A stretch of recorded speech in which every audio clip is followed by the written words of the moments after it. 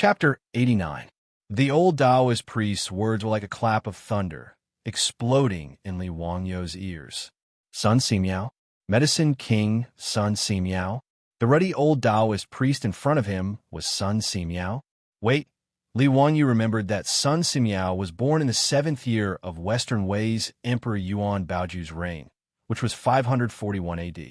Now, it was the 2nd year of Jingguan, 628 AD. Then wouldn't this old Taoist priest be 87 years old?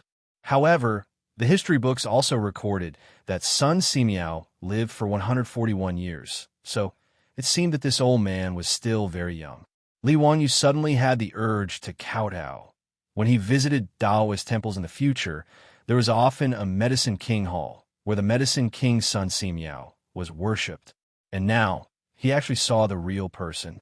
Su Changqing's reaction was not much better than Li Wangyou's. He was also stunned and looked at the old Taoist priest. Taoist priest son, how old are you this year? Li Wanyu wanted to confirm whether this old Taoist priest was the legendary Medicine King Sun Simiao.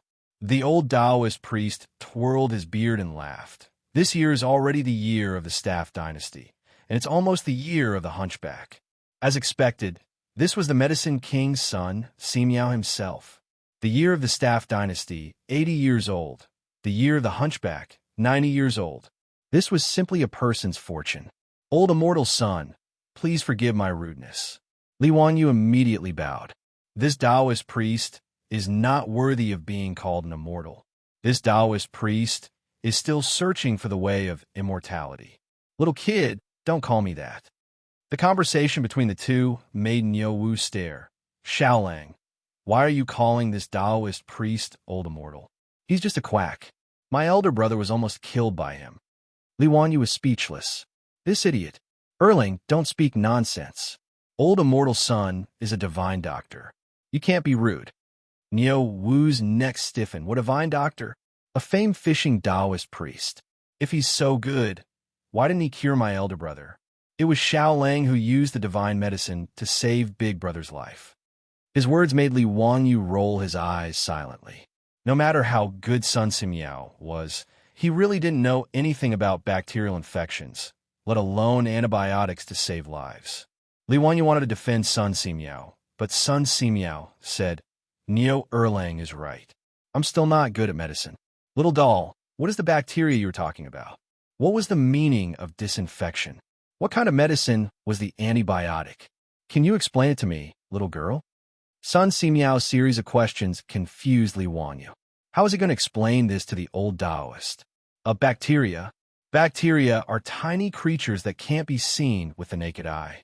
Old Immortal is a Taoist, but you should also know that there is a saying in Buddhism, a drop of water in Buddhism, 84,000 lives. That's the bacteria. Li Wanyou's nonsense caused Sun Simiao to fall into deep thought. After a long while, the old Taoist raised his head. How did you know about this bacteria? I saw it with a microscope. Li Wanyu said out of habit. After saying it, he felt that it was inappropriate. Was he going to explain what a microscope was again? Sure enough, when Sun Simiao heard this, he immediately asked, What is a microscope? Little doll, can I take a look? No, I don't have a microscope. It needs to be made of glass. Oh no, it's made of crystal. It can be used to see microscopic creatures. Li Wanyu felt like he was going crazy. Then this bacteria is the main cause of ulcers? Sun Simiao asked again. Bacteria do cause inflammation in the wound, which is the ulcers that old immortal mentioned. It also makes people sick. Then disinfection is to kill the bacteria? Li Wanyu wiped the sweat off his forehead. That's right, that's it. What are antibiotics? It's a drug that can kill the bacteria in the body. Li Wanyu didn't know anything about this, so he could only bluff. Then, little doll, do you know how to make antibiotics? Sun Simiao continued to ask. This. Li Wanyou's face had already turned bitter. When the beautiful superior saw that Sun Simiao kept asking him questions, she couldn't help but snicker. Serves you right for being so talkative. Li Wanyu didn't dare to say anything more. He quickly changed the topic and turned to ask Niu Wu, Erlang, how did your big brother get injured? It's just a black bear. It shouldn't be a problem for you two brothers, right? It would have been better if he didn't mention it. Once he mentioned Niu Yang's injury, Niu Wu glared at Sun Simiao. It's all this Taoist's fault. Big Brother was scratched by the black bear because he was trying to save him. Niu Wu began to tell Li Wanyu about Niu Yang's injury. It turned out that Li Wanyu asked the two brothers to help him pick tea leaves in the Qinling Mountains. After entering the Qinling Mountains, the two brothers went straight to Taibai Mountain. They found a plant that Li Wanyu described. Just as they were picking the tea leaves, the old Taoist appeared. Sun Simiao also went to pick the tea leaves. When he saw the two brothers picking tea leaves, he curiously asked them a few questions. Seeing that it was an old Taoist, the two brothers were very polite. They even asked the old Taoist how to pick the tea leaves. Just as the three of them were talking, an accident happened. A black bear rushed out of the forest and pounced on the old Taoist. The black bears in the Qinling Mountains usually didn't take the initiative to attack humans. However, the black bear suddenly attacked the old Taoist today. As the Niu brothers weren't hunting, they carried their weapons on their backs when they were picking tea leaves. The black bear suddenly rushed out.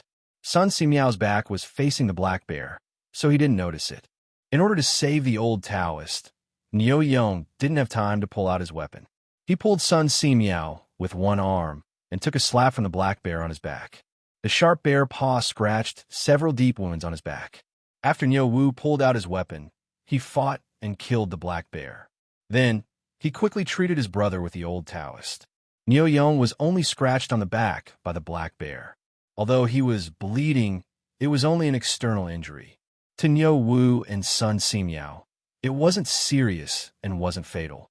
Originally, Niu Wu saw that the old Taoist skills were much better than those of the doctors in the army. He thought that his brother was lucky that there was a doctor to treat him immediately when he was injured. However, who knew that Niu Yong would have a high fever that night and even become delirious? Niu Wu started to panic. Ignoring the old Taoist's advice, he carried his brother down the mountain and prepared to go to the county to seek medical treatment. Sun Simiao naturally couldn't leave him alone like this. He could only follow them down the mountain. Moreover, he had confirmed Niu Yong's injury. The wound was already ulcerated. It was incurable. Sun Simiao was also puzzled. The wound had already been treated. Logically speaking, it shouldn't be like this. After listening to Li Wangyu's explanation today, the old Taoist seemed to understand something. He twirled his beard and looked at Li Wangyu. No one knew what he was thinking.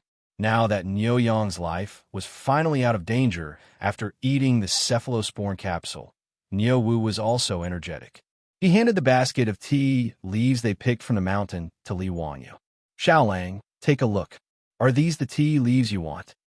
Chapter 90. Li Wangyu looked at it and was overjoyed. Ah, that's right. This is the Medicine King tea. Thank you so much. You don't have to thank me. You saved my brother's life.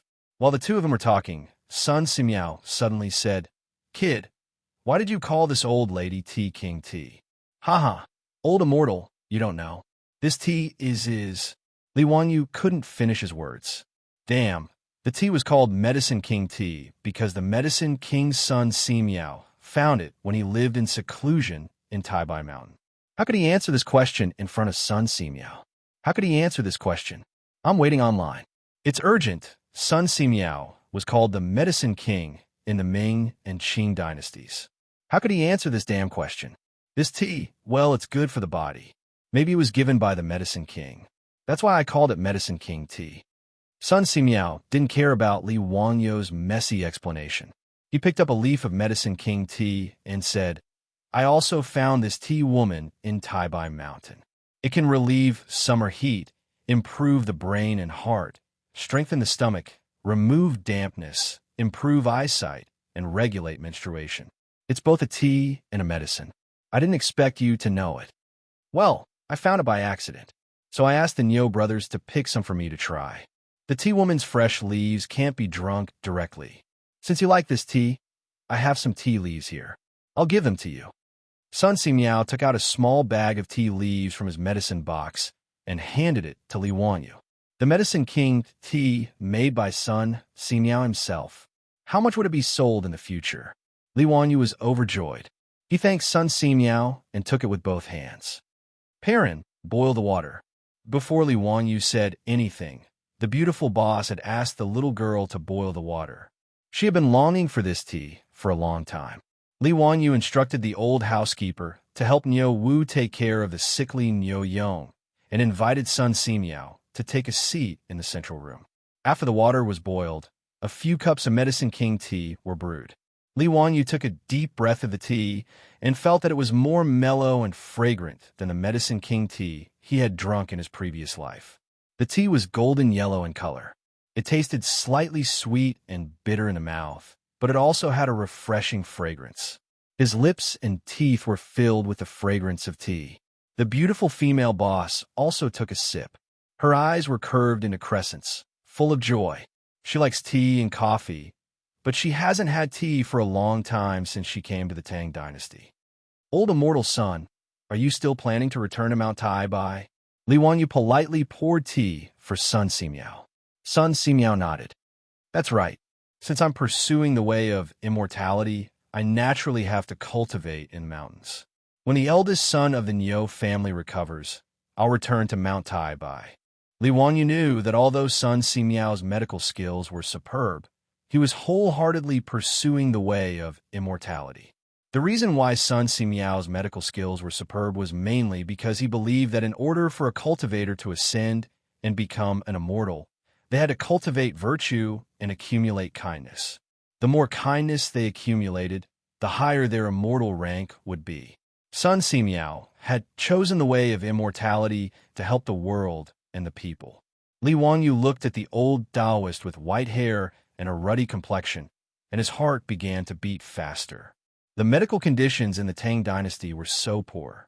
If either he or his beautiful female boss had a headache or fever, who would they go to for treatment?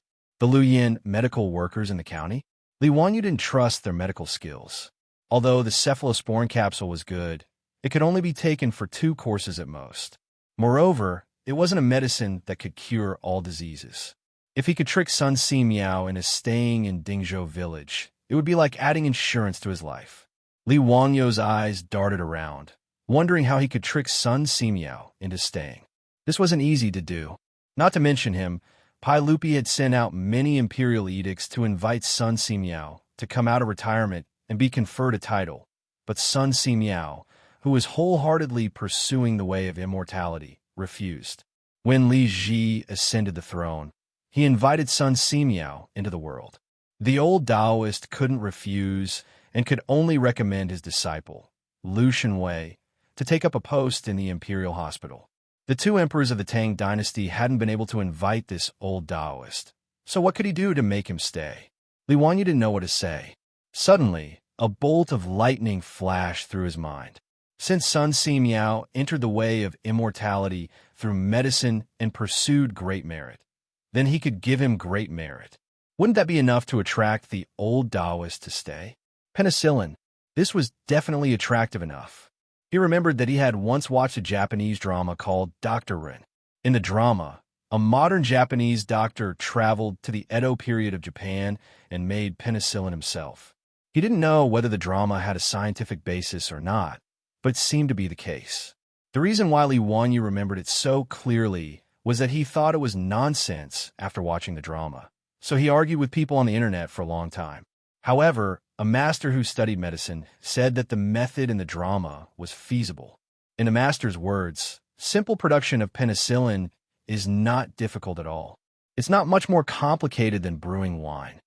Well, Li Wanyu was just a liberal arts student in a second-tier university. He didn't have any professional knowledge of medicine, so he couldn't refute it. He just remembered it in his heart. Li Wanyu thought of this and coughed softly. Old immortal, I wonder if you're interested in antibiotics. Oh, kid, you know how to make it? I know a little. Although I don't know how to make the medicine I gave Niu Dalong.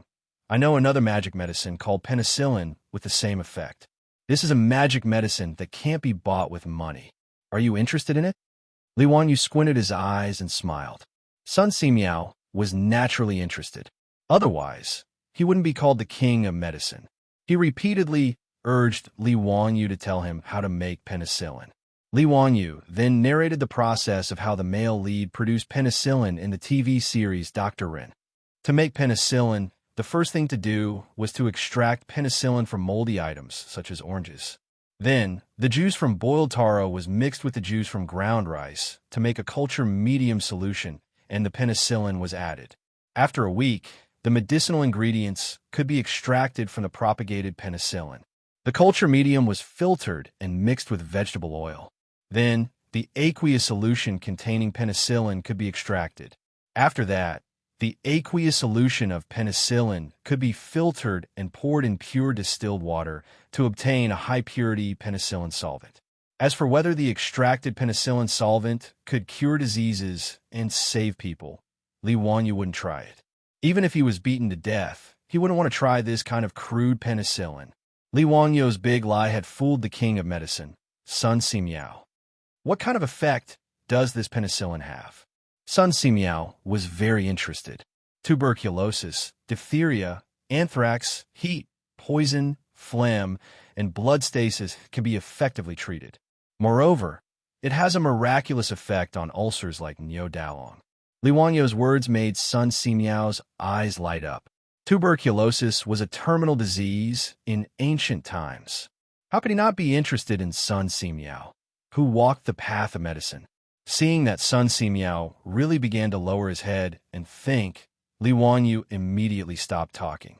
Fooling the king of medicine really gave him a sense of accomplishment. Chapter 91.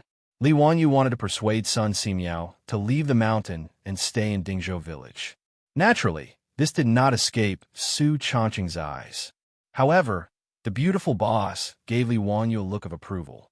Obviously, the beautiful boss also thought of Li Wanyu's worries and naturally hoped that the king of medicine, Sun Simiao, could stay. In the Tang dynasty, who else could be more reliable than Sun Simiao? If the old Taoist could stay in Dingzhou village, it would be a pleasant surprise. Li Wanyu and the beautiful boss kept exchanging glances and instantly understood each other's meaning. Old immortal son, do you abstain from certain foods? Li Wanyu asked carefully. After all, Sun Simiao was a Taoist, and he did not know if he was a vegetarian. I don't abstain from meat and fish, but I don't eat cows, dogs, wild geese, and black fish. Sun Simiao answered casually. Li Wanyu nodded in understanding. He knew that Sun Simiao was a Taoist of the righteous sect. Not eating cows, dogs, wild geese, and black fish was a rule set by the righteous sect's Taoist ancestor, Zhang Daoling. The reason he didn't eat beef was because his mount when he left Hangapass was the Azure Bull. In a sense, the Azure Bull was also a holy spirit of Taoism. Dogs represented loyalty, wild geese represented chastity, and black fish represented filial piety. Therefore, although the righteous sect Taoists did not abstain from meat and fish, they did not eat these four things. While Sun Simiao was still thinking about the problem of penicillin, Su Changqing had already left and went to the kitchen. Sister Changqing, are you going to make lunch? I'll do it. You accompany Lang Jun to drink tea. Parents saw Su Changqing enter the kitchen and immediately rushed to cook. Su Changqing reached out and pinched the little girl's face. She smiled and said, "No need. I'll cook myself today. Perrin, go find the old housekeeper and ask him to help kill the rooster at home. Also, bring the bacon sausages made with pig rice last time." Perrin stuck out her tongue and said, "Sister Changqing, you ate so much today. We have an important guest at home today." "I know. It's that old Taoist. Is he very powerful?" I think he's not as good as Lang Jun." Lang Jun was the one who saved Niu Dalong's life. The little girl snorted. In Perrin's eyes, her Lang Jun was the best. All right. Now you know that your Lang Jun is awesome. Hurry up and tell the old housekeeper to kill the chicken." Su Changqing smiled and pushed the little girl out of the door. The reason why Su Changqing wanted to cook personally was not only to show her respect for Sun Simiao, but also because she had her own plans. Since Li Wanyu wanted to keep Sun Simiao, then he would use multiple methods. As the saying goes, if you want to capture a man's heart, you must first capture his stomach. The Medicine King was also a man. Su Changqing was confident that his skills would make Sun Simiao reluctant to leave. After busying himself in the kitchen for half a day, Su Changqing finally finished preparing lunch.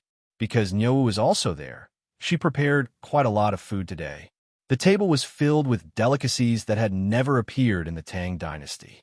Salt-baked chicken, fried bacon, kung pao chicken, grilled lamb, sweet and sour pork, sour fish soup, braised meatballs. Li Wanyu respectfully invited Sun Simiao to eat. The old Taoist was also shocked by the table of delicacies that he had never seen before. Although Sun Simiao was not a foodie, he lived alone in Taibai Mountain. To put it bluntly, his taste buds were already out of his mouth. Not to mention the taste of the delicacies on the table, just the aroma that made people swallow their saliva was amazing. Other than Niu Yong, who was still unconscious on the bed, everyone sat at the table. Fortunately, when Su Chongqing asked Carpenter Liu to build the table, it was big enough for more than 10 people to eat together. Old Immortal Son, come, try this chicken. It tastes very good. Old Immortal Son, see if this dish is to your taste.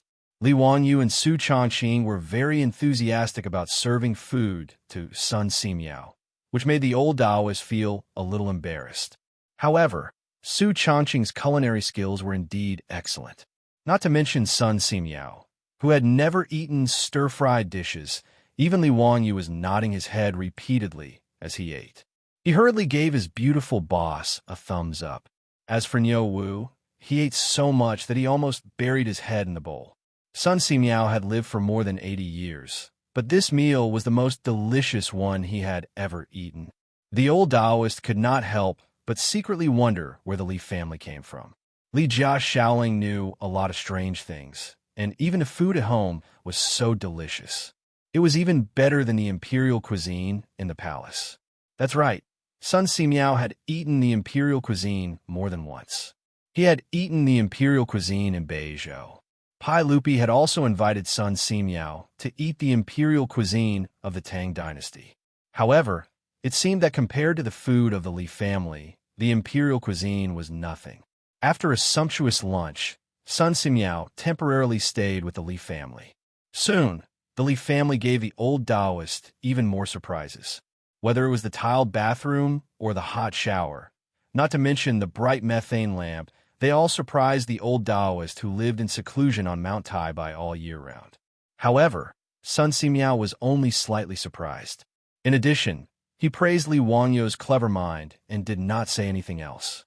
No matter how Li Wanyu exaggerated the penicillin and how he beat around the bush, Sun Simiao did not show any intention of staying, which made him very depressed. Fortunately, Li Wanyu understood. If he really could not make Sun Simiao stay, then so be it. Anyway, he knew that Sun Simiao lived in seclusion on Mount Taibai. If he really needed the King of Medicine's help, he could go up the mountain and ask the King of Medicine to treat him. The next morning, Niu Yong woke up. Not only was his fever gone, but his body was also fine. He could even get up and walk. This was not strange. Niu Yong's body was originally good, and the injury was on his back. It was not a fatal injury. The reason why he looked like he was on the verge of death was mainly due to the infection of his wound. The cephalosporin capsule obviously had a magical effect on the people of the Tang dynasty. In this era where antibiotics were still zero, cephalosporin was not cheap and its effect was very obvious. After Li Wanyu woke up early, he was pleasantly surprised to find that Niu Yong was already moving around in the front yard with the help of Niu Wu. Daolong, you're awake? You scare me. You must be careful in the future. Li Wanyu trotted forward and looked Niu Yong up and down. Niu Yong shook off his brother's support. Ignoring the injury on his back, he was about to kneel down in front of Li Wanyu. Erlang, quickly support your eldest brother. Li Wanyu hurriedly shouted. Daolong, what are you doing? You must not. Erlang, let go. You also kneeled down in front of me. Niu Yong stared at Niu Wu. Ignoring Li Wanyu's dissuasion, he directly knelt down. Xiaolang, I have no way to repay you for saving my life. If you don't mind me being useless, me and my brother want to be your troops. I hope Xiaolang can fulfill our wish. Niu Yong's words made Li Wanyu dumbfounded. What did you say? Be my troops? Is Niu Daolong confused from the fever? Chapter 92. What was a troop? They were both servants and private soldiers. Not to mention that Li Wanyu had nothing to do with private soldiers. The key point was that a troop was not a good person. In the Tang dynasty, a troop was a subsidiary of the main family. Although it was not as useless as a servant, it was not much better. The only difference between a troop and a servant was that in the Tang dynasty, It was stipulated in the law of the Tang dynasty that a servant was the property of the main family, but a troupe was not. A troupe could marry a good girl, a guest girl, or a servant girl. In addition, a troupe could not be bought or sold. Their status was equal to that of a servant. In other words, although a troupe was not a servant, it was only a little better than a servant. Their social status was lower than that of a good person. As a good person, the Niu brothers were stupid. They wanted to join the Li family and become a troupe. Li Wanyu could not help but look at himself up and down. Could this 16-year-old thin body emit some kind of aura? Dalong, what nonsense are you talking about? Why do you want to be a troupe? Although you and I have not known each other for a long time, I respect my 2 elder brothers. It is my duty to treat your illness. Dalong, get up quickly. Don't mention this again. Erlang, persuade your elder brother. He is probably sick and confused. Of course, Li Wanyu would refuse the Niu brothers' proposal. He was not the kind of villain who would take advantage of others. He also did not think that others would have to give themselves to him, just because he saved Niu Yong. In fact, Li Wanyu did not know that the reason why Niu Dalong made such a decision was related to himself. Yesterday, in order to persuade Sun Simiao to stay, he bragged that the cephalosporin capsule and penicillin were the only magic medicine in the world. He bragged that it was priceless and could not be bought with money. As a result, after Niu Yong woke up, Niu Wu told him word for word. Niu Yong was a person who would rather starve himself and take the prey he hunted to help his fellow soldiers. How could he accept such a big favor for nothing? In his opinion, how could his life be exchanged for such magic medicine? Therefore, Niu Yong didn't discuss it with Niu Wu and decided on his own to be part of the Li family and protect the Li family. As for Niu Wu, he had always listened to his eldest brother since he was young. Even though he was in his 30s now, he was still the same. Of the 2 brothers, their parents passed away early. As the saying goes, an elder brother is like a father. Niu Wu was basically brought up by Niu Yong. Originally, only one of the 2 brothers could be selected as a prefectural soldier. In order to not leave his brother, Niu Wu used all kinds of methods to get someone to take him in, and he became a government soldier with his brother. And because Niu Yong had lost an arm to save him, Niu Wu felt even more guilty in his heart. Towards his elder brother's words, he was completely obedient and did not disobey in the slightest. His elder brother said that he wanted to be a member of the Li family's troupe, but Niu Wu didn't feel any resentment at all. In his opinion, there was nothing wrong with being part of the Li family's troupe. Li Jia Xiaolang was gentle and capable. As the head of the family, he was simply perfect. Moreover, the Li family's food was simply too delicious. Niu had lived for more than 30 years, but he had never eaten anything more delicious than the Li family's food. If Su Chongqing knew that his meal didn't make Sun Simiao's stomach stay, but made Niu Wu's stomach stay, he probably wouldn't know whether to laugh or cry. So when his elder brother told him to kneel and join the Li family, Niu Wu actually grinned widely. Ignoring Li Wanyu's objections, he listened to Niu Yong's words and kowtowed several times to Li Wanyu. Xiaolang, no, Lang Jun, I will listen to my eldest brother. From now on, us 2 brothers will be members of the Li family. Li Wanyu glared at Niu Wu, his heart filled with anger. I told you to persuade your elder brother. Why are you also running a fever and not thinking clearly? Why are you causing trouble here? Dalong, Erling, what are you doing? Get up quickly. The 3 people's movements in the front yard startled all the beautiful boss and the others. After figuring out what had happened, everyone's reactions were different. The old housekeeper and Perrin looked at the Niu brothers with admiration. Their eyes were full of encouragement, thinking that the Niu brothers should be like this. Sun Simiao just stroked his beard and smiled, not expressing his opinion. He was more interested in Niu Yong's fast recovery. At first, the beautiful boss was confused. She didn't understand why the Niu brothers knelt to Li Wanyu and what the troop meant. After she quietly asked Perrin about the meaning of the troops, she was completely stunned. As a modern person, she, like Li Wanyu, found it hard to understand that someone would be willing to become a vassal in order to repay a debt of gratitude.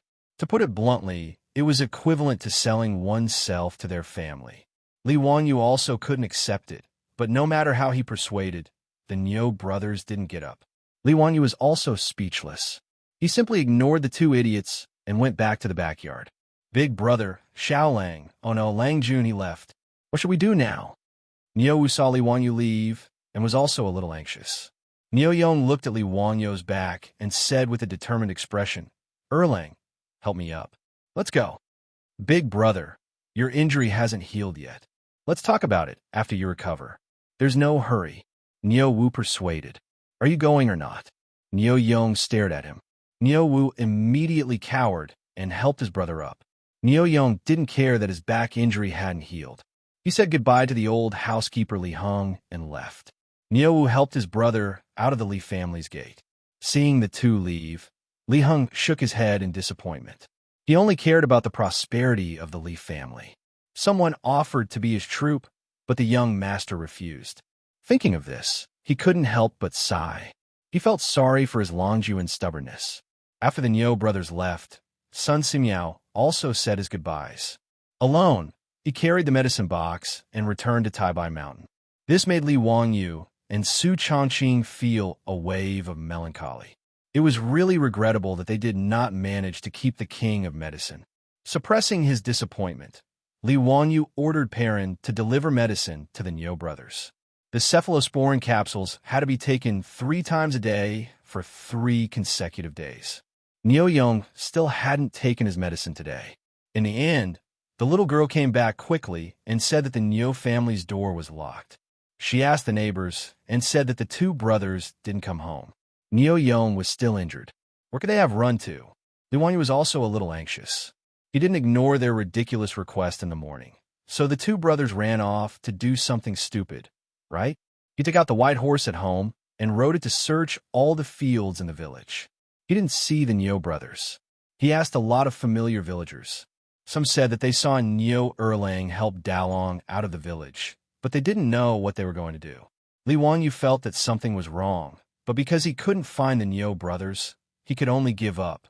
In the end, later that day, the Niu brothers returned to the Li family again. The old village chief also came with them. Something that made Li Wanyu and Su Chongqing flabbergasted happened. Chapter 93. The Niu brothers and the old village chief entered the door together, holding a document issued by the county government in their hands. The old village chief was asked by the Niu brothers to be a witness.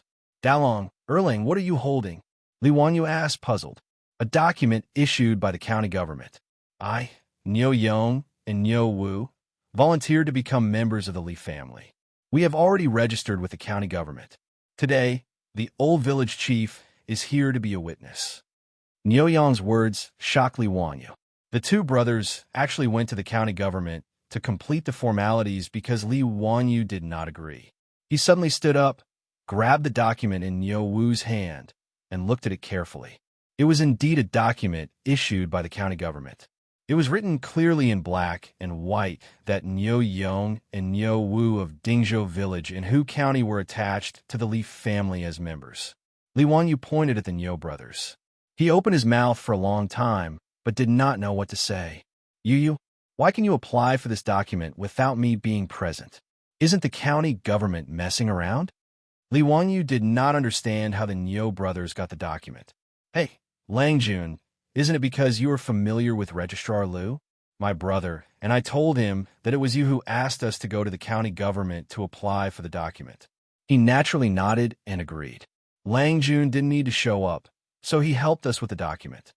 Niu Wu's words almost made Li Wanyu vomit blood. Damn, isn't this taking the back door? The Niu brothers actually used his name to take the back door and turn themselves into members of the Li family. How can this be justified? Li Wanyu rubbed his swollen forehead and rolled his eyes. I can write a document for you. I will handle it with Registrar Liu. Before he could finish his words, Niu Yong used his only arm to pull out a dagger from his waist. He knelt down on one knee and said, Langjun, if you really want to do this, then my brother and I will be too ashamed to face anyone. Let's just die in front of you today. Take it as returning my life to you. Niu Yong's words gave Li Wanyu and Su Chongqing a fright. What was he trying to do? Why did they have to commit suicide if they didn't accept them as part of the troops? Li Wanyu was so anxious that he stomped his feet. He rushed to Niu Wu and roared, "Erling, what are you standing there for? Quickly take away your big brother's saber." Hearing this, Niu Wu actually grinned. Following his brother's example, he pulled out a dagger from his waist and knelt down on one knee. "Lang Jun, I can't listen to you on this matter. If you don't agree to let us become part of the Li family's troops, we won't have the face to walk out of the Li family alive today." Seeing the actions of the Niu brothers, the old village Zheng did not try to persuade them. Instead, he said to Li Wanyu, "Xiaolang, the Niu brothers know how to repay kindness. This is what they should do. Just accept them. Otherwise, they won't be able to face anyone in this village." Li Wanyu glared speechlessly at the old village Zheng. "Why were you adding to the trouble?" After the old village Zheng finished speaking, he didn't say anything else. He happily stood to the side to watch the show. "You too. Put down the saber." I agree, okay?" Li Wanyu was at his wit's end. Why did he run into these two stubborn people? He was afraid that if he really refused, the two brothers would really stab the saber into his chest. Li Wanyu had a thorough understanding of the straightforward personalities of the men from Guangzhou. After Li Wanyu finished speaking, Niu Yong and Niu Wu's eyes lit up. "You mean what you say? Less nonsense. Hurry and put away the saber. Perrin, go get this bastard's medicine. He hasn't taken his medicine today." Li Wanyu was speechless. He turned and walked toward the rear courtyard.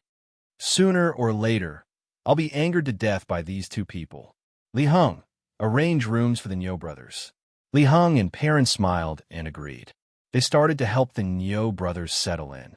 The old village Zheng congratulated Su Changqing and said a few more words to the Niu brothers. He then turned and went home. In the old village Zheng's view, the Niu brothers being part of the Li family's troops was not a disgrace to them. Given the ability that Li Jia Xiaoling had shown, the old village Zheng was old and shrewd. Although he had not read many books, he had long determined that this child's future was limitless. Although the Niu brothers were good people in Dingzhou village, their lives were poor. The two brothers were in their 30s and hadn't even found a wife. Rather than this, they might as well join the Li family's troops. The old village Zheng dared to use his head to guarantee that Li Jia Xiaolang would not treat the two brothers unfairly. After Li Wanyu was forced to compromise and accept the Niu brothers packed their things and moved into Lai Hot that day. They didn't want the shabby house they had in the village. In any case, they didn't have any valuable belongings. Li Wanyu said that he disliked the two, but in reality, he was very happy. There were only 4 people in this family. The old were old, and the young were young. He and Su Changqing didn't have much ability to protect themselves. Although the people in the village were simple and honest, it was hard to guarantee that there wouldn't be people from outside the village who would have bad thoughts after learning about the Li family's prosperity. The Niu brothers were strong and powerful. They were also the kings of soldiers in the army.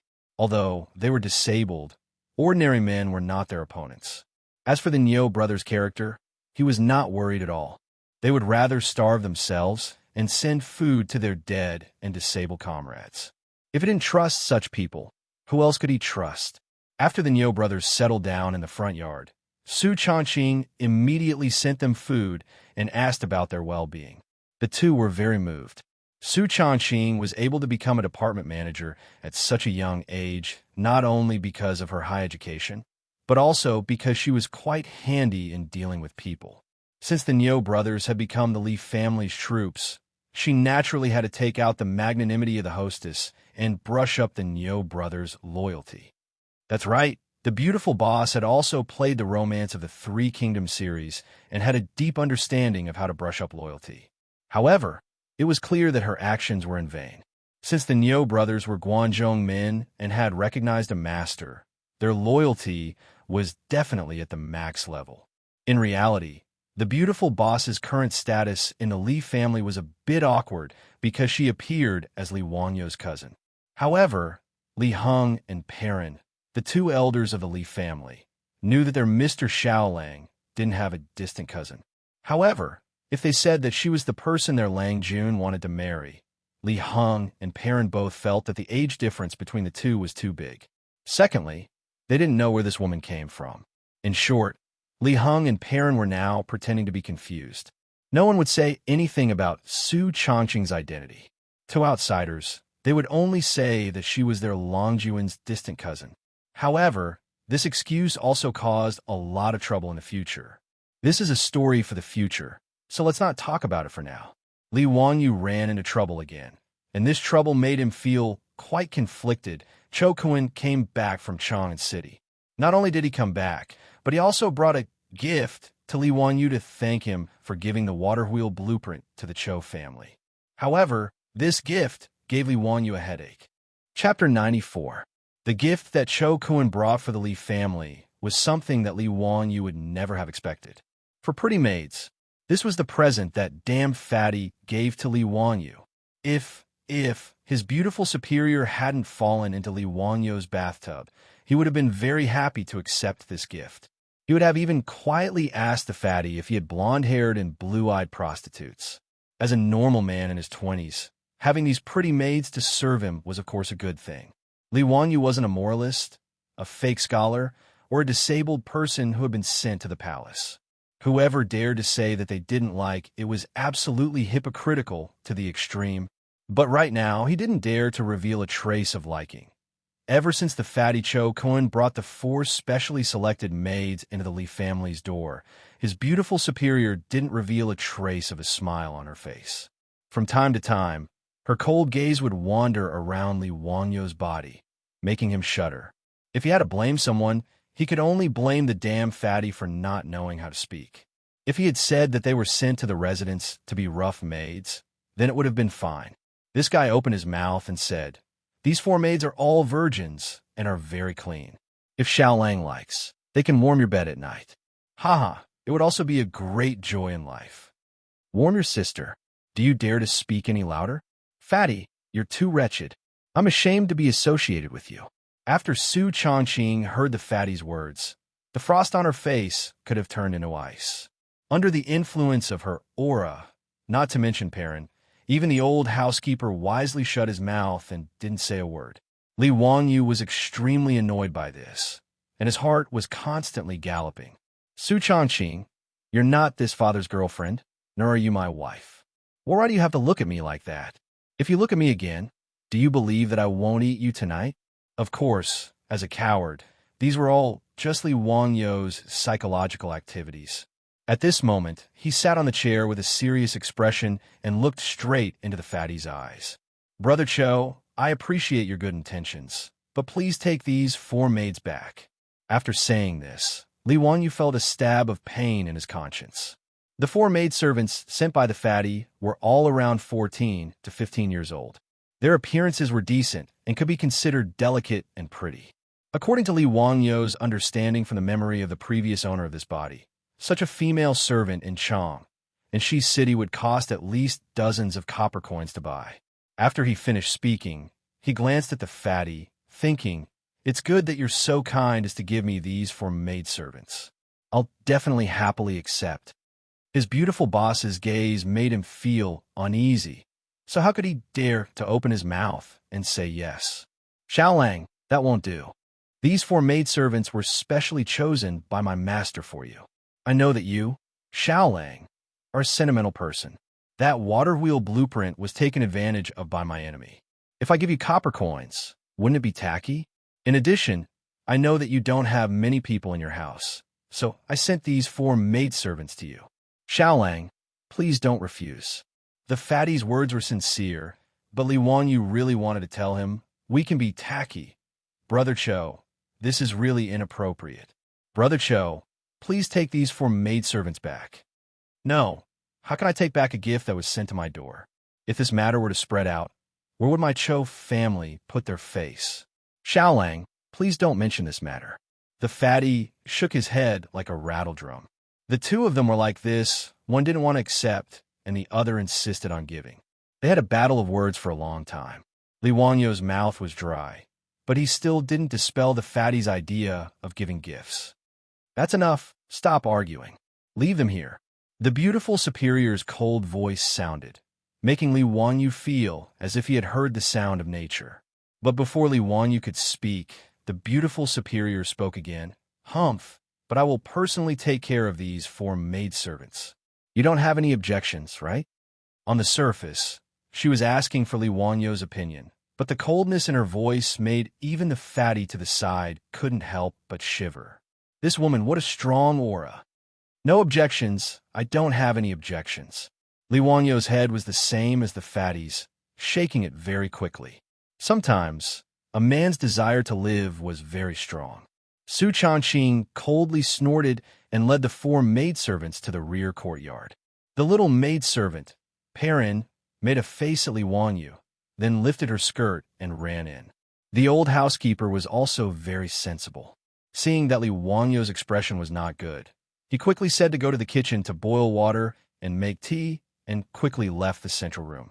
This made the fatty confused. What was going on? Why was the atmosphere in the Li family so strange today? Although he could see that the relationship between Li Wanyu and Su Changqing was unusual, the fatty thought that he had given Li Wanyu a few maidservants. Why would Su Changqing be angry? Wasn't it normal for a man to have 3 wives and 4 concubines? What's more, this was not a marriage, but just a few maidservants. In the eyes of the Tangs, maidservants were just the property of the family. No mistress would be jealous of the relationship between the master and the maidservant. Oh, of course, there was no such thing as jealousy in the Tang dynasty at this time. This word would only appear after Pai Lupi gave the vinegar to Fong Xianling. Li Wanyu was sure that his beautiful boss was jealous. He seemed to be a little happy that Su Changqing was jealous of him. If this was known by his colleagues in the company in the future, who knew how many glasses would be broken. However, when it came to jealousy, Li Wanyu sympathized with comrade Old Fong. How similar would the situation he would encounter in the future be to his current situation? The 2 of them were in the same boat. Pai Lupi rewarded Fong Xianling with beauties from the western regions, but Fong Xuanling's wife refused. Pai Lupi, who had lost face, was burning with anger. He summoned Lady Fong into the palace and asked her to choose between drinking the poison wine and allowing Fong Xianling to take in a concubine. In the end, Lady Fong resolutely chose to drink the poison wine. After drinking it, she found that it was vinegar that Pai Lupi had people prepare. The word jealous was passed down for hundreds of generations. Poor comrade Old Fong was the model of a man with a rake in his ears. In Sichuan, the word rake in his ears meant a man who was afraid of his wife. After Fatty Cho Kun gave the gifts, he shamelessly stayed in the Li family again. Last time, he left reluctantly because he had to rush back to Chong and to send the blueprint to his father for the water wheel. The Li family's delicious food, the Li family's bathroom, and hot showers made Fatty very reluctant to leave. This time, after returning to Chang'an for a few days, Cho Yuanliang had found a carpenter to build a small water wheel. After confirming that the effect was very good, he hurriedly asked his son to give Li Wanyu a gift to express his gratitude. After Fatty shamelessly settled down in the Li family, the originally sparse Li family immediately became bustling with noise and excitement. Su Changqing naturally wouldn't make things difficult for the 4 maidservants sent by the Cho family. She was just being careful. After bringing them to the backyard, she gave them a beating and assigned them their duties. Although the little last parent had long been free and was a good person, she still stubbornly wanted to take care of Li Wanyu. Su Changqing could only helplessly agree. The 4 maidservants sent by the Cho family were sent to the Li family. There was no need to think about warming the bed, cutting grass, feeding the horses, cleaning, washing clothes, and cooking. These are the daily tasks. The family of 4 became a family of 10 plus the resident Fatty. The originally small house with 2 entrances actually felt a little crowded. Li Wanyu wondered if he should hurry up and earn money to expand the residence. Why were there suddenly so many people in the house? However, he didn't have time to think about this matter these days. The transformation of the saline alkali soil had already reached the final stage. He was busy directing the men in the village to work in the fields. He could be considered very diligent. Li Wanyu had some difficulties in choosing what to plant after the saline alkali soil was improved. Chapter 95. Li Wanyu was struggling with whether to plant rice or sorghum in the improved saline alkali soil. Sorghum was widely planted in the Tang dynasty. It was drought-resistant, water-resistant, saline alkali-resistant, and barren-resistant. It was very suitable for farming in the improved saline alkali soil. The sorghum that Li Wanyu planted was not to be used for food, but to be used for wine. Sorghum straw could also be used to feed livestock. It was a very suitable crop for his 300 mu of land. But rice also seemed to be very suitable. Low-alkaline rice was still very expensive in the future. Li Wanyu planned to use the three-dimensional paddy farming technology of the future to plant it. Li Wanyu remembered that there was a big farmer in his village who raised catfish in the paddy fields.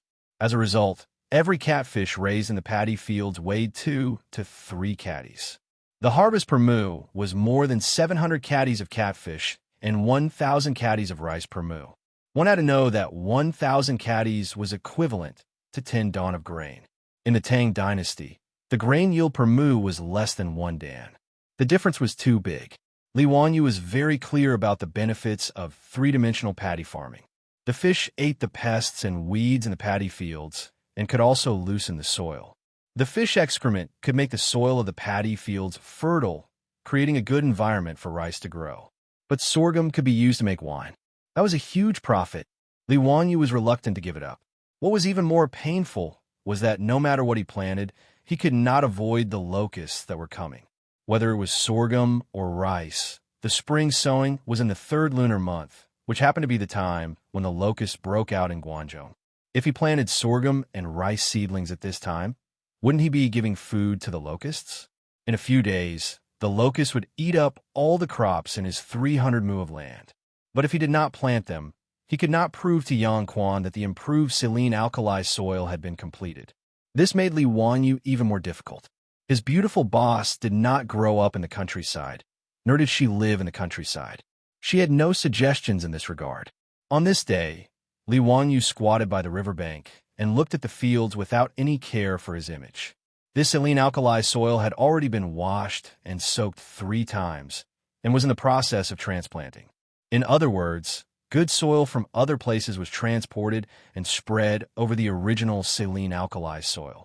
The 20 oxen of the Li family had already been hitched to the carts and were continuously hauling the soil from afar, dumping it on the ground. After that, they would fertilize the soil to increase the fertility of the soil. Then, the 300 mu of land could officially be cultivated. Li Wanyu, who grew up in the countryside, was born with an unusual love for the land. A total of 300 mu of land belonged to him, so he had to come to the edge of the field every day to have a look. The more he looked at this piece of land, the more Li Wanyu liked it. In the end, he slapped his thigh and decided to plant rice. As a small landlord with aspirations, Li Wanyu wanted to show the people of the Tang dynasty what three-dimensional farming was. By the way, not only can you raise fish in the rice field, you can also raise ducks. Duck? Duck? Li Wanyu was shocked. He felt as if he had forgotten something. He began to think carefully. What was it that had to do with the duck? Locusts. Ducks, a vague memory of his previous life, came back to him. He remembered reading a report that an insect research institute in Guangdong had done an experiment, and a large number of ducks were introduced to the farmland to hunt locusts. As a result, 2,000 ducks devoured all the locusts on thousands of mu of land. Thinking of this, Li Wanyu couldn't help but slap his own head. This pig brain? Why didn't he think of this earlier? Yes, ducks. With ducks, they could fight against locusts, and at least the crops in Dingzhou village could be saved. Haha. So what if it was a plague of locusts? Let's see if there are more locusts or more ducks. Thinking of this, Li Wanyu directly jumped on the back of the horse and rushed to the county. If he wanted to buy a large number of ducks, he had to find the chicken and duck vendors in the county. If there were not enough ducks in the county, Li Wanyu was ready to go to Chang and to buy ducks. The county market in Tianhu County was quite lively. After the news of Li Wanyu buying a large number of ducks spread out, the chicken and duck vendors in the county market all gathered around. Li Wanyu calculated the copper coins and gold at home. There were about 150 strings of coins left. He left 50 strings of coins for the family's working capital, and the rest of the money was ready to buy ducks. Li Wanyu bargained with several chicken and duck vendors in the county and agreed on the price. An adult duck was 30 copper coins, and a duckling was 5 copper coins. After calculating, Li Wanyu could buy thousands of ducks. With so many ducks, it should be enough to protect the fields in Dingzhou village. Because of the large number, these chicken and duck vendors also needed time to collect ducks. So Li Wanyu made an appointment with them. 10 days later, the vendors would send the ducks to Dingzhou village. At that time, they would exchange money and goods. He came out in a hurry and forgot to bring copper coins. There was no way to pay the vendors. Li Wanyu felt a little embarrassed. When he was about to ask them to go back to Dingzhou village with him to get money, someone recognized him as Li Jia Shaolang from Dingzhou village. What Li Wanyu didn't expect was that after someone recognized him, these vendors actually said that there was no need to pay the deposit. The ducks would be delivered in 10 days. Ah, Li Jia Shaolang from Dingzhou village. How can we not trust him? That's right. Li Jia Shaolang is a literary star who came down to earth. How can he deceive us? No need to pay the deposit. No need to pay the deposit. The ducks will be delivered in 10 days. Shaolang, last time your village had a pig slaughtering feast. This time you bought so many ducks. Are you going to eat a duck slaughtering feast? Bah, you foodie. Dingzhou village only has more than 100 households. How can they eat so many ducks? It must be Shaolang who has other uses. Don't you know who Li Jia Shaolang is? He is the person who made the water wheel. That's right, that's right. I especially went to Dingzhou village to see that water wheel. TSK, it's amazing. It doesn't need any manpower and it automatically carries water. I heard that Yang Mingfu has begun to recruit craftsmen to promote this water wheel in the county. Li Jia Shaolang has done a good deed for us. Our village's chief also said that he wants to burn incense for you, Shaolang. When these words were said, Li Wanyu's face turned black. Are they thanking me or cursing me? Is there anyone who would burn incense for a living person? In short, the conversation in the market was getting more and more crooked. Some people had already begun to discuss whether the Li family's ancestral grave was emitting smoke. Li Wanyu could only quickly ride his horse and run away. No matter which dynasty, no matter if it was 1,000 years ago or not, the Chinese people's ability to gossip was still so valiant. He couldn't help but admire it. However, Li Wanyu was still somewhat happy in his heart. Hearing so many people praise him, it showed that they had a good eye. The only regret was that no one praised him for being handsome. After settling the matter of purchasing the ducks, Li Wanyu rode back to the village. He still had to communicate with his beautiful boss and the village chief. Otherwise, when thousands of ducks were delivered to the village in 10 days, would he have to raise them himself? Chapter 96. Li Wanyu forgot to inform Su Chongqing that the ducks could kill the locusts. He hurried off to the county to purchase the ducks. After returning to Dingzhou village, Li Wanyu hurried to report this to his beautiful boss. The family's finances were now managed by his beautiful boss. If Li Wanyu wanted to spend money, he had to inform Su Chongqing first.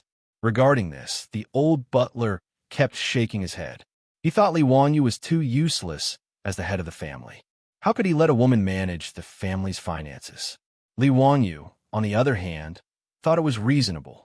Not to mention, the projects that his beautiful boss handled were all worth hundreds of millions. Li Wanyu didn't see any problem with this woman managing the family's finances. Weren't all men in his previous life like this? Furthermore, he had a business administration student from the University of Pennsylvania helping him manage the family's finances. What was there to worry about? Su Chongqing was shocked when he heard that Li Wanyu planned to use more than 100 strings of copper coins to purchase the ducks. However, after listening to Li Wanyu's explanation, his beautiful boss nodded immediately. She agreed with him. As the saying goes, if you're poor, you should take care of yourself. If you're rich, you should help the world. Since Li family had the ability to take care of the village, naturally, they had to do it. Li Wanyu, on the other hand, was worried that the old villager wouldn't agree to rearing the thousands of ducks in the village's fields. Guanzhong Road was mainly used to grow wheat. It was considered a dry land. To rearing thousands of ducks in the fields, the farmers might not agree. Li Wanyu naturally couldn't tell the old villager that the ducks were reared to eat the locusts. Everyone in the Tang dynasty believed that the locusts were released by the locust god. Who would dare to kill them? Their worries were not unfounded. Li Wanyu invited the old villager into his home. As soon as he mentioned his idea, the old villager shook his head. No, no, no, Xiaolang, you can't do that. It's fine if you're rearing some ducks at home, but thousands of ducks in the fields, how can you do that? Old Muramesa, don't worry. The ducks won't eat the wheat seedlings. I can guarantee that. If the ducks eat the crops in the field, I will pay for all the costs. Li Wanyu continued to persuade the old Muramesa. Xiaolang, how are you going to feed these thousands of ducks? How can there be so much food to feed the ducks during the spring plowing season? I have my own plans. I will buy enough feed from the county. You don't have to worry about it, Li Wanyu said casually. In fact, he didn't intend to buy any food to feed the ducks. He just wanted the ducks to catch locusts to eat. When the plague of locusts came, the locusts would cover the sky and cover the earth. Even the ducks might not be able to eat all of them, so there was no need to worry about starving. That won't do either. There are thousands of ducks. Who are you going to let loose for you? During the spring plowing season, even half-grown boys had to work in the fields. Who would take care of the ducks for you? Without anyone watching over them, were they going to let thousands of ducks run amok in the fields of the village? That would be terrible. No, no, no. Xiaolang, what you are doing is ridiculous. Li Wanyu thought about it. The old Muramesa's words made sense. It was impossible for thousands of ducks to be taken care of without anyone watching over them. Besides, there must be a duck shed and someone to take care of the ducks. The spring plowing season was the most important thing. Even the emperor of the Tang dynasty had to pay attention to it. He really couldn't spare anyone to take care of the ducks for him. This wasn't transforming the saline alkali soil. He could just transfer some strong men to do it for a while. He'd do it a little hastily, but if it weren't for the locusts, Li Wanyu wouldn't be so nervous. The most annoying thing was that he knew that ducks could kill locusts, but he couldn't persuade the old Muramesa with this reason. This made Li Wanyu very depressed. It wasn't easy to be a Lei Feng in the Tang dynasty. In fact, the problem of the duck shed was easy to solve. He could take an acre of land from the saline alkali soil and build a duck shed. It was enough to accommodate 3,000 to 4,000 ducks. In 10 days, the masons and carpenter Lu in the village should be enough to help him build the duck shed. The key was the problem of manpower to take care of the ducks. This was the most important thing. If he wanted to use these thousands of ducks to kill locusts, they must be free range. They must be driven to the fields to eat during the day and driven back to the duck shed in the evening. This required a lot of manpower.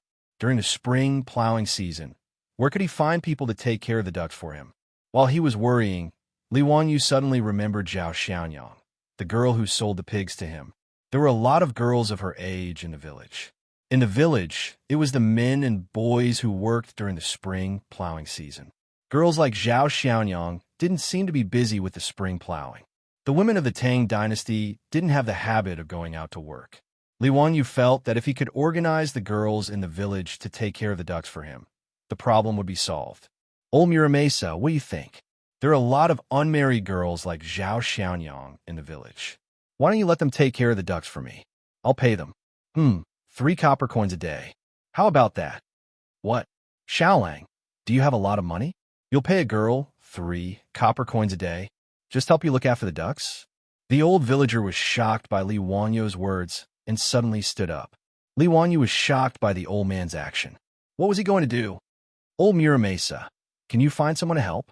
If it's not enough, we can negotiate. He didn't think that the villagers of the Tang dynasty worked hard all year round, but their per capita income was actually less than the usual, about 800 copper coins. Zhou village couldn't even catch up with the per capita income of the Tang dynasty. Otherwise, Yang Quan wouldn't have agreed to reduce part of the rent so easily. He proposed to ask the girls in the village to take care of the ducks for him. 3 copper coins a day, more than 1,000 copper coins a year, which was a lot of copper coins. How could the old Muramesa not be surprised? Li Wanyu didn't feel that the price was too high. Instead, he felt that it was too low. After all, breakfast in Chang and city cost more than 10 copper coins a person. 3 copper coins a day to ask someone to take care of the ducks for him was really a little apologetic. The old Muramesa was panting and staring at Li Wanyu. After a long while, he asked, Xiaolang, how many girls are you going to find to take care of the ducks for you? Li Wanyu estimated that in 10 days, he would be able to buy at least 4,000 ducks. It shouldn't be a problem for one person to take care of 200 ducks. 20 people. It doesn't matter if it's more or less. That's 60 copper coins a day. Xiaolang, you have to think carefully. The old Muramasa still wanted to persuade him. In his opinion, it was too wasteful. No problem. Old Muramasa, help me contact them. Let them come to me in 10 days. The old Muramasa's lips trembled, but he didn't continue to object. The matter of raising ducks in the village field was settled. He couldn't object. Who wouldn't pay a girl 3 copper coins a day to take care of the ducks? Li Jiaxiaolang also said that if the ducks damaged the crops in the field, he would be responsible for the compensation. He was not afraid that the farmers in the village would disagree. Seeing that Li Wanyu insisted, the old Muramasa left and went to help him find suitable candidates to take care of the ducks. After the old Muramasa left, Li Wanyu and Su Chongqing looked at each other and saw the helplessness in each other's eyes. The labor cost to the Tang dynasty was really low. In fact, Li Wanyu was not unwilling to pay more. However, if he gave too much, it might not be a good thing. As the saying goes, a small amount of rice owes a debt of gratitude. Li Wanyu was really worried that rashly offering high salaries to the girls in the village would cause some unnecessary trouble. Dingzhou village suddenly became lively because Li Wanyu suddenly wanted to raise ducks. Chapter 97. In the view of the farmers, only an idiot wouldn't be willing to pay their daughters 3 won a day to help with the ducks. Although Zhanyang had earned about 8 strings of copper from selling the 2 pigs to Li Wanyu, she had raised those 2 pigs for almost 2 years. In order to raise the pigs well, she and her mother had to wake up early and work late every day to gather pigweed and feed the pigs. It was very tiring. If it wasn't to sell to Li Wanyu, but to other pork merchants, the 2 pigs would at most be sold for 5 strings of copper. Now, just by helping the Li family with the ducks, she could earn 3 won a day. Her annual income was always more than enough to support the family. This matter caused Dingzhou village to boil over. The villagers who received the news almost stepped on the threshold of the old village chief's house to make it lower. Anyone who had an unmarried daughter would come over after the farming season to chat about daily life. In a roundabout way, they brought up the idea of having their daughters help the Li family with the ducks. Even when the old village chief's wife and daughter-in-law went to the river to wash clothes, they would be harassed by many of the village's wives. The meaning behind their words was that their daughters were honest and diligent. Fortunately, the men of Guangzhou were very open-minded and did not cause any unpleasantness over this matter. Even so, it was a headache for the old village chief. In the end, the old village chief prioritized taking care of the disabled families of the old soldiers in the village. In addition, he picked out a few honest and diligent servant girls to make a total of 20 people. While the old village chief was busy helping Li Wanyu choose where to herd the ducks, Li Wanyu was not idle. Because it was confirmed that the 300 mu of wasteland was going to be used for rice farming, then the first thing to do was to plan the fields. The biggest difference in rice farming was that they had to dig fish ditches and ponds in the rice fields. For every 2 mu of rice field, they had to dig a cross-shaped fish ditch in the rice field. These fish ditches had to be 2 meters wide and 1 meter deep to store water and raise fish. Right now, there were about 40 people in the village helping Li Wanyu manage the saline alkali soil. After the 300 mu of wasteland had been washed and soaked and fertilized, it had completely changed. Any farmer could tell that the saline alkali soil had really been improved and turned into a good land for planting crops. Oh my God, this saline alkali soil has actually become a treasure. When the old village chief said that Li Jiaxiaolang wanted to manage this saline alkali soil, I thought that Xiaolang's brain was damaged, haha. TSK. Li Jiaxiaolang is really capable. I heard that this piece of land was given to Xiaolang by the county for free. Isn't it? I have to say, scholars are indeed different. They even know about such things. In the future, no matter what, I have to tighten my belt and let my child go to school to learn how to read. Look at this water wheel. In my opinion, The county only gave 10 cows and took away Xiaolang's water wheel blueprint. That's not generous enough. They should at least give him 20 more cows. Several farmers squatted on the ground and looked at Li Wanyu not far away. Their eyes were full of admiration and envy. Speaking of which, since Li Wanyu came to Dingzhou village, these farmers who were illiterate had changed their catchphrase to let the children go to school. This was a small contribution from Li Wanyu. Xiaolang, what are you going to plant on this piece of land? Wheat or sorghum? It's almost time to start farming. A farmer asked Li Wanyu. Li Wanyu pointed to the field and gestured to them. I want to plant rice. I need several brothers to help me dig some ditches in the field. He pointed to the field and told the farmers how to dig ditches. What? Xiaolang, are you joking? We know about planting rice. There are also irrigated fields nearby for planting rice. But why do you want to dig such deep ditches? Isn't this a waste of land? That's right. I've been farming for most of my life, but I've never heard of digging so many ditches in a good piece of land. Xiaolang, are you sure you didn't make a mistake? This is too much of a waste of land. According to the way you dig, you'll dig 10 to 20% of the land. Isn't this a sin? As soon as Li Wanyu finished speaking, the group of farmers exploded. One after another, they tried to persuade Li Wanyu not to mess around. Li Wanyu just smiled at everyone's persuasion. However, he stubbornly asked everyone to listen to him and dig like this. He had his own uses. Seeing Li Jia Xiaolang being so stubborn, these farmers could only shake their heads and sigh. They felt that Li Jia Xiaolang, who was smart all his life, was stupid this time. He definitely did something stupid. Li Wanyu didn't explain this. It was very difficult to let the people of the Tang dynasty understand what modern three-dimensional farming was. It was better to wait until the final results came out and then let them be shocked. In fact, Li Wanyu wanted to persuade the farmers of Dingzhou village to plant rice with him. However, after thinking about it, he decided to wait until after the autumn harvest and his harvest came out. When there was a ready-made example in front of the villagers, he didn't have to worry that they wouldn't learn from him next year.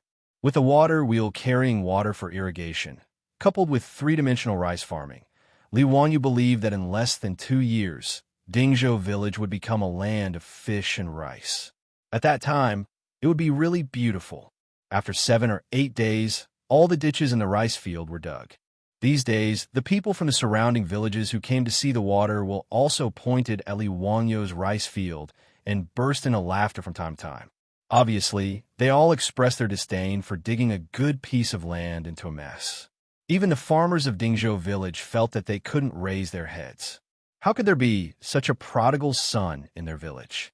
What a sin! The old villager also argued with Li Wanyu for a long time because of this, hoping that he wouldn't mess around. A good 300 mu of land, after being dug like this, became about 240 mu.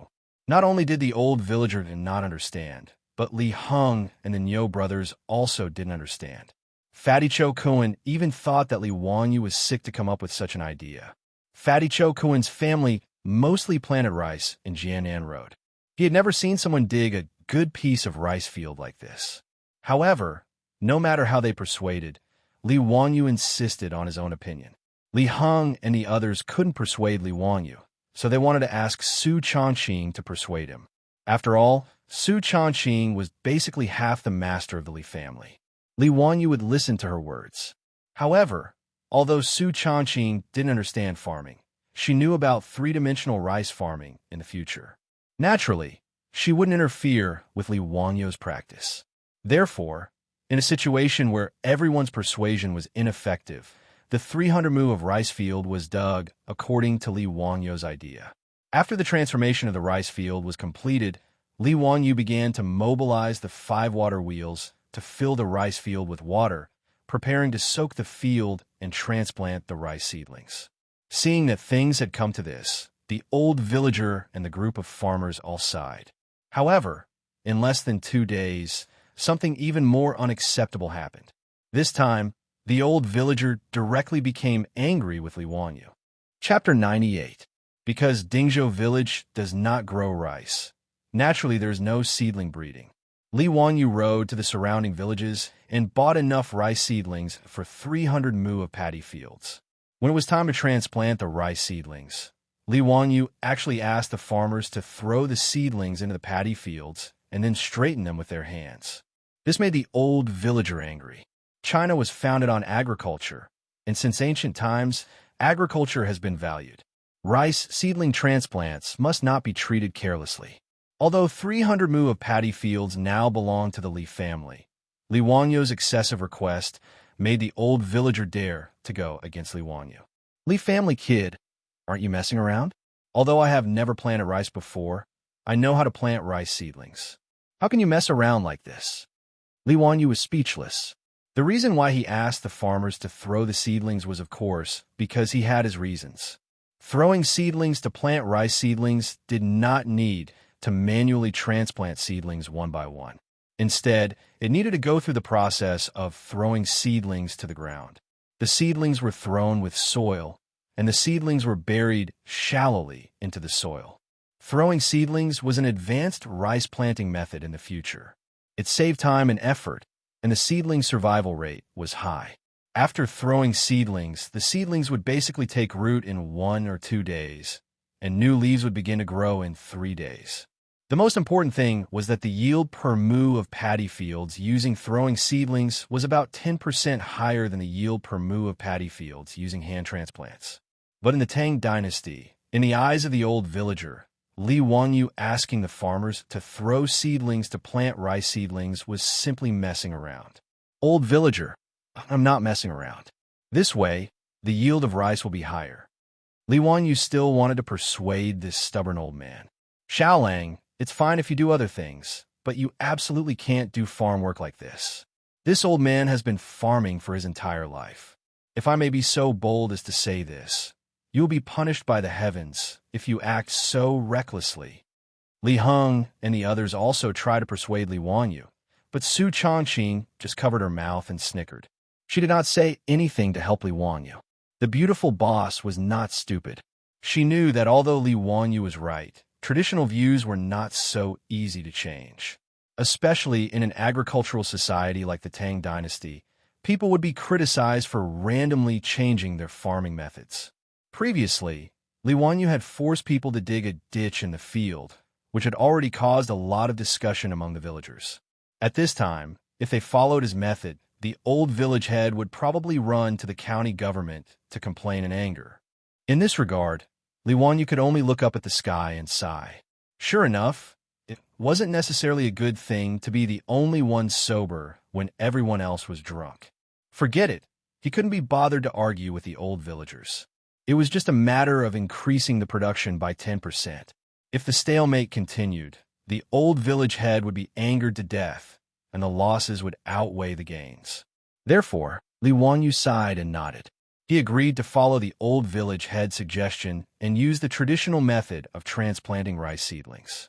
Seeing that Li Wanyu accepted the old village chief's protest, everyone immediately cheered. The farmers began to take a handful of seedlings and plant them in the fields. Old village head, I'll listen to you for other things, but for these 2 mu of fields, how about you let people do what I said and use the method of throwing seedlings to plant? When he said this, the old village head was about to blow his beard and glare. However, the old man thought about it again. Forget it, this land originally belonged to the Li family. Since he had refuted Li Jia Xiaolang's face today, the young man felt that he had lost face and wanted to use these 2 mu of fields to regain a little bit of face. Then, let him be happy. Thinking about this, the old village head nodded and agreed with a smile.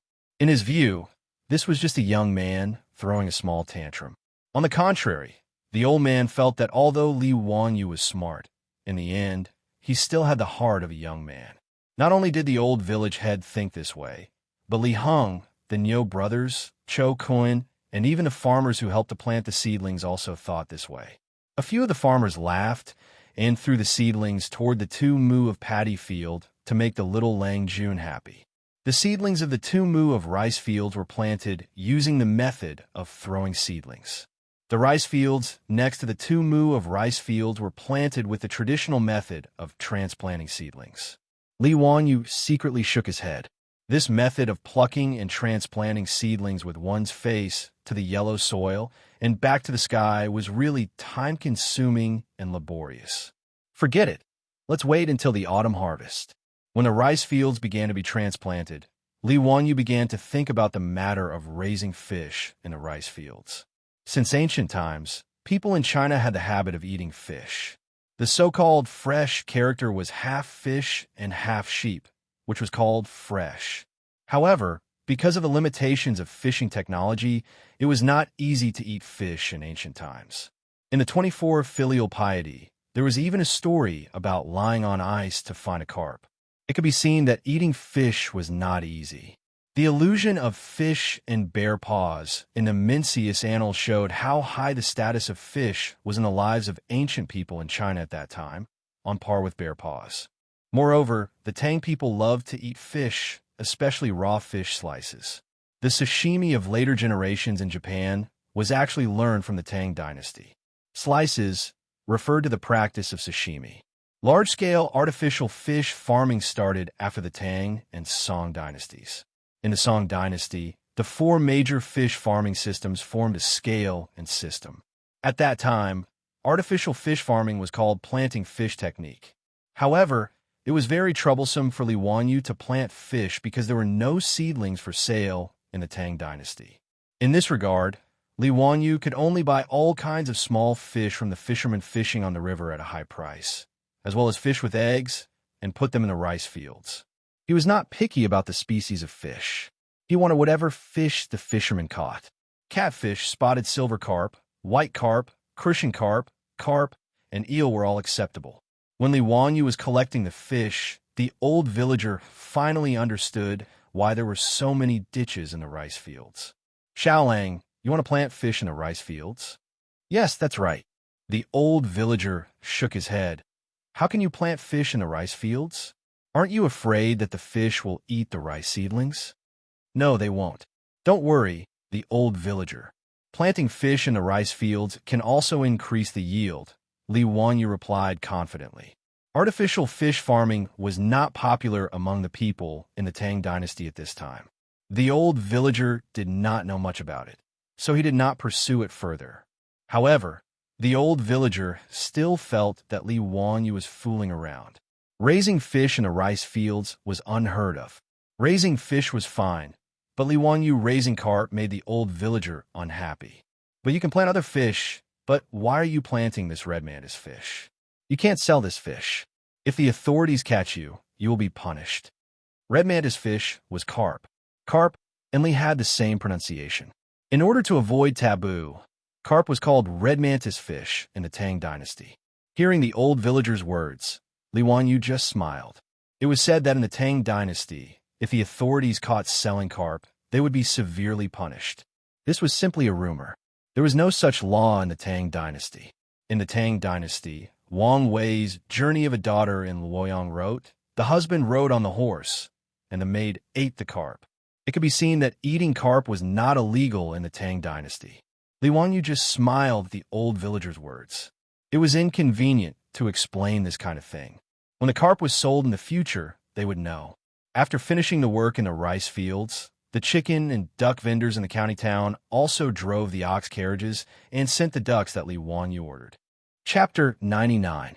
Thousands of ducks were delivered, making Dingzhou village lively again. The men, women, elderly, and children who had finished their farm work all gathered around the duck shed to watch the excitement. Li Wanyu asked the Niu brothers to move the 2 boxes of copper coins directly to the duck shed and settle the accounts with the chicken and duck vendors on the spot. These chicken and duck vendors transported a few hundred ducks at most, and a few dozen at least. Su Changqing helped account and pay the money. The 20 duck girls selected by the old village chief were busy herding the ducks into the duck shed. The 2 boxes of shiny copper coins attracted the attention of the villagers who were watching the excitement. A total of 100 strings of copper coins. All the copper coins in Dingzhou village added together might not be that much. Everyone was a little dizzy. TSK, so many copper coins. Li Xiaolang is so capable. Spending so much money to buy ducks, what does Li Xiaolang want to do? I'm afraid that all the ducks in the surrounding villages were bought by the Li family. Zhao Xiaonyang, who sold pigs to Li Wangyu, was also selected by the old village chief to help herding ducks. Several women in the village surrounded Zhao Xiaonyang with envy in their eyes. Mrs. Zhao, your Xiaonyang, was also selected to help lead Jia Xiaoling herd ducks. What good fortune, isn't it? Previously, Zhao Xiaonyang sold pigs to the Li family and got a lot of copper coins. Now, she can help the Li family herd ducks. Zhao Dalong must be blessing you and your mother from the underworld. Zhao Xiaonyang should also find a husband. Mrs. Zhao, you have to check carefully. You can't just randomly betroth Zhao Xiaonyang to someone. If you ask me, it's better to marry into the village. He can take care of you, your mother. This was the idea of marrying into the Zhao family with a son who had not yet been engaged. Mrs. Zhao just smiled happily at this.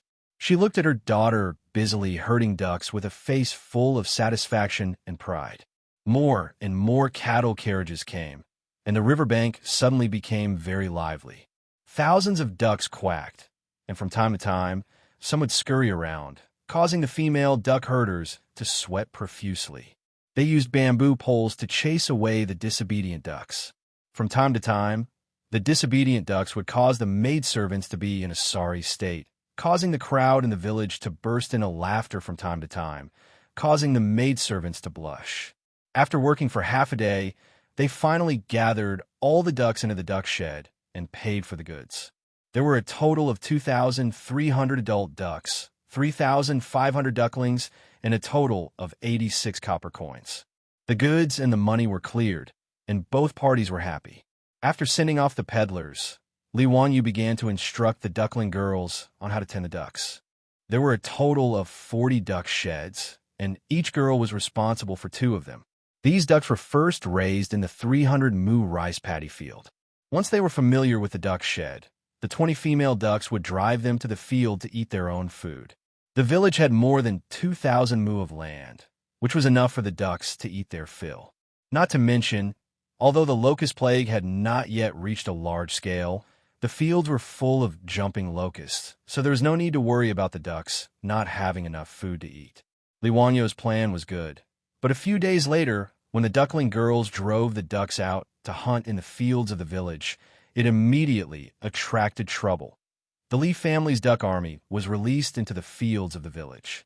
Before noon, Li Wangyo's house was surrounded by a group of villagers led by the old village chief. Outside the Li family's old house, there were hundreds of villagers gathered. Many of them were cursing and swearing, and their emotions were agitated. When the old housekeeper, Li Heng, saw this situation, he was shocked and hurriedly invited the old village chief and several leading villagers into the central room. At this time, Li Wangyu was playing chess with the fatty Cho Kuan in the study. The fatty was having so much fun that he forgot about home. He had been with the Li family for more than 10 days, but he did not seem to have any plans to return to Chang'an. In the fatty's opinion, the Li family ate well and lived comfortably, not at all worse than Chang'an. The only thing he was not used to was that he could not go to Ping Kong Lane to drink wine with prostitutes. But in front of delicious food, these were all tolerable. As the 2 of them were playing chess, they heard a commotion outside. Li Heng hurriedly ran in. Lang Jun, we've been surrounded by villagers outside. They say our ducks have caused trouble. I've invited the village chief to the central room in the front yard. Quickly go and take a look. The ducks have caused trouble? Li Wangyu thought for a moment and understood what was going on. It seemed that the old village chief and villagers had already noticed the ducks eating the locusts. They were here to denounce him. In this regard, Li Wangyu was not worried at all. He leisurely followed the old housekeeper to the central room in the front yard. Old village chief, what's the matter today? Xiaolang, let me ask you, did you buy so many ducks to eat the locusts? Now, many of the locusts in the fields have been eaten by your ducks. How can this be? The old village chief's face was as dark as water. He interrogated as soon as they met. If these words were heard by a modern person, they would be baffled. Was it not a good thing that the ducks had eaten the locusts in the fields? Wrong. In the eyes of the simple citizens of the Tang dynasty, the appearance of locusts was a punishment sent by the locust god. How could they be hunted down and killed? If that was not the case, why would the bigwigs in the imperial court and the Confucian bigwigs say that the only way to kill the locusts was by virtue? My ducks ate the locusts in the fields? Hee hee, don't mention it, don't mention it. This is what I should do. Li Wanyu replied with a cheeky smile. His words stunned the old village chief and the villagers. We're here to thank you? Did you not understand? Xiaolang, you can't do this. Those locusts are sent by the locust god. How can they be hunted? That's right, your ducks ate the locusts. If the heavens send down a greater punishment, who will be responsible? Xiaolang, hurry up and chase your ducks away. Don't let them feed on the locusts anymore. I think you're just messing around. I was wondering why the Li family suddenly bought so many ducks. You're using the locusts to feed your ducks. Such audacity. Xiaolang, aren't you afraid of being punished by the heavens? Xiaolang, don't mess around. Don't bring trouble to our Dingzhou village. The old village chief and the villagers were all scolding the Li family's ducks and Li Wanyu's misdeeds. If not for the fact that Li Wanyu had gained some reputation in Dingzhou village, they would not have been so polite. His beautiful superior heard the news and immediately rushed to the front yard. When she heard that the old village chief and the villagers not only did not appreciate the Li family's kindness, but also blamed Li Wanyu, she was so angry that her face turned white and her expression froze. What an ungrateful dog biting Lu Dongbin. Did the Li family have nothing better to do? They spent so much money to buy so many ducks. Li Wanyu even went a chong and to gather so much food.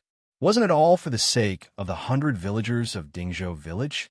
The locusts that destroyed the crops did not blame them. Instead, they kowtowed and burned incense. Li Wanyu wanted to save them, but was humiliated by them. As expected, a pitiful person must have a detestable side. Chapter 100. Li Wanyu was not in a hurry to explain himself. He waited for the villagers to finish. When they finally quieted down, he said slowly, "What does the ducks eating the locusts have to do with me? I am not the one eating the locusts. The locusts are a gift from the locust god, so why can't the ducks eat the locusts because of the duck god's order?" His words stunned the villagers. What did he mean by that? What the hell was the duck god?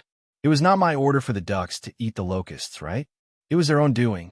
Since the locusts were eaten by the ducks, it means that the duck god is more powerful than the locust god. What are you afraid of? What duck god? How can there be such a god? The old villager mumbled. Hee, old villager. How do you know there's no duck god? As the saying goes, there are gods everywhere. Since there's a locust god, there is naturally a duck god. Li Wanyu was trying to change the topic. Since they said the locusts were released by the locust god, then why did they say there was no duck god above the ducks? However, his words left the villagers speechless. Indeed, who dare to say there was no duck god? But, old villager, there are no buts. Since the ducks are the ones who eat the locusts, then it is a matter between the locust god and the duck god. We are mere mortals. We should not interfere. Li Wanyu's words left the agitated villagers speechless. They started to think about what Li Wanyu had just said. Seeing that no one spoke, Li Wanyu continued, "Actually, I'm sure all of you are aware of the locusts coming this year. Since my family's ducks can eat the locusts in the fields, then they can reduce the damage to the crops in the village, right? As for this locust god, let the duck god reason with him."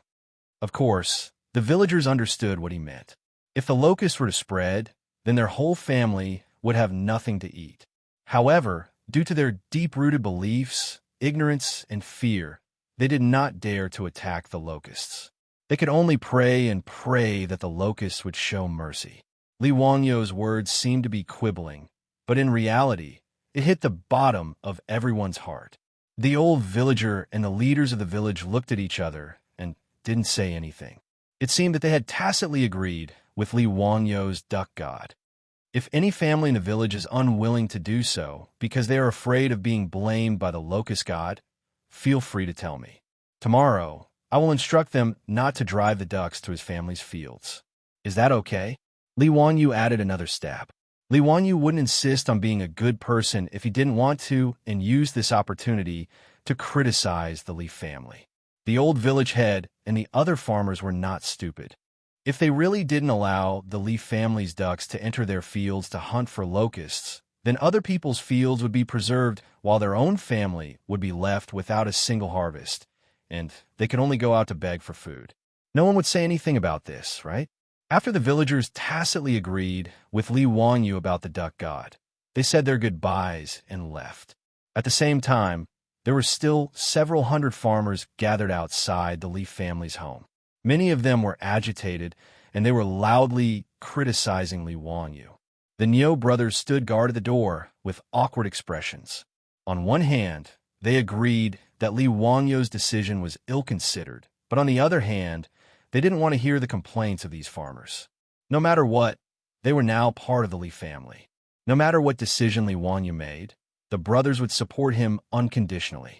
When the old village head and the other farmers came out, the farmers gathered around them. "Villager, how was it? What did Li Jia Shaoling say?" "This is big news. The Li family's ducks have consumed the locusts. What if the locust god blames them for this?" "Villager, we can't allow the Li family to do as they please. The Li family has to give us an explanation for this, or we will complain to the county government.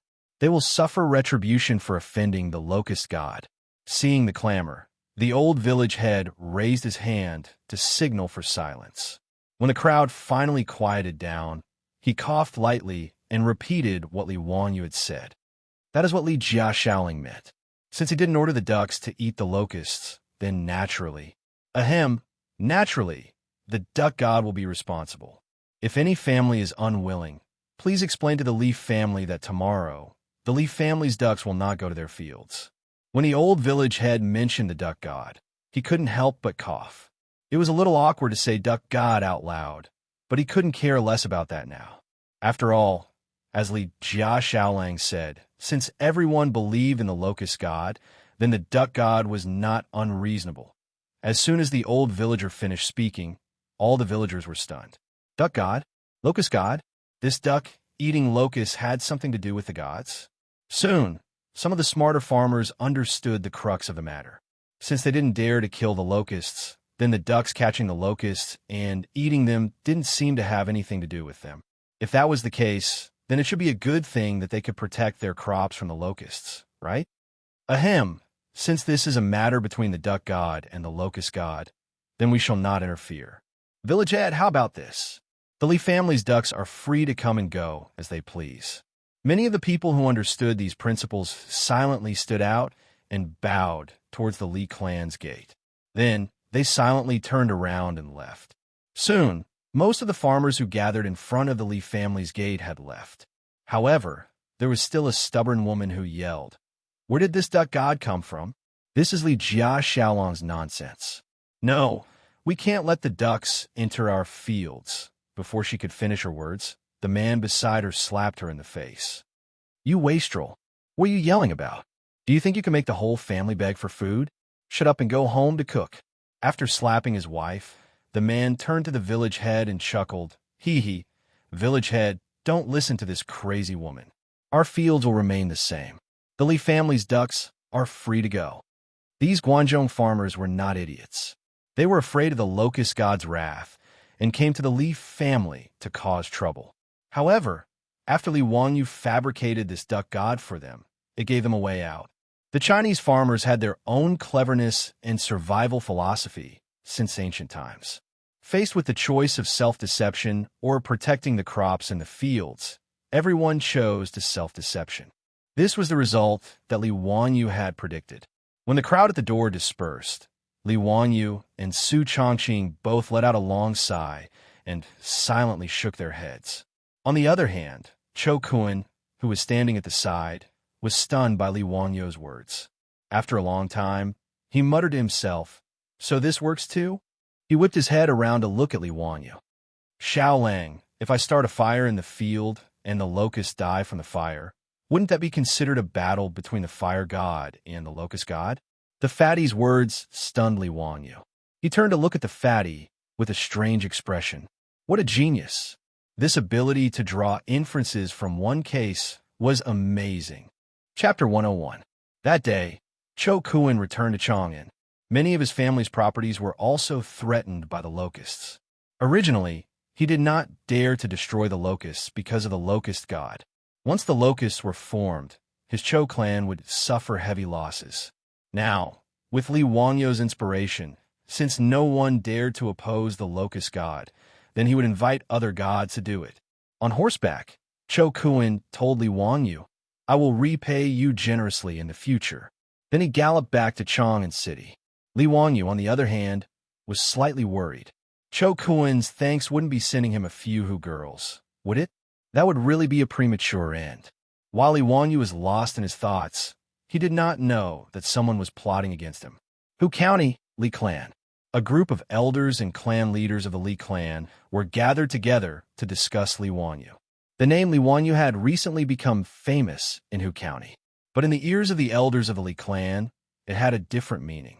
Whether it was Li Wangyu's pig slaughtering feast, his miraculous water wheel, or his method of treating saline alkali soil, every time the Li Clan heard Li Wangyu's name, they would feel suffocated. Especially when they went to the county government to sue Li Wangyu, and Yang Quan's doggerel judgment slowly spread through Hu County through the mouths of the bailiffs. It made the Li Clan even angrier. And a young man they had chased out of the clan had used such a method to make a name for himself. Now, in Hu County, many of the noble families were privately laughing at the Li clan for being blind. They had chased such a Qilin out of the clan. They must have been blinded by lard. Every time Li Wangyu's fame grew, the elders of the Li clan felt as if their faces had been slapped, making them hate Li Wangyu even more. This group of elders from the Li clan of Hu County hated Li Wangyu to the bone. They wanted nothing more than to break Li Wangyu's bones, suck out his marrow, pull out his tendons, and peel off his skin to relieve the hatred in their hearts. Clan leader, that little child from the Li family has already grown up. In the future, if he were to become an official and half a nobility, then our Huxian Li clan won't be able to survive. Isn't that so? This kid is not easy to deal with. We have to be careful. Li Zhou, that bastard, is quite capable of giving birth to a son. I heard that the county gave him 300 mu of saline alkali soil for free, and all of it was transformed into fertile land. TSK, 300 mu of paddy fields. Isn't that so? That little bastard even built some water wheel. The county also gave him 20 oxen for plowing. I also heard that the little bastard went to Chang and then brought back several hundred dan of grain. His house is almost full. If it were up to me, we shouldn't have been so merciful. We should have just killed him for disobedience. There are no outsiders in his house, so who would dare to cause trouble for us? Don't forget that our Li clan is a relative of the imperial clan. This was a vicious and merciless elder who directly wanted to take Li Wangyu's life. The old clan leader of the Li clan slapped the table. Enough. What's the point of saying this now? Who among you has a way to deal with this kid? Everyone was speechless for a moment. This Li Wangyu had already been removed from the clan. If they wanted to use the clan's name to suppress him, then it would be impossible. While the group was frowning, one of the elders suddenly rolled his eyes and revealed a cunning smile. This old man has an idea. I wonder if it will work. Let's hear it. The elder lowered his voice and whispered the idea he had just come up with to the others. Is this plan going to go against the heavens? Some of the elders hesitated. The other elders were also somewhat hesitant. They felt that this method was not appropriate. If word of it got out, they would lose face. The old clan leader's expression was also uncertain. In the end, he slammed the crutch in his hand. A man is harmless to the heart of a tiger, but a tiger is harmful to the heart of a man. If we don't act decisively, we will be met with disaster. We can't wait for that little bastard to grow up. Otherwise, he will become a disaster for our Li family in the future. Li Wangyu naturally didn't know that he had become the target of a group of gluttons. He didn't have any feelings for the Li clan of Hu County and had long since put it to the back of his mind. Today, he had just brewed himself a pot of king medicine tea and was chatting with his beautiful superior when he saw the old steward Li Heng walk in with an angry expression. Li Heng, what happened? Lang Jun, the Li clan of Hu County sent people here. They want Lang Jun to move the old master's grave. Li Heng's face was full of anger. What? Move the grave? Based on what? Li Wanyu jumped to his feet when he heard this. The ancients attached great importance to the dead. As the saying goes, the dead are the most important and should be buried in peace. Rashly digging up a grave and moving it was a great taboo.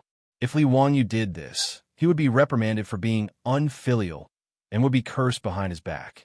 The Li clan of Hu County, they wanted to slap Li Wanyu's face. Li Heng's old face swelled red. The Li clan said that Lang Jun and the old master's names have already been removed from the clan. You shouldn't bury the old master in the Li clan's ancestral grave and ruin their feng shui. They dare. Li Wanyu slammed the table and said angrily, "Tell Niu Yong and Niu Wu to throw out the Li clan's people. If they dare to come again, just throw them out." Li Heng agreed and prepared to tell the Niu brothers to kick them out. However, he was stopped by Su Chongqing. "Wanyu, let's ask the old village chief first." Su Chongqing advised, "The matter of the clan's graveyard is not small. The Li clan's ancestral grave is in Dingzhou village. The old village chief should know the key to this. It's not too late to make a decision after asking."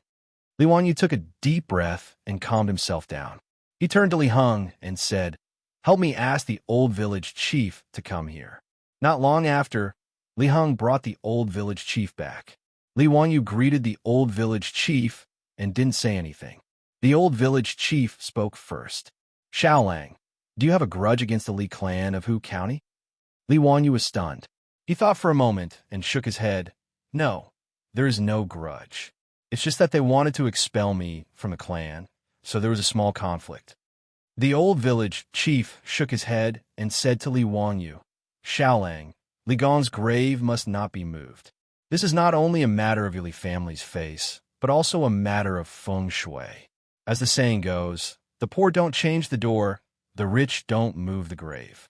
Little Lang, you've made the Li family prosper with each passing day. How can you casually move eunuch Li's grave?" Feng shui? Li Wanyu was a little stunned. He didn't believe in feng shui. Moreover, what did the Li family have to do with feng shui? Was it because Li Zhou's grave was well buried that Li Wanyu traveled 1,000 years and came to the Tang dynasty? His beautiful boss asked, "Old village chief, the Li clan forced us to move the grave. What's their explanation?" "Well, if you want to be serious, the Li clan does have the right to make you move the grave. After all, Li Gong was buried in the Li clan's ancestral grave. Now Xiao Lang and Li Gong have been expelled from the clan. If they want to force you to move the grave, you can't stop them." The old village chief's words made Li Wanyu's heart cold. Was there no other way for the Li clan to force him to move the grave? The old housekeeper, Li Heng, had a look of despair on his face as he knelt down before Li Wanyu. "Lang Jun, why don't you go and beg Madam Li? The old master's grave cannot be moved." Chapter 102. Li Heng's words made Li Wanyu and Su Chongqing look at each other in silence. "Forget it. I'll go see the Li clan's people and see what they want." Li Wanyu walked towards the front courtyard. In the main room of the Li clan's front courtyard, a young man with an arrogant expression was waiting impatiently.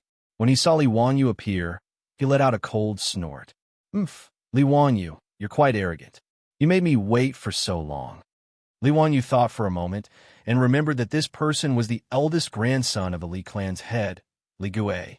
This Li Gui relied on his status as the eldest grandson of the Li clan to be arrogant and despotic.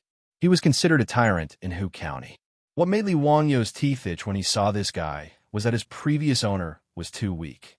Even when Li Zhou was still alive, his previous owner didn't dare to provoke this Li Gui. The two of them had studied together in the clan school. This bastard relied on the fact that he was older than Li Wanyu and was the eldest grandson of the clan to bully Li Wanyu's previous owner.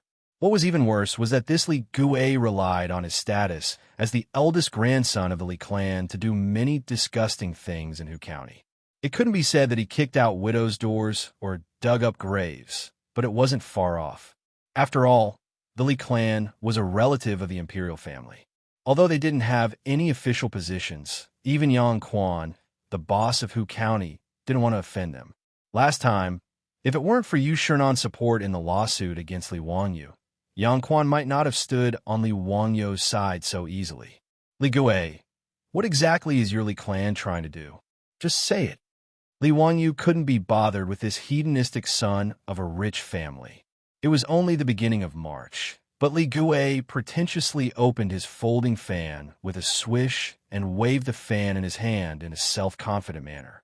Of course, I want you to move your dead father's grave away. Your Li family is no longer a member of our Li clan. There is no reason to bury him in our Li clan's ancestral grave. Li Gui, shut up.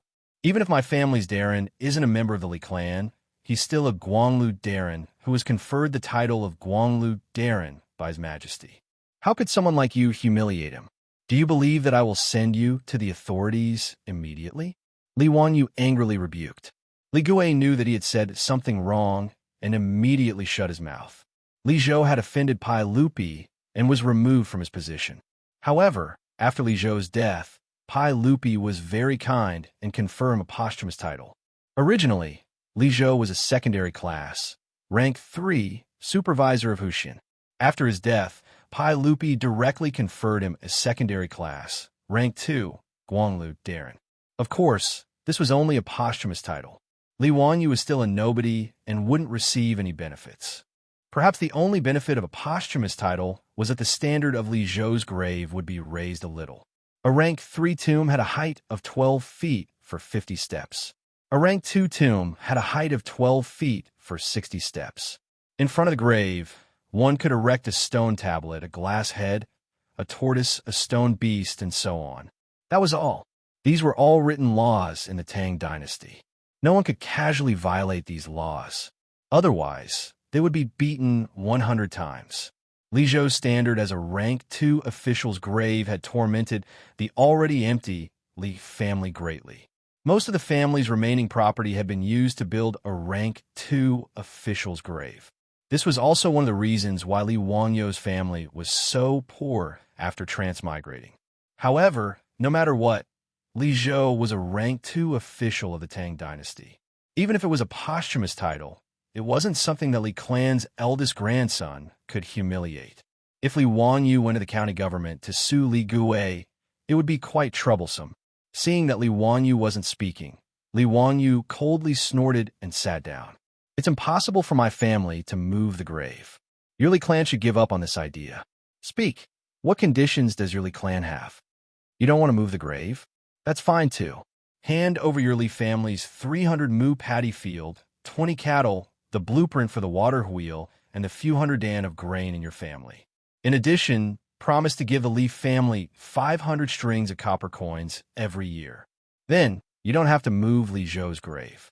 Li Gui wasn't polite at all and directly demanded an exorbitant price. His words almost made Li Wangyu laugh out of anger. Li Gui was treating him as a soft persimmon that he could do whatever he wanted.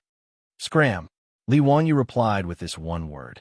For a glutton like the Li family, there was nothing to talk about. Li Wangyu was scolded by Li Wangyu. Then, he suddenly stood up and gloomily said, Li Wangyu, I'll give you 3 days to think about it. If you don't move the grave in 3 days, our Li family will forcibly send people to dig it up. You dare, Li Wangyu angrily said. Hee, then let's wait and see. Li Gui threw down these words and turned to leave. Li Wangyu clenched his fists. He wanted nothing more than to order the Niu brothers to beat him up. Niu Wu was so angry that he wanted to roll up his sleeves and beat him up. Fortunately, Niu Yong still had some calmness. He held on to his younger brother tightly and didn't let him do anything rash. Forcing the Li family to move the grave was the vicious plan that the Li clan's elders came up with. In the eyes of the Li clan's elders, the reason why Li Wangyu could suddenly make a name for himself as a Noda was completely because Li Zhou's grave was well buried. It might even have robbed the Li clan's feng shui. In the old saying, it was because Li Zhou's grave was smoking green smoke that a young man like Li Wangyu could come up with so many things in just half a month. In the eyes of these elders, if Li Zhou's grave hadn't robbed the Li clan's feng shui, then the water wheel and the saline alkali soil should have all belonged to the Li clan. Even that bastard Li Gui felt that this should be the case. If he moved Li Zhou's grave and moved the remains of his family's elders, then it would be his turn to become famous in Hu County. He didn't even need to think about it. With his ignorant and incompetent brain, he was older than Li Wangyu by several years and was still studying in the clan school. Even if his ancestors' graves were smoking green smoke, he still wouldn't be able to invent a water wheel. The Li clan didn't expect Li Wangyu to agree to this condition. They were determined to force Li Wangyu to move the grave. This way, not only would they vent their anger, but they would also be able to steal a piece of good feng shui land. Why not? As for whether or not forcing someone to move the grave would violate the laws of heaven, the Li clan leader and elders didn't even consider it. This group of people had already been provoked by Li Wangyu to the point that their eyes were red. They couldn't control their jealousy. As long as Li Wangyu didn't agree to their conditions, they would immediately send people to dig up the grave and move the coffin in 3 days. Even if Li Wangyu gritted his teeth and agreed to all of their conditions, the Li clan would put forth new and more demanding conditions. In the end, they would still force Li Wangyu into a corner. After Li Gui left, Su Changqing and the old village chief, who had been listening to the two's conversation from the back of the central room, walked out. They all had worried expressions. After the Li family's name was removed from the clan, asking the Li family to move the grave away from the Li clan's ancestral grave was indeed a difficult matter to deal with. Even if they went to the county government to file a lawsuit, even if Yang Quan wanted to side with Li Wangyu, he wouldn't be able to say no to this matter. The Li clan had made an extremely sinister move. Chapter 103. Su Changqing looked worried. Wangyu, what should we do now? Although to her and Li Wangyu, feng shui was nonsense. However, the Li family from Hu County had come out to provoke them. If they obediently moved the graveyard away, then the Li family would really lose all of their face. Moreover, the prestige that Li Wangyu had painstakingly built up in Dingzhou village would go down the drain because of this. More importantly, Li Wangyu would bear the name of being unfilial. Li Wangyu dared to bet that if he didn't agree to the Li clan's conditions, the Li clan would immediately spread rumors to everyone that he was an unfilial son for abandoning his father's corpse for a bit of family property, causing his deceased father to not be able to rest in peace. Although Li Wangyu had no intention of pursuing an official career, in the current Tang dynasty, filial piety ruled the world. If he bore the name of being unfilial, then it would really be difficult for him to move forward. It had to be said that the Li clan's plan was really vicious. If he agreed, then the Li family would never have a day of peace. Li Wangyu would even work for the Li clan and desperately earn money to give to the Li clan in order to keep Li Zhou's graveyard safe. If he didn't agree, then not only would Li Zhou's graveyard be moved away, but he would also be splashed with a basin of dirty water. I don't know. Let me think about it. There must be a way. Li Wangyu scratched his head. The Li clan's move was really too disgusting. The Li clan's ancestral graves were all buried outside Dingzhou village, on a hillside facing south at the foot of Shouyang Mountain. On the hillside of Noda, only the Li clan's ancestral graves were buried here. This belonged to the Li clan's family graveyard. Li Wangyu didn't know when the hillside facing the sun became the Li clan's ancestral grave, but the Li clan of Huxian was also a branch of the Longxi Li clan. They migrated from Longxi to Dingzhou village 100 years ago. But when he thought about the location of the Li clan's ancestral grave, Li Wangyu felt a little strange. Although he didn't understand feng shui, he knew that the feng shui of the hillside facing the sun should be good. It wasn't far from Dingzhou village, so why didn't other people's ancestral graves there? Old village chief, when did the Li clan's ancestral graves belong to the Li clan? The Li clan was originally a small clan in Dingzhou village. Because of the good feng shui of the hillside facing the sun, many people in the village had ancestral graves there. Later, when a retired emperor seized the country and established the Tang dynasty, the Li clan suddenly became a relative of the imperial family. The Li clan came forward and forced other people to move their ancestral graves away. They forcibly occupied the hillside, and then it became the ancestral grave of the Li clan. Speaking of this, the old village chief shook his head. His ancestral graves were originally buried on the hillside, but they were forcibly moved away by the Li clan. The villagers of Dingzhou village had no power or influence. How could they dare to say no to the Li clan? a relative of the imperial family. Li Wanyu keenly caught the two words in the old village chief's words. Forcibly occupied. Forcibly occupied? Don't tell me that hillside doesn't belong to the Li clan? Li Wanyu immediately asked. It belongs to the Li clan? Of course not.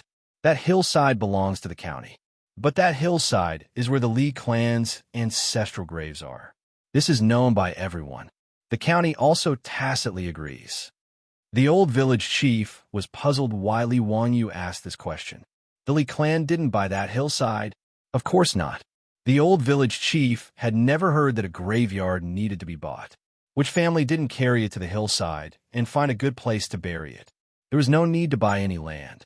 But the Li clan was powerful, and the villagers of Dingzhou village couldn't compete with them. They even went to the county to file a lawsuit for the relocation of the graveyard.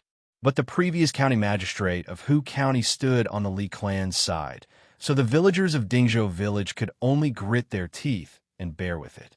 Li Wanyu immediately stood up. I have an idea. Wanyu, what idea do you have? The beautiful boss asked curiously. Can we just buy that hillside? Buy it. Su Changqing was speechless.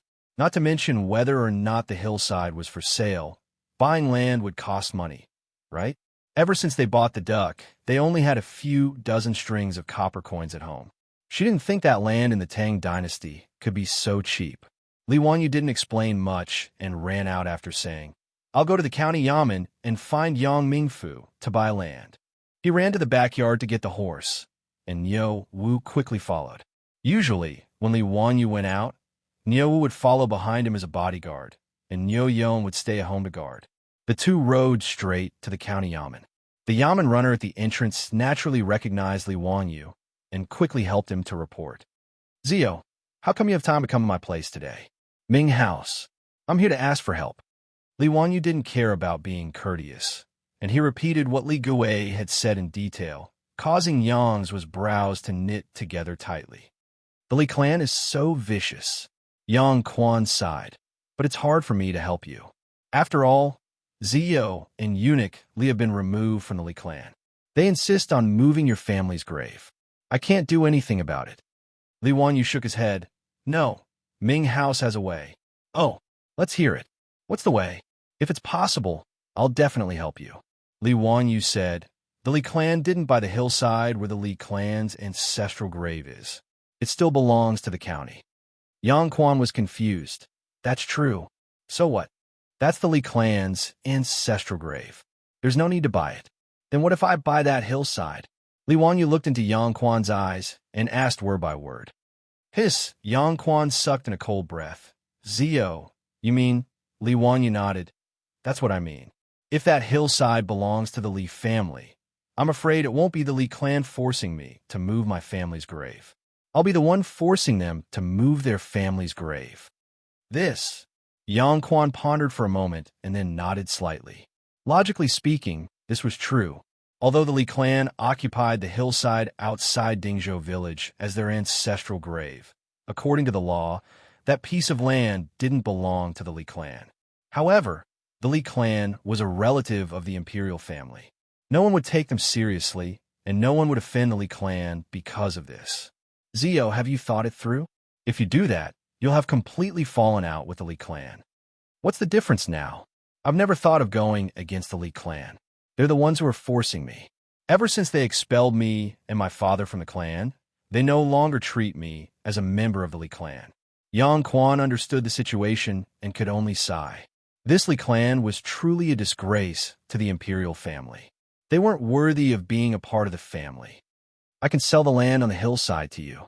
The county has records that you can buy and sell it for a price of 1,000 strings of coins. Yang Quan didn't even need to look up the information to know the value of that land. As a diligent official who was close to the people, he had memorized all the large and small land data in his mind. Li Wanyu knew that the price wasn't expensive. The price of a hillside was usually 1 mu. That hillside was at least 1 mu. 1,000 strings of coins was a very fair price. It was fair, but Li Wanyu didn't have any money right now. He still owed the county government more than 1,600 strings of coins. Li Wanyu smiled at Yang Quan. Ming House, lend me some more money. Chapter 104. Wooly Wan, you said, made Yang Quan want to slap him. You still owe the county more than 1,600 strings of copper coins, and now you want to borrow more money? Yang didn't need to think to know that Li Wanyu couldn't take out 1,000 strings of copper coins.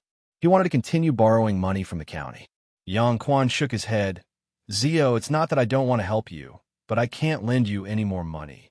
Ming House, just borrow 1,000 strings of copper coins for a year. I will return the 1,600 strings of copper coins, and you can calculate the interest. Is that okay? Li Wanyu started to coax. Borrowing money from Yang Quan was the only way he could think of. Originally, he wanted to borrow money from the Chiu family, but because of the locust plague, the Chiu family used all their funds to stockpile food. Li Wanyu estimated that the Chiu family might not be able to take out 1,000 strings of copper coins now. No, Zio, your family's debt has not been repaid. How can I lend you such a large amount of money? Even if I agree, the county magistrate will not agree. No matter how Li Wanyu promised that he would repay the debt within a year, Yang Quan did not agree. He was not deliberately making things difficult for Li Wanyu, but he really could not do it. In the Tang dynasty, loans needed collateral. Back then, because Li Zhou was still in office, he and the secretary Liu Xiao provided a guarantee for Li Zhou to borrow money. The county magistrate would naturally do them a favor. But now Li Wanyu still owed so much money to the county. If he wanted to continue borrowing money, this was not something Yang Quan could decide. Li Wanyu saw that Yang Quan really did not agree to lend him money to buy the land, and he could not help but feel a little dumbfounded. If he could not buy the land on the hillside, then he really did not know what to do. Could it be that he would bring the Niu brothers to risk their lives against the Li clan? Seeing Li Wangyu's distressed expression, Yang Quan suddenly twirled his beard and smiled. Actually, I can point you in the right direction. Ming House, hurry up and say it. Li Wanyu immediately perked up. It's true that I don't have the money to lend you, but someone can lend you money. Who? Yang Quan said, my division commander. Yu Shernan? Li Wanyu immediately realized that Yu Shernan was indeed rich. Last time, in order to seduce him into continuing his studies, Yu Shernan even offered to help him pay off his debt. However, Li Wanyu really didn't want to borrow money from the old man. He was afraid that he would be forced to walk on the right path. Li Wanyu was really afraid of Yu Shernan. Although he knew that Yu Shernan was doing this for his own good, he really didn't want to be an official. As an unambitious white-collar worker, he just wanted to eat his fill and wait for death to come. He just wanted to be a rich landlord. Yang Quan didn't say anything. He just looked at Li Wanyu with a smile and let him make his own choice. After a long time, Li Wanyu finally resigned himself to his fate and stood up. Well, there was no other way. If he died, then so be it. He could only thicken his skin and go to Chong and to borrow money from Yu Shernan. Ming House, may I ask where Master Yu lives in Chong'an? Buzheng Fong.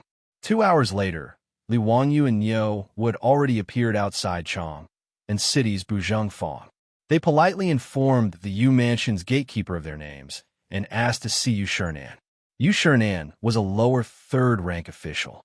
Although he was not very prominent, he was still a high official of the Tang dynasty.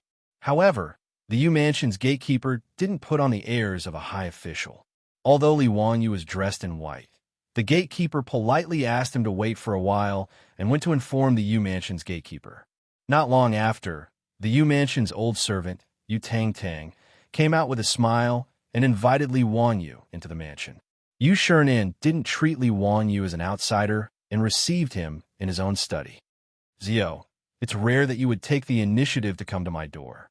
Yu Shernan said with a smile as he stroked his beard. Although Yu Shernan was already in his 70s, he was still full of energy and his face was glowing. It was no wonder that Pai Lupi didn't allow him to resign and return to his hometown. Li Wanyu respectfully bowed to Yu Shernan, then took off his boots and sat down on the table with his legs crossed. Master Yu, I've missed you since we parted at Crooked River Pool, so I came to visit you today. Li Wanyu was too embarrassed to directly say that he was here to borrow money, so he could only change the topic. Yu Shernan was old and shrewd. He looked at Li Wanyu with a smile and seemed to see through his thoughts. Haha, what a nice visit. You little bastard, you didn't show your face after Crooked River Pool. Are you hiding from me? Why did you come here today? Li Wanyu was indeed hiding from Yu Shernan. This old man was too eager to get him to become an official. However, this wasn't what he wanted, so he could only hide from Yu Shernan for now. When he saw Yu Shernan that day at Crooked River Pond, he understood 70 to 80% of the situation. This poetry gathering was most likely something that Yang Zhua and Yu Shernan had discussed. They wanted him to use this opportunity to make a name for himself. Li Wanyu naturally appreciated the old man's good intentions, but he was afraid that Yu Shernan would force him to become an official, so he didn't dare to visit. If he hadn't been forced into a corner today, Li Wanyu wouldn't have walked right into the trap. Master Yu, what are you talking about? I really missed your earnest teachings. This tea is personally made by the old immortal, Sun Simiao. It's good for the mind and heart. It's both medicine and tea. It's very hard to come by. I'm here to deliver this tea to you, Master Yu, as a gift. Li Wanyu hurriedly handed over the Medicine King tea that Sun Simiao had made. This was something he had specially asked Niu Wu to fetch for him after he had borrowed some money from Yu Shernan. It was to be a gift to Yu Shernan. Is that so? Then many thanks, Ziyu. I'll accept this tea. Ziyu, is there anything else? If there's nothing else, you can go back. I still have work to do. Seeing that Li Wanyu wasn't telling the truth, Yu Shernan smiled and chased him away after receiving the tea. Li Wanyu was dumbfounded. This old man didn't play by the rules. After receiving his Medicine King tea, he wanted to chase him away. Where was the old man who had encouraged him to study? Shouldn't he have encouraged him, then offered to help him pay off his debt, then persuaded him to study? After that, he would explain his predicament to Yu Shernan. Only then would he be able to borrow money. Now he was chasing him away after just a few words. Master, you're not being kind. Li Wanyu stammered for a long time, then awkwardly said, Master Yu, I came here today to ask for a favor. I knew you wouldn't come here for no reason. Speak, what is it? I want to borrow money. How much? 1,000 strings of cash. Li Wanyu's words made Yu Shernan freeze. 1,000 strings of cash wasn't a small amount. What's the matter? To buy land. Since he had already spoken, Li Wanyu didn't hide anything from the old man. He honestly told him about the Li clan's visit today. He also explained that the only way he could get his hands on the land was to buy the mountain slope. When Yu Shernan heard this, he was so angry that he slammed his hand on the table.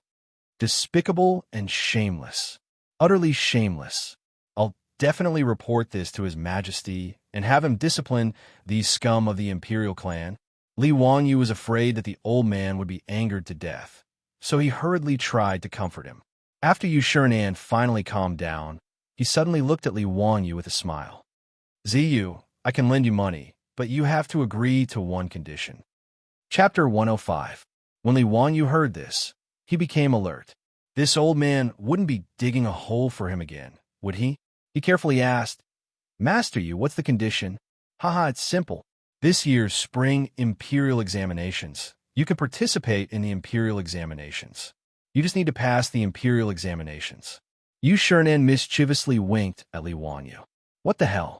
Participate in the spring imperial examinations? Pass the imperial examinations? Old man, are you crazy? Li Wanyu was shocked by Yu Shernan's ridiculous condition. What did Yu Shernan mean by this? Not to mention whether or not he was willing to participate in the spring imperial examinations. He didn't even have the qualifications.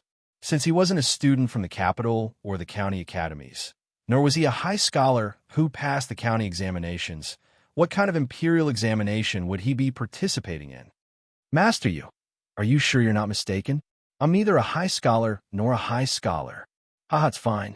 As long as Zio is willing to participate, I can still help you get a spot as a high scholar. Yu Shernan smiled. Li Wanyu said, but I didn't submit. Yu Shernan said, with my recommendation, why would you need to submit? Those few poems of yours will be considered as submitted. Li Wanyu struggled. Master Yu, I'm still in the cutting off of decline. The Tang dynasty believed in filial piety. Children were not allowed to participate in the imperial examinations within 3 years of their parents' death. I will plead for you. Yu Shernan was unmoved. Li Wanyu was completely dumbfounded. What did this old man mean? Did he really want to force him to participate in the imperial examinations? He began to weigh whether or not he should borrow the money. Before Li Wanyu could understand the meaning behind Yu Shernan's words, Yu Shernan suddenly stopped smiling and looked at Li Wanyu sternly. Zio, I know you don't want to be an official. Originally, I didn't want you to waste your time like this. However, when Su Qing told this old man about your actions in the past half a month, this old man had a whole new level of respect for you. Yu Shernan stood up and took a scroll from the bookshelf. He opened it and saw the blueprint of the water wheel. Zio, it's not easy for you to create such an item that benefits both the country and the people. Since you have no intention of pursuing an official career, this old man will not force you. This old man will lend you the money, and I don't need you to return it. In the future, you can use this 1,000 strings of coins to study the study of practical application. If you can create more of these items that are beneficial to the people, it will be a great merit. Yu Shernan's words moved Li Wanyu. It turned out that he was just joking when he said that he wanted him to participate in the imperial examination. He stood up and bowed respectfully to Yu Shernan.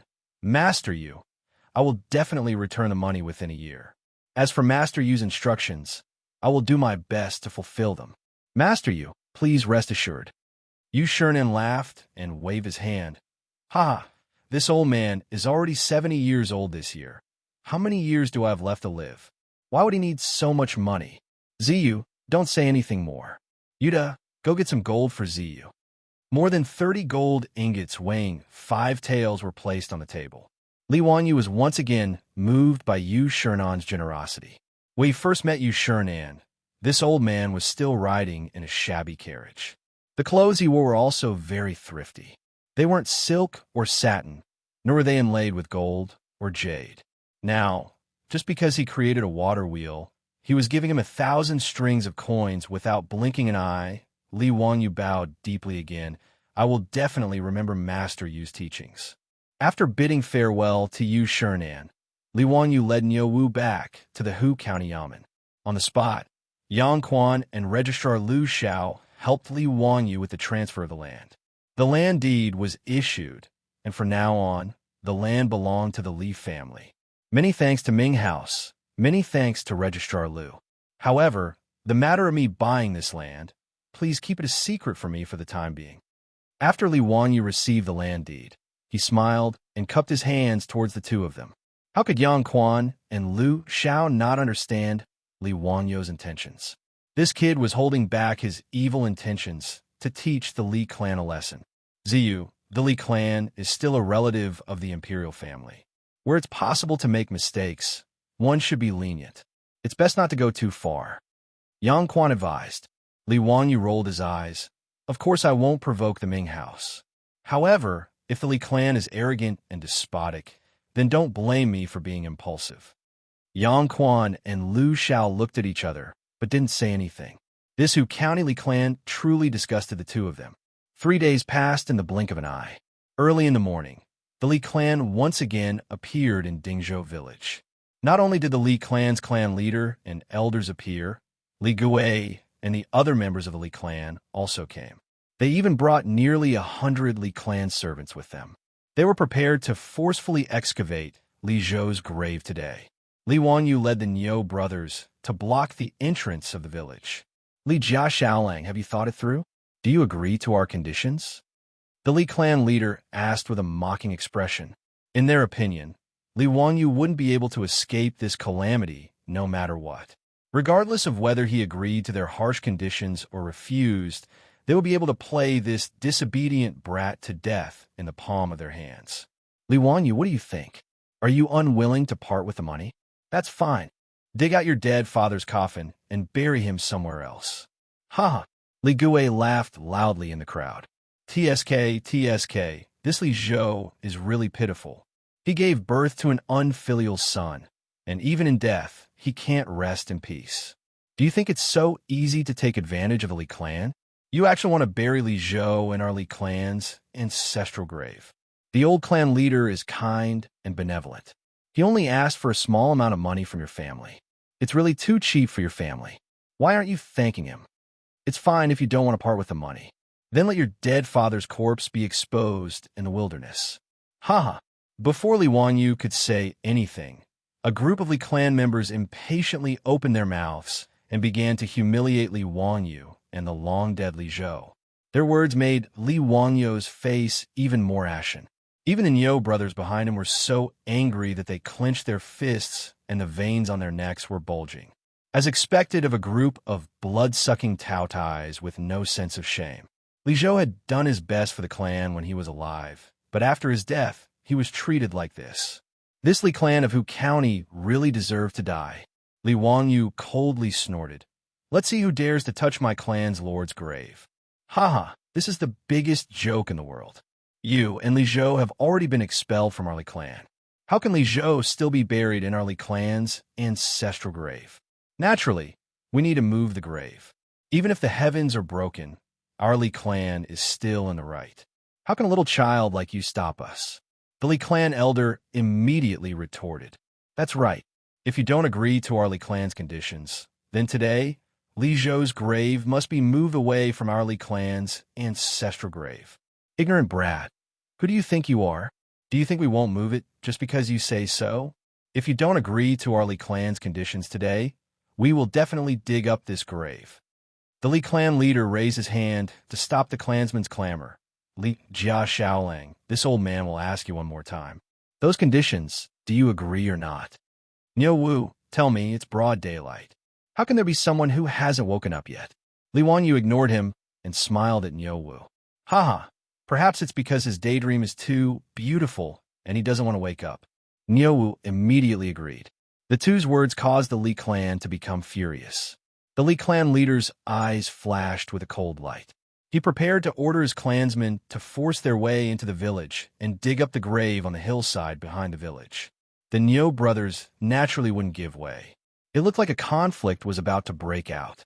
However, they saw that Dingzhou village was suddenly in a hubbub of voices. The old village head was leading a group of villagers and rushing out, blocking the Li clan's path. Chapter 106.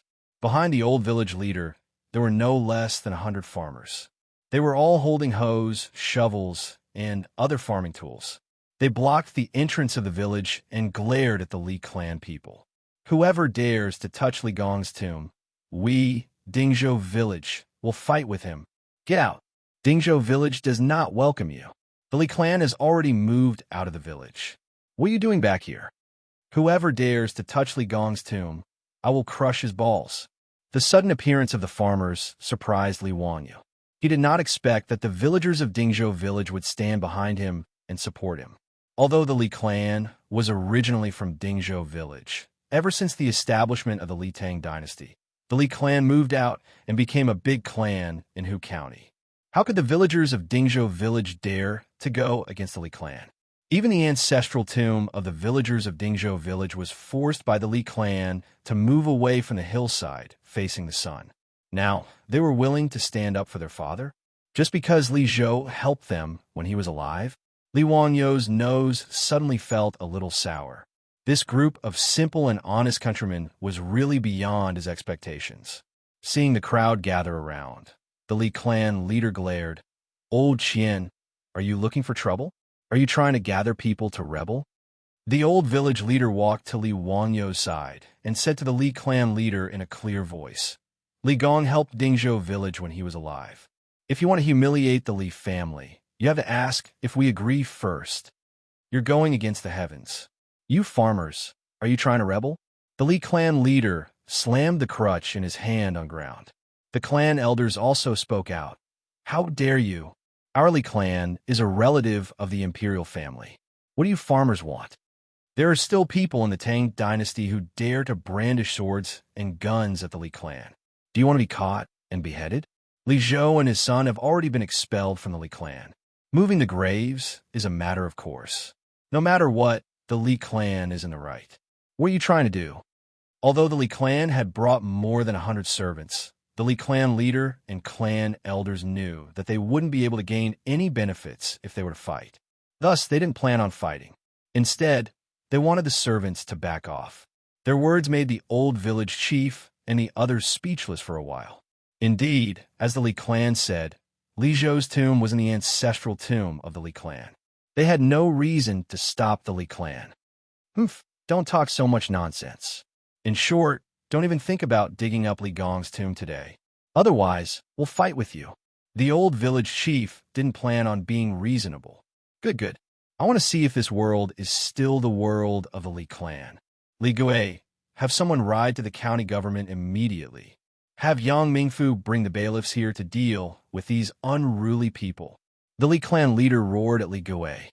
After receiving the order, two of the Li clan's servants immediately split into groups and rode their horses towards the county town. Seeing that the Li clan had gone to report to the government, the villagers of Dingzhou village, including the old village chief, were all hesitant. However, no one retreated. They all blocked the entrance of the village and were in a deadlock with the Li clan. Knowing that there was a rebellion in Dingzhou village, Yang Quan didn't dare to be negligent. He led the county magistrate and 3 groups of bailiffs to Dingzhou village. What surprised Li Wanyu was that there was a middle-aged man wearing a light red official robe accompanying Yang Quan. This meant that he was a 5th-rank official. Li Wanyu didn't know who this 5th-rank official was, so he wasn't in a hurry to speak. Yang Quan actually knew what was going on today. However, since Li Wanyu didn't use his trump card, he pretended that he didn't know anything. In any case, he was sick of the Li clan in Hu County. However, he couldn't do anything because of the Li clan's status as a clan relative. The only thing that made him feel uneasy today was the 5th-rank official beside him, Chang and County Magistrate Shui. The capital of the Tang dynasty, Chang, and was divided into 2 counties, East and West Chang, and Wanyan. The county magistrates of these 2 counties were all 5th-rank officials. This was like the mayor of the imperial capital of China. Although he was still a mayor, his rank was equal to that of a provincial governor. The county that Yang Quan worked in, Hu County, was under the jurisdiction of Chang County. In other words, County Magistrate Shui was the boss of Yang Quan, a 7th-rank county magistrate. Today, County Magistrate Shui happened to be patrolling Hu County. When he was talking to Yang Quan, he heard that the Li clan had reported that there were troublemakers, so he hurried over. This is the Chui Ming house in Chang County. Li Jia Xiaolang, Li Gong, quickly come and greet him. Yang Quan first introduced County Magistrate Shui to Li Wanyu and the Li clan elder. He then introduced Li Wanyu and the others to County Magistrate Shui. Chui Ming house, this is the leader of the Li clan.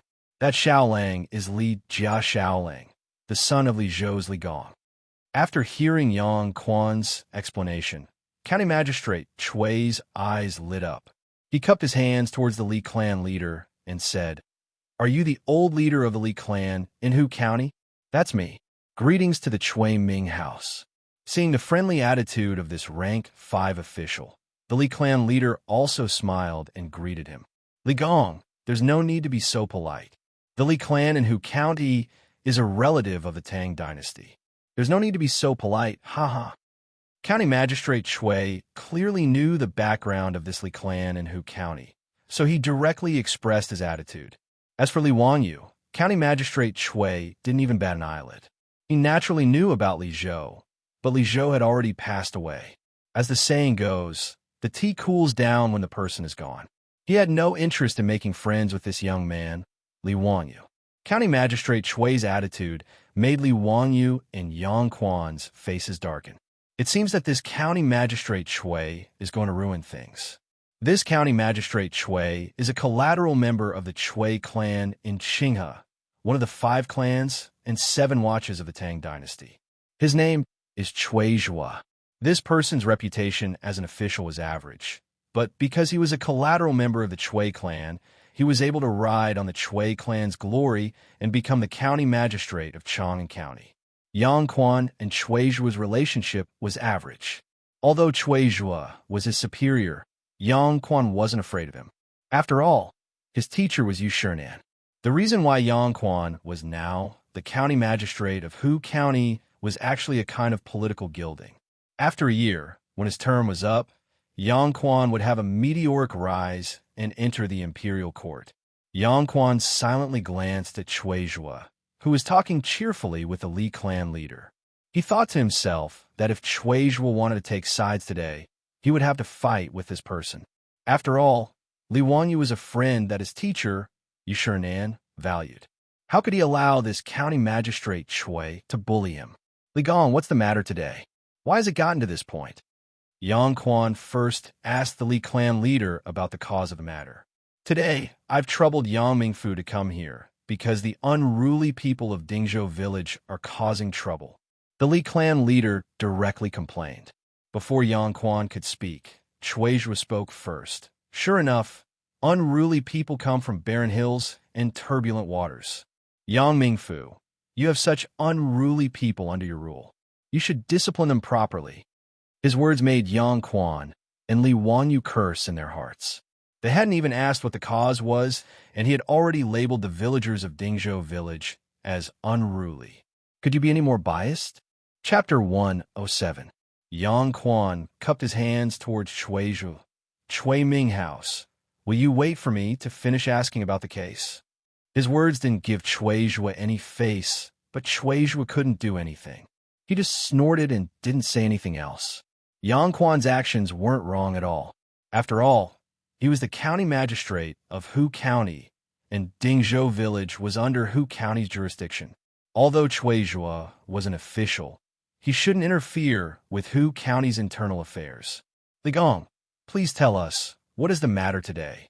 The Li clan leader looked at Chuizhua, then pointed at Li Wangyu and said, Yang Mingfu clearly knows that the Li family has already been removed from the Li clan by our Hu County. Naturally, Li Zhou can't be buried in our Li clan's ancestral grave. However, I saw that the Li family was pitiful, so I kindly suggested that Li Jia Shaolang give us some money as compensation for our Li clan, and we won't pursue the matter of Li Zhou's grave anymore.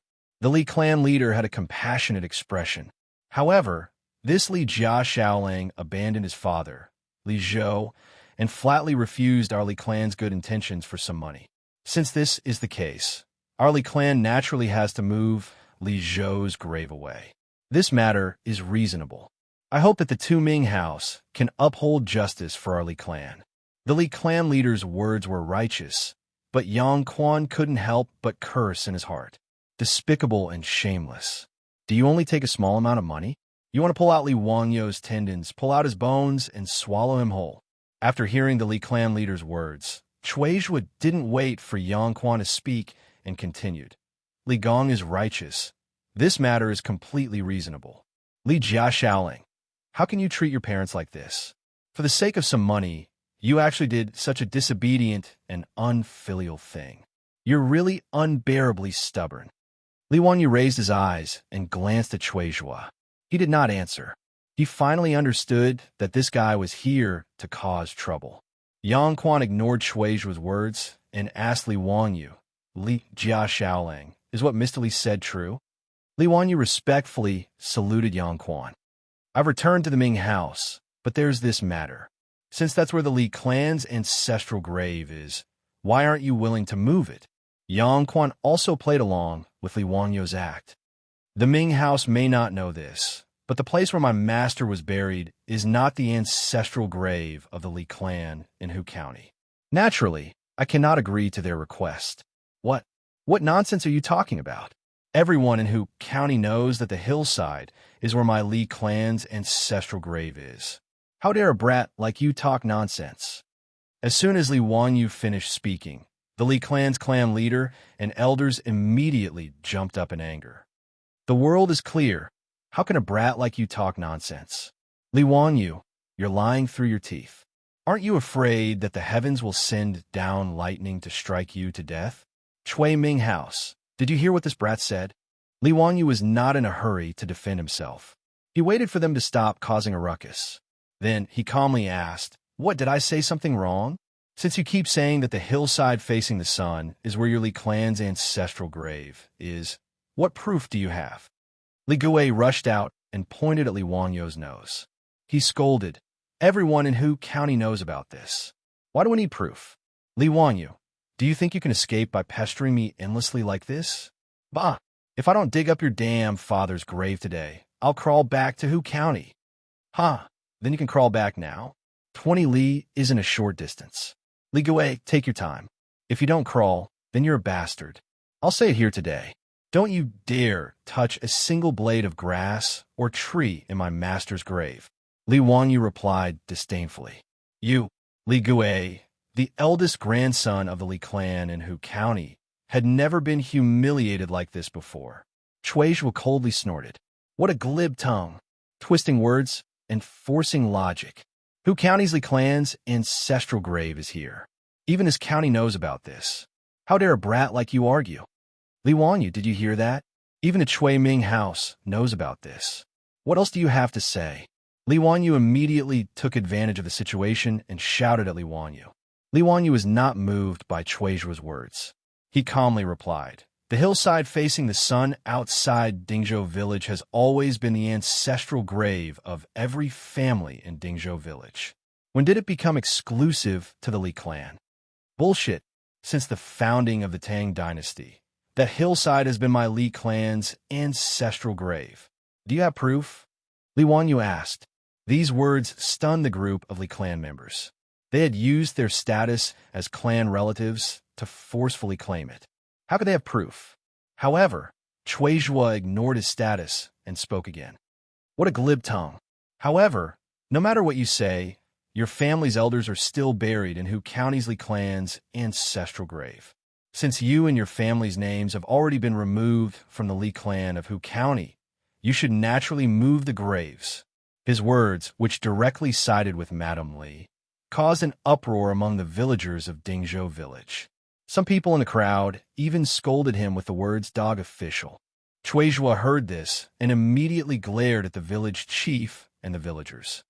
You bunch of unruly people, do you want to rebel? Get out of my sight. Otherwise, don't blame me for arresting you. Yang Quan saw that his superior was becoming more and more excessive. He couldn't help but lightly cough. Chui Ming House seems to be under my jurisdiction. According to the Tang dynasty's official system, Yang Quan only had to answer to Chuizhu. However, Chuizhu had no right to directly intervene in Hu County's affairs. Naturally, Chuizhu knew this. He was only doing this because of the Li family's status as a member of the imperial family. He had disregarded his reputation and wanted to do the Li family a favor. Seeing that Yang Quan actually didn't give him face in front of everyone, Chuizhu's expression immediately became ugly. However, he also knew that Yang Quan's teacher was Yu Shirenan, a big shot that he couldn't afford to offend. Thus, he suppressed the anger in his heart and temporarily restrained himself. Yang Quan saw that Chuizhu was silent and turned to the Li clan leader. Mr. Li, Li Jiaxiaolong's words are somewhat reasonable. That hillside doesn't belong to the Li clan. Why don't you give me some face and drop the matter of moving the graves? No, the graves must be moved today.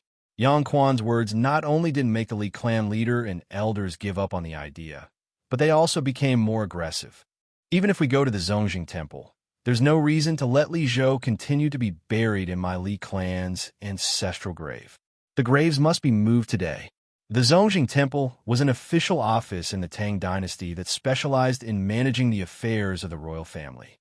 All members of the royal family with the surname Li, regardless of their status or blood relationship with the emperor, were within the jurisdiction of the Zongjing Temple.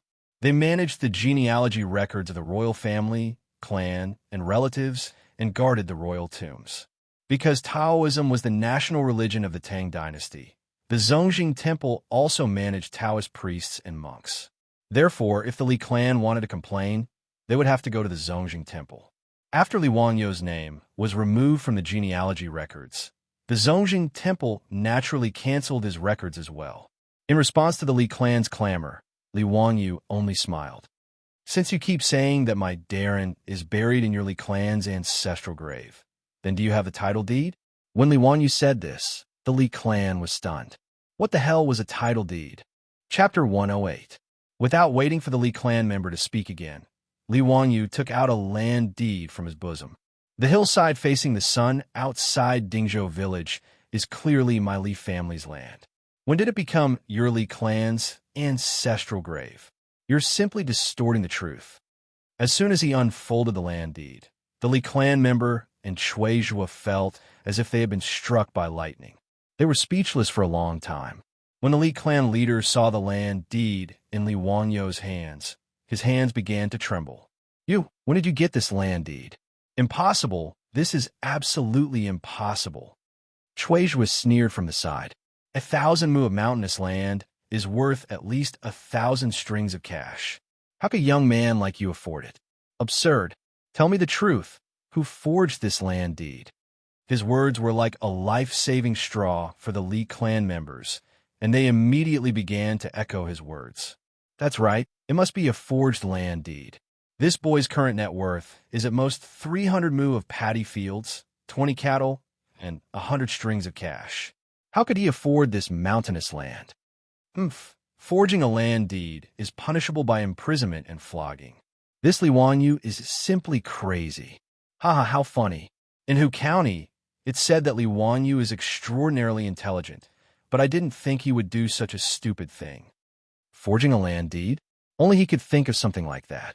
If it weren't for the Cui Ming house, we really would have been fooled by this bastard. The words of Shuizhua and the Li clan members didn't move Li Wanyu. Instead, he smiled as if he was looking at a group of idiots. Before the Li clan members could finish mocking him, Yang Quan coughed softly. This land deed isn't forged. What? Yang Mingfu, what nonsense are you saying? Shuizhua was stunned and retorted. Yang Quan stroked his beard and said indifferently, This deed was personally handled by this county 3 days ago. This county naturally knows. His words stunned the people who were laughing at Li Wanyu, and they all fell silent. Li Wanyu actually bought the land on the hillside outside Zhou village. If that was the case, some of the Li clansmen who reacted quickly were already sweating profusely. If this was true, then the consequences would be too severe. Li Wanyu grinned at them and said, That's right. Did you see it clearly? That hillside belongs to the Li family. It's written in black and white, and the official seal is very clear. So, he then looked at the dumbstruck crowd and smiled even more happily. So, I'm sorry, but since that hillside belongs to the Li family, I'll have to ask all of you to move those unrelated graves away. Otherwise, if you continue to occupy my family's land, you'll ruin my family's feng shui. Li Wanyu's words were like a deep water bomb exploding, setting off huge waves. The Li clan leader and clan elders went crazy after hearing his words, asking the Li clan to move their ancestral graves. This was no different from stabbing a few bloody holes in their bodies with a knife. You're so vicious. This old man will fight you to the death. The Li clan leader wanted to slam his head into Li Wanyu as soon as he finished speaking.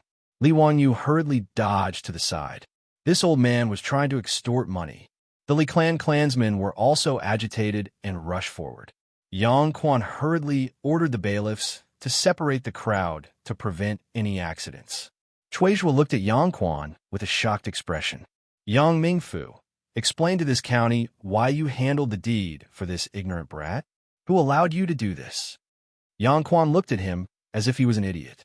Cui Ming house, what do you mean by that? Someone bought land with money, and it's an ownerless piece of land belonging to the county. Why can't I sell it? That's where my Li clan's ancestral graves are. The Li clan elder roared angrily. Yang Quan said, Since it's where your Li clan's ancestral graves are, why don't you buy that hillside from the county? The Li clan elders were so angry at Yang Quan's words that they almost vomited blood. It was true that the Li clan should buy that hillside facing the sun. Moreover, both Yang Quan and Yang Quan's former county magistrate had asked the Li clan whether they should buy that hillside. However, the Li clan was a member of the imperial family, so no one dared to have any ideas about them. Spending money to buy a graveyard would be a waste, so they had never thought of buying their ancestral graves.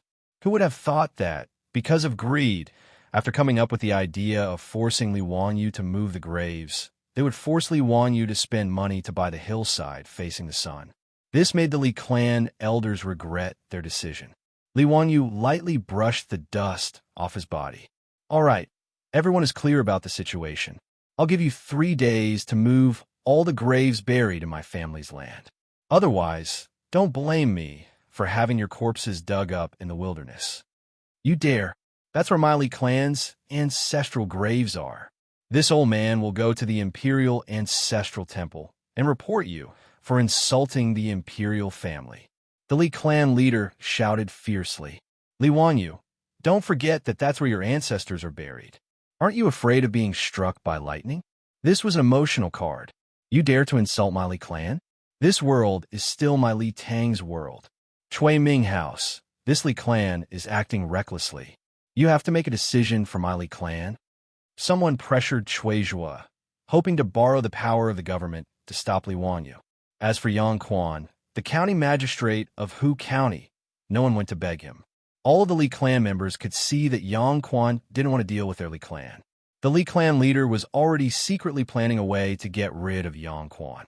Although the Li clan of Hu County didn't have an official in the imperial court, as a member of the imperial family, they knew many big shots in the imperial court. Naturally, there were people willing to work for them. For example, Chang and county magistrate Chui Zhua, as Yang Quan's immediate superior, might be able to do something. In Hu County, there was actually a county magistrate who opposed their Li clan. This was simply going against the heavens. Last time, when Yang Quan fought a lawsuit against Li Wanyu, the Li clan leader and the clan elders didn't like Yang Quan. However, because they were deceived by the monk and didn't want to expose their family's dirty linen, they didn't do anything. Today, seeing Yang Quan oppose them like this, the Li clan felt that their faces members of the imperial family had been slapped by Li Wanyu and Yang Quan. They couldn't take it anymore. Chui Ming House, please make a decision for our Li clan of Hu County. The Li clan leader and the clan elders cupped their hands and said to Chui Zhua. Chui Zhua also had a face of dissatisfaction. As a 5th-rank official, he was actually insulted by Yang Quan, a 7th-rank official. It was really embarrassing.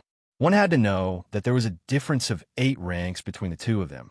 In the Tang dynasty, there were 30 ranks in the 9th rank, from the 1st rank to the lower 9th rank. There were a total of 30 ranks. Yang Quan was currently a low-level official in the Tang dynasty, while Chui Zhua was already a middle-level official. The difference in status was huge. So what if Yang Quan had Yu Shiren behind him? Was the Chui clan of Qinghe made of mud? Thinking of this, Chui Zhua didn't want to give Yang Quan any more face. He planned to use his status as a 5th-rank official to suppress Yang Quan and Li Wanyu. He wanted to curry favor with the Li clan of Hu County. Nonsense. How can you casually buy and sell other people's ancestral tombs? This county will definitely investigate this matter and see if there is anyone involved who is corrupt, bending the law, and practicing favoritism. Men, bring this Li Wanyu back to the county office. This county will personally interrogate him. He planned to directly shed all pretense of cordiality with Yang Quan. He didn't care about the rules of officialdom and forcefully intervened in Hu County's affairs. When Chui Zhua's words reversed black and white, Yang Quan and Li Wanyu's expressions turned cold. The Niu brothers and the villagers of Dingzhou village were in an uproar. The members of the Li clan were pleasantly surprised. Just as they were making a ruckus, they heard the sound of horse hooves coming from the road outside the village. A rough voice sounded. "Wah, nephew, I've come to see you, little kid." Chapter 109. Everyone looked over and saw a dozen strong horses galloping from the dirt road outside the village. When Li Wanyu saw the person in the lead, he felt a faint pain in his buttocks. The person who came was the Duke of Lu, Cheng Yaojin. Behind him were 3 young men and more than a dozen bodyguards. Li Wanyu was very surprised. Why did this devil incarnate come to Dingzhou village? Did he want to find trouble with him again? He did not dare to be rude and quickly went forward to respectfully greet Cheng Yaojin. "Uncle Cheng, how come you have time to come to this nephew's place today?" "Wahaha, today is the day off. I just heard that you brat made some pig slaughtering feast. I brought my sons to eat the rich." Pig slaughtering feast? This cheap meat can also make Cheng Yaojin, the Duke of the Tang dynasty, come here? Moreover, what do you mean by eating the rich? I am now in debt of more than 2,600 copper coins. You brought more than a dozen men to eat the rich. Does your conscience not hurt? Before Li Wanyu finished cursing in his heart, Cheng Yaojin habitually used his large palm to slap Li Wanyu's shoulder. The slap almost made Li Wanyu's body go soft. This old man did not realize it and instead frowned. "Nephew, your body is too weak." Yes, Uncle Cheng is right. I will go back and train." Li Wanyu was sweating like a waterfall. Do you not know how heavy your hand is? Come, Laozi will introduce you to my 3 sons, Cheng Chumo, Cheng Chuyang, and Cheng Chubi. In the future, you 4 brothers should get to know each other better. Cheng Yaojin pointed at the 3 young men beside him. Li Wanyu looked up and almost bit his own tongue. This Cheng Yaojin's genes were really strong. Those who did not know would think that Cheng Yaojin's 3 sons were triplets. They looked almost exactly the same. Except for the beard and the wrinkles on their faces, they were almost identical copies of Cheng Yaojin's triplets. Li Wanyu quickly greeted Cheng Yaojin's 3 sons. Wanyu greets my 3 elder brothers. Ha, what elder brother? Call me big brother. Cheng Chumo, like Cheng Yaojin, patted Li Wanyu's shoulder. Cheng Chuyang and Cheng Chubi did the same. They laughed heartily as they used their big hands to rub Li Wanyu's weak shoulders. F***CK. Did this bastard Cheng Yaojin want to bring his 3 sons to kill me today? Li Wanyu was about to collapse. Also, why were the father and son of the Cheng family so friendly? Cheng Yaojin asked him to call him uncle the moment they met, and these 3 younger versions of Cheng Yaojin asked him to call him brother. In the Tang dynasty, titles such as uncle and elder brother were not used casually. They were reserved for relatives. Rubbing his numb shoulders, Li Wanyu could only smile bitterly and greet them again. Wanyu greets my 3 brothers. Virtuous nephew, what are you doing? Why are hundreds of people gathered together? After greeting, Cheng Yaojin pointed to the crowd at the village entrance and asked. Li Wanyu smiled and briefly told Cheng Yaojin what happened today. In the end, he pointed to Cui Zhuo and said, Uncle Cheng, I'm afraid I can't treat you to a meal today. This county magistrate Cui is going to take me back to Chang and county for questioning. When he said this, Cui Zhuo was almost scared to death. After Cheng Yaojin and his party appeared, Cui Zhuo's heart thumped. After hearing Cheng Yaojin and his son greeting Li Wanyu so warmly, he felt his legs tremble. Of course, Cui Zhuo knew Cheng Yaojin. Not only did he know him, but he was also very familiar with him. Because Cheng Yaojin's second wife married the daughter of the Chui clan of Qinghe. Cui Zhuo was also born in the Chui clan of Qinghe, but the difference was that he was a collateral descendant of the Chui clan of Qinghe. Madame Cheng Yaojin was the eldest daughter of the Chui clan of Qinghe, the eldest daughter of Cui Exun, the head of the Chui clan of Qinghe. The difference in status between the two was like clouds and mud. As one of the members of the Chui clan of Qinghe, who was an official in Chang, and Cui Zhuo had to bring gifts to greet Madame Cheng at Duke Lu's mansion during festivals. Madame Cheng was just meeting the members of the Chui clan of Qinghe out of the family's needs.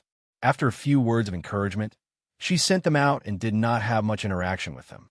Cheng Yaojin was at most familiar with the members of the Chui clan of Qinghe, but he could not even remember their names. You're that Cui something? Come here and tell me what you want to do with my nephew. Cheng Yaojin glared at Cui Zhuo. Cheng Yaojin glared at Cui Zhuo, and Cui Zhuo was so scared that he almost wet himself. He trembled as he came over and saluted Cheng Yaojin. Lu, Duke Lu, it's a misunderstanding. It's all a misunderstanding. I didn't know Li Jiaxiaolang was your nephew.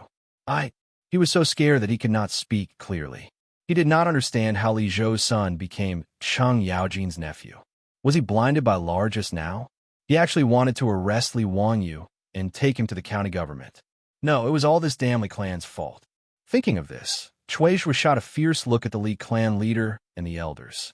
It was this group of bastards who wanted to frame him. Misunderstanding my ass. Tell me what you want to do.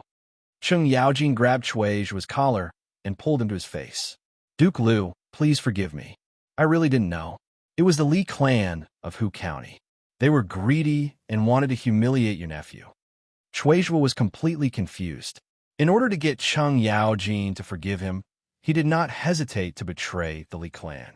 Compared to Cheng Yaojin, the founding duke of the Tang dynasty, the Li clan of Hu County was nothing. Cui Zhuo naturally knew which side he should side with. Cheng Yaojin threw Cui Zhuo away in disgust. Go and apologize to my nephew. If he doesn't forgive you, you don't need to enter my Cheng mansion anymore. Hearing his words, Cui Zhuo quickly got up from the ground. He did not care about the dust on his official robe and respectfully ran to Li Wanyu. Young Master Li, it's all this county's. He wanted to put on a show of authority, but he heard Cheng Yaojin's soft snort. He quickly changed his words. It's all my fault. Please forgive me. The dignified, fifth-rank county magistrate of Chang in county even called himself my subordinate in front of Li Wanyu. My subordinate was a humble way of saying that he was just someone who could run errands. Li Wanyu saw that Cheng Yaojin knew this county magistrate Shui, so he was too lazy to argue with him. He disdainfully curled his lips. All right, there's nothing for you to do. He then turned to the clan leader and elders of the Li clan and shook the land deed in his hand. Everyone, if you don't come to move the graves in 3 days, don't blame me for finding someone to take action. Humph, don't say that I didn't warn you. Li Wanyu's words were like a hot slap on the face of the Li clan. The people of the Li clan did not expect the situation to suddenly change. Just a moment ago, Chuizhua was on their side, but now he changed his attitude. How did Duke Liu, Cheng Yaojin, become Li Wanyu's uncle? Could it be that the Li clan of Hu County was really going to be forced to move their ancestral graves by Li Wanyu? That would be the end of the world. The Li clan leader angrily glared at the clan elder who came up with the idea of forcing Li Wanyu to move the graves. It was all because of this old bastard's good idea that things ended up like this. How are they going to deal with it now? Chapter 110. Cheng Yaojin couldn't be bothered to interact with the Li clan and only watched coldly from the sidelines. Even so, it gave the Li clan enough pressure to make them not dare to cause any more trouble. Now the situation had changed. Li Wanyu had bought the location of the clan's tomb. Originally, they wanted to force Li Wanyu to move the tomb, but now it was Li Wanyu who was forcing the Li clan to move the tomb. The Li clan leader coughed softly and lowered his stance. Li Jia Shaolang, our Li clan will not force you to move the tomb. Let's just forget about this matter. The old man's words made Li Wanyu laugh. So it was the Li clan that had let him off? With such thick skin, no wonder he could become the clan leader. Ah, how funny. You won't let me move the tomb? Do you not know how to read? Do you not understand what is written on the title deed? Or are your ears not good?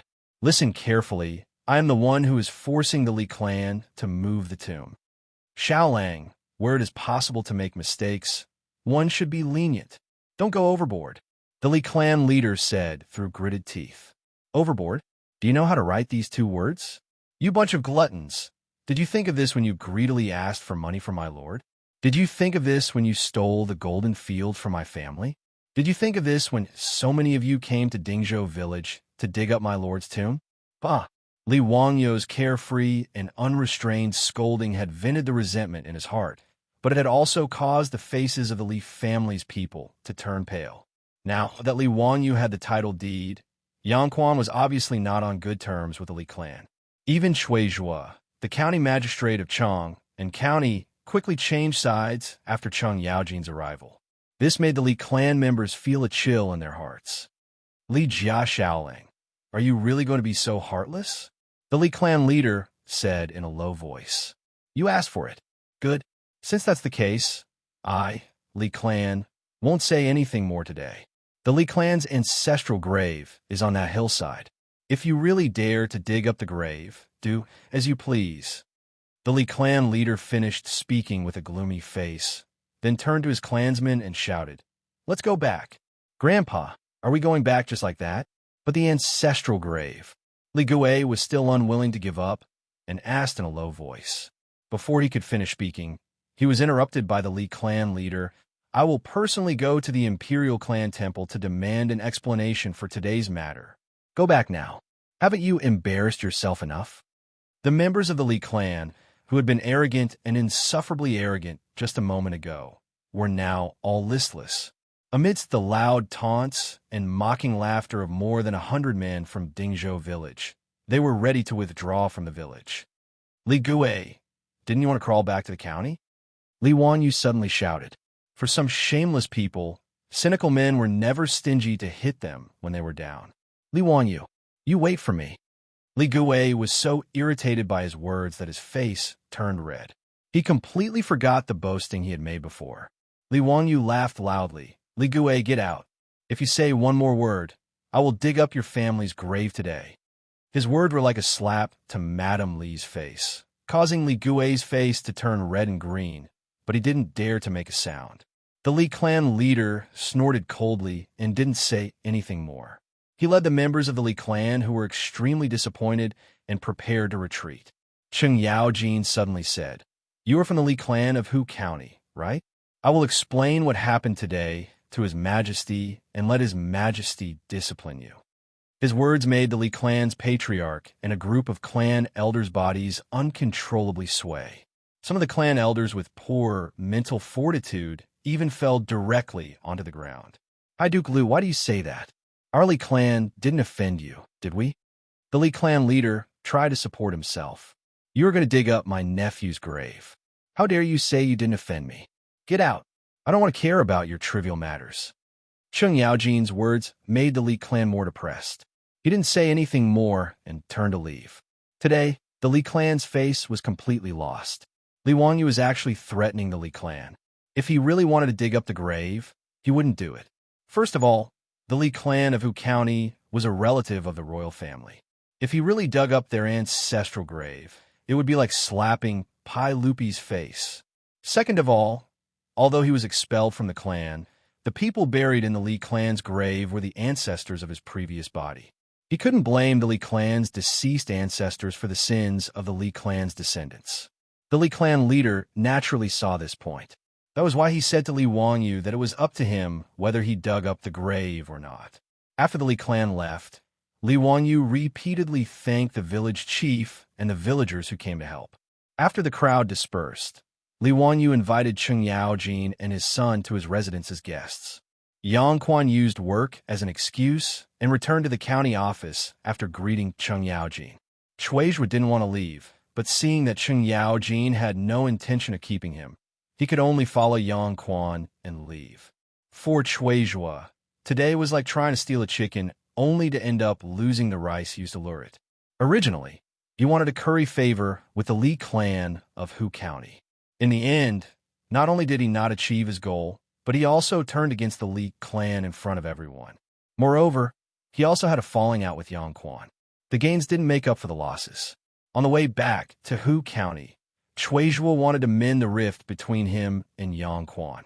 No matter what, he didn't want to casually offend a big shot like Yu Shernan. "Brother Xuqing, just now I was confused. Brother Xuqing, please don't take it to heart. Chui Ming House's words are too serious." Yang Quan calmly replied, "Who is that Li Wangyu? Isn't his father Li Zhou?" Chuizhua asked the question in his heart. Li Zhou was originally one of the big shots in the imperial court. However, after offending Pai Lupi, he lost his official position and died of illness. Chuizhua didn't take Li Wangyu seriously and only wanted to curry favor with the Li clan of Hu County.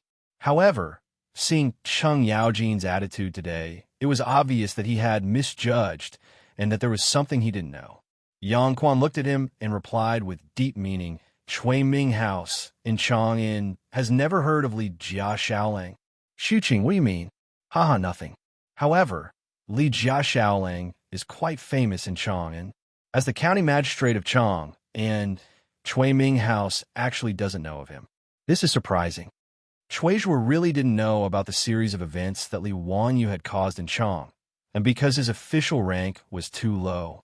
Regardless of whether it was the poetry recital at Lake Xujiang, the important ministers who were able to enter the waterside pavilion, or the guests who were able to attend Zhang Liang Fu's birthday banquet, Chui Ming Fu was still miles away from that level. Yang Quan didn't continue to say anything to him. After returning to Chang, and Chuizhua went to inquire about the name Li Wangyu from Dingzhou village in Hu County. Although he didn't know much, it was enough to make him break out in a cold sweat again. He had kicked an iron plate this time. He couldn't help but feel lucky. If it wasn't for Cheng Yaojin's sudden appearance, he was afraid that he would have brought Li Wangyu back to Chang and for interrogation. That would really be like poking hornet's nest. Chuizhua didn't think about how to repair the relationship with Li Wangyu in the future. However, in Dingzhou village, Li Wangyu was very depressed at this time. Chapter 111. Li Wangyu politely invited Cheng Yaojin and his son into his house and immediately asked the Niu brothers to go to the village to buy a pig for him to slaughter and then send it to the kitchen. Since Cheng Yaojin said that he wanted to eat a pig slaughter feast, Li Wanyu naturally would not refuse. In fact, the reason why Qing Yaojin suddenly brought his 3 sons to Dingzhou village today was not to eat cheap meat. It was just an excuse. Qing Yaojin, this fellow, seemed to be not stingy, but in fact he was very shrewd. As the saying goes, his face was like a pig's and his heart was clear. He had already seen that Li Wanyu would not be a fish in a pond in the future. Naturally, he did not mind coming to the cold stove now to form a good karma. Of course, the premise was that Qing Yaojin really liked Li Wanyu. Otherwise, no matter how talented Li Wanyu was, the devil incarnate would not bring his 3 sons to Dingzhou village to eat rich people. Since Qing Yaojin brought his 3 sons to the door, the smile on Li Heng's old face never disappeared. That fawning appearance made Li Wanyu gnash his teeth. When the beautiful superior learned that Qing Yaojin brought her 3 sons to visit, she hurriedly came out from the backyard to greet them. Su Changqing was also very curious about Qing Yaojin. This was the first living Tang dynasty celebrity she saw. This little girl greets Lu Guogong. Wahahaha. No need for formality. Little girl, I heard that you are my nephew's cousin. Then you can also call this old man uncle. Qing Yaojin deliberately emphasized the word cousin. While speaking, he also mischievously winked at Li Wanyu. This old bastard. Li Wanyu speechlessly rolled his eyes. Sure enough, no one would believe that the beautiful superior was his cousin. Su Changqing's face was slightly red, but she was not nervous. She bowed again. Yes, niece greets Uncle Qing. Qing Yaojin did not delve into the issue of Su Changqing's identity. He was too lazy to care about this kind of thing. He just smiled and let it go. As soon as Qing Yaojin entered the central room of the Li family's front yard, he noticed the chairs that his beautiful superior had ordered people to build for him. In particular, the rocking chair that his beautiful superior had asked the carpenter to build made the old man even more excited. After pondering over its function, he directly sat on it and rocked very comfortably. My dear nephew, you're so insensible. Why don't you know how to show filial piety to your elders when you have such a good thing? Forget it. I won't argue with you. Dalong, Erlang, Sanlang, remember to take this chair with you when you leave. Qing Yaojin's words made Li Wanyu completely dumbfounded. F***CK. Was this the founding duke of the Tang dynasty or a bandit? Oh, right, this guy was a bandit from Wagon Stronghold. F***CK. Was this considered as inviting a wolf into the house? Li Wanyu was conflicted about whether or not he should ask the old butler, Li Heng, to put away all the valuables in the house.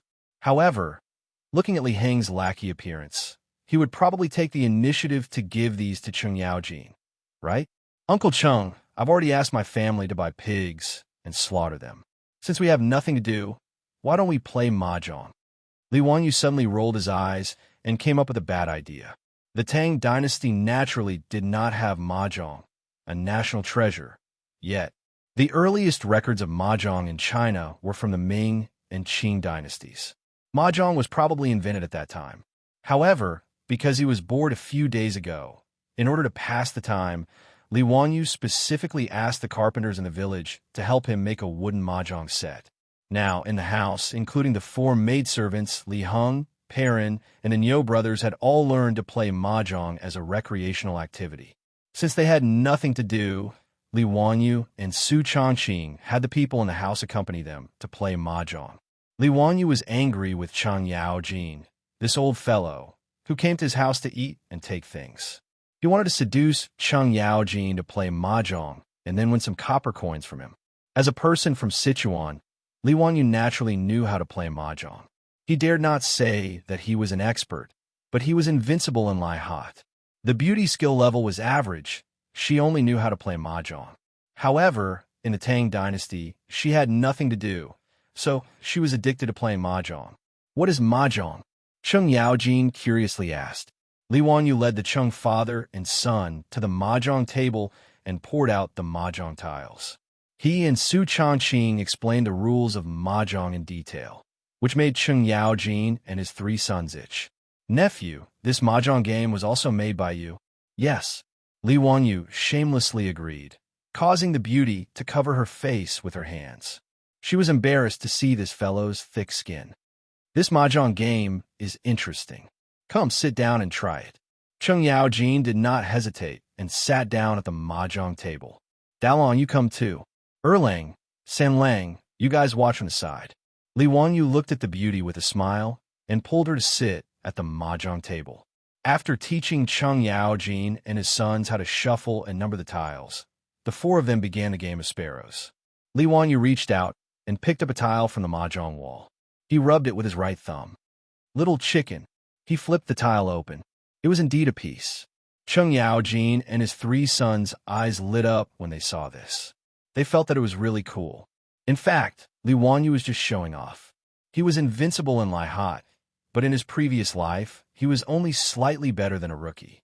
Anyway, every time he went back to his hometown in Sichuan, he would play mahjong with his friends and relatives. He would lose 9 out of 10 times. However, his skills were enough to show off in front of beginners like Cheng Yaojin and Cheng Chumo. When he deliberately went easy on them, Cheng Yaojin won a few rounds and laughed happily. Cheng Chuyang and Cheng Chubi, who were watching from the side, were itching to play mahjong, but they could not sit at the table. They just wanted their brother to give up his seat. Cheng Chumo, who had just tasted the sweetness of mahjong, would not give up his seat. He pretended not to hear his two brothers' pleas. Li Wanyu saw that the time was right. He smiled like a fox who had stolen a hen. Uncle Cheng, it's boring to play like this.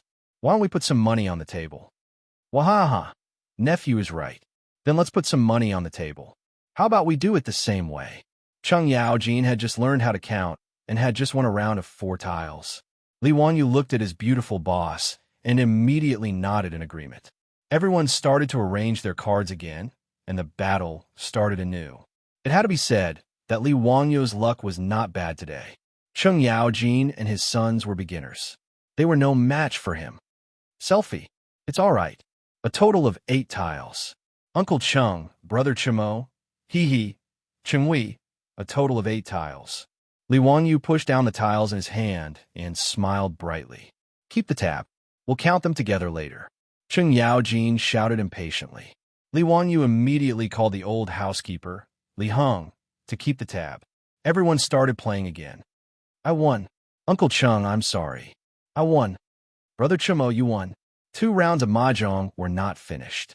Cheng Yaojin's originally black face became even more unbearable. It was as black as the Kunlun slaves in Chang'an. Cheng Chimo was also depressed. He did not win a single round of mahjong. He was losing money. Li Heng, how much do Uncle Cheng and Brother Chimo owe me? Li Wanyu smiled proudly. Lang Jun, Lu Guogong owes you 56 strings of coins. Cheng Gongzi owes you 43 strings of coins. Li Wangyu's eyes narrowed. When he was about to say something, his body suddenly became light. He was directly lifted up from the chair by Cheng Yaojin. He said word by word, Nephew, the pig should have been slaughtered. Shouldn't you go make the pig rice? Thus, Li Wanyu was tragically kicked off the mahjong table. His beautiful boss covered her mouth and chuckled. He went to the kitchen dejectedly. As for the seat he had vacated, Cheng Chuyang and Cheng Chubi almost fought over the seat. Chapter 112. Li Wanyu was very depressed as he cooked all kinds of dishes in the kitchen. Not long after, his beautiful boss also appeared. Even Su Changqing could win against Cheng Yaojin and his sons. It can be seen how bad they were at playing. Now that the mahjong table had become a civil war in the Cheng family, Cheng Huaibi finally sat down at the gambling table after Su Changqing was politely invited away by Cheng Yaojin. The so-called "there is no father and son on the gambling table" was indeed a famous saying. When Li Wanyu finished cooking, he respectfully invited Cheng Yaojin to eat. However, he saw that the situation on the mahjong table had changed. Cheng Yaojin's 3 brothers were crying, while Cheng Yaojin was laughing. Obviously, this old man's luck was better as he won against his 3 sons. Because Cheng Yaojin had brought more than a dozen guards with him, Su Changqing asked Li Heng to find a mat and a short table for the guards to eat in the front yard. Cheng Yaojin and his sons were invited to the Li family's dining room to take a seat. Cheng Yaojin and his sons were very curious about Li Wangyu's large dining table. They were also full of praise for the high back chair. This made Li Wanyu very worried. Would this old man take the dining table and chairs with him when he left? The rocking chair in the central room of the front yard had already been unceremoniously moved aside by Chang Yaojin's personal guards. Seeing this, Li Wangyo's face twitched. What made him even more worried was the washroom in the front yard of the Li family.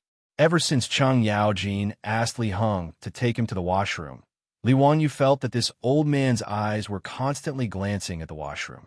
This old man wouldn't want to take away his ceramic toilet, right? If Chang Yaojin didn't think it was dirty, then let him take it. Li Wangyu hurriedly stopped this nauseating association and asked the maids to serve the dishes. Cheng Yaojin and his 3 sons actually didn't come to eat. The pig slaughtered rice was just an excuse. The nobles of the Tang dynasty almost only ate beef and mutton. They politely declined pork. At this time, seeing Li Wangyu really use cheap meat to make a table full of dishes, they couldn't help but look at each other, hesitating for a long time, not knowing whether to eat or not. The 4 of them looked at each other for a long time, and finally their gazes fell on Cheng Chubi, meaning that he should try it first. Cheng Chubi almost cried. Just because he was the youngest, he had to be bullied like this? What happened to fatherly love? Where are my brothers and friends? Looking at the threatening eyes of his father and brothers, Cheng Chubi had no choice but to raise his chopsticks and reach out to the plate of Dongpa pig knuckle. Oh no, Wangyu pig knuckle. Cheng Chubi closed his eyes. With the fearlessness of a martyr and the spirit of a revolutionary martyr, he picked up the pork and slowly put it into his mouth. He began to chew. He opened his eyes abruptly, looked at his father and brothers, and let out a long sigh. Brother Wangyu's cooking, sigh, let's not talk about it. Father, brothers, I'll eat this dish alone. The guards have brought beef jerky. You can eat that. Cheng Yaojin nodded with relief, and then slapped him on the head. Then he pulled the plate of Wangyu pig knuckle in front of Cheng Chubi and reached out his chopsticks to eat. Cheng Chumo and Cheng Chuyang also slapped their dear brother on the head, and then unceremoniously reached out their chopsticks to pick up the dishes on the table. As the saying goes, no one knows a son better than his father. Cheng Chubi's intention to eat all the delicious dishes alone could not fool Cheng Yaojin, let alone his 2 brothers. Li Wangyu and Su Chongqing also sat at the table to accompany the guests, but the way the 4 of them ate was so scary that it could be called a small battle. The 2 of them held their chopsticks in a daze, but did not know how to pick up the food. Note his table was filled with more than a dozen dishes, but the plates and bowls were flying everywhere, and even Cheng Yaojin directly grabbed the pig knuckle and began to eat. Li Wangyu stiffly turned his neck to look at Su Chongqing, and the 2 of them communicated silently with their eyes. Are you sure it's Duke Liu, Cheng Yaojin? Are you a refugee or a beggar? Maybe it's Cheng Yaojin. Not only did the Cheng father and son eat like this, but also the more than a dozen guards sitting in the front yard. The way they ate scared the 4 maids of the Li family, who were responsible for delivering the dishes, and their faces turned pale. The little girl Perrin hid at the side and whispered, "The Duke of the Tang dynasty is so pitiful. It feels like they haven't eaten for many days." Her words were heard by Li Heng and the Nyo brothers. The 3 of them tacitly nodded, thinking that Perrin was right. The old housekeeper Li Heng also felt that his Longjuan's unwillingness to become an official was the right decision. The officials of the Tang dynasty were so pitiful that they could eat so much meat and end up in such a miserable state. Cheng Yaojin, and his guards were all very happy after eating the pig rice. What made Li Wangyu even more speechless was that Cheng Yaojin and his guards actually ate an entire pig. Li Wangyu could not help but wipe the sweat from his forehead. Last time, he invited more than 500 people in the village to eat the pig rice, but only 2 pigs were slaughtered. Were the Cheng father and son and his guards reincarnated from starvation? After eating and drinking to his heart's content, Cheng Yaojin went back home. Before he left, he did not forget to slap Li Wangyu's shoulder with his big palm. "Wahahaha! Nephew, your house is really good. I will come often." His words made Li Wangyu, who was almost unable to stand because of the heavy blow to his shoulder, almost fall to the ground. Fuck, come often? Was this Cheng Yaojin afraid that he would not go bankrupt fast enough? Cheng Chumo and his 2 brothers each gave Li Wangyu a warm bear hug, making him feel as if he could hear the sound of his ribs cracking, The Cheng father and son must be his enemies from his previous life. Li Wanyu was very sure of this. Brother Wanyu, from now on, your business is our business. If anyone dares to bully you, tell them our names, and we will beat the shit out of them. Cheng Chimo said very righteously. Cheng Chuyang and Cheng Chubi also nodded seriously, thinking that their brother was right. Yes, Brother Wanyu is the Cheng family's brother from now on. Brother Wanyu, next time Big Brother will go with you to Hu County and beat those bastards to death. Wanyu thanks 3 brothers. Li Wanyu said with a smile. Although Cheng Yaojin was not a good person, these 3 brothers were very loyal. One must know that the Tang people were very serious about their promises. Once they made a promise, they must fulfill it. Cheng Chumo's words were not like those drunk friends in the future who patted each other's chests and bragged. Since the Cheng brothers said so, then they really regarded Li Wanyu as their brother. Li Wanyu also felt that the Cheng brothers were very pleasing to the eye. He was happy to make friends with these top playboys in the Tang dynasty. Compared to the Cheng brothers, that Li Gui from the Hu County Li clan was not even worth a fart. Under Li Wangyu's tearful gaze, the Cheng father and son rode back to Chang'an.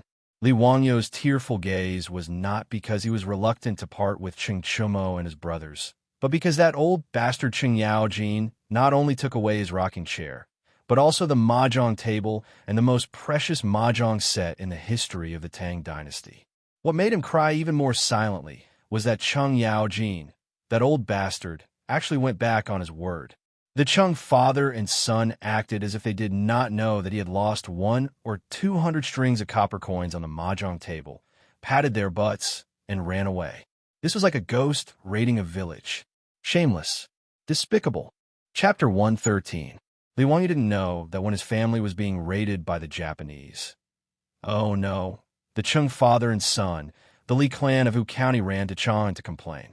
After the Li clan leader led several clan elders to retreat in defeat from Dingzhou village, the more he thought about it, the more sullen he felt.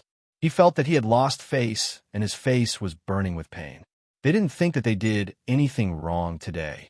It was all the fault of that damn Li Wanyu and the county magistrate, Yang Quan. Even the farm workers in Dingzhou village dared to go against the Li clan. They deserved to die. As for Lu Guogong, the Li family of Hu County knew their place. They knew that they, a relative of the imperial family with no power and influence, could not afford to offend him. Thus, they did not even think about it. Feeling that they had been bullied, the Li clan elders returned to Hu County. After a brief discussion, they had people set up carriages and went straight to Chang and Zongjing Temple to complain. The Zongjing Temple was an official that managed the imperial family's affairs.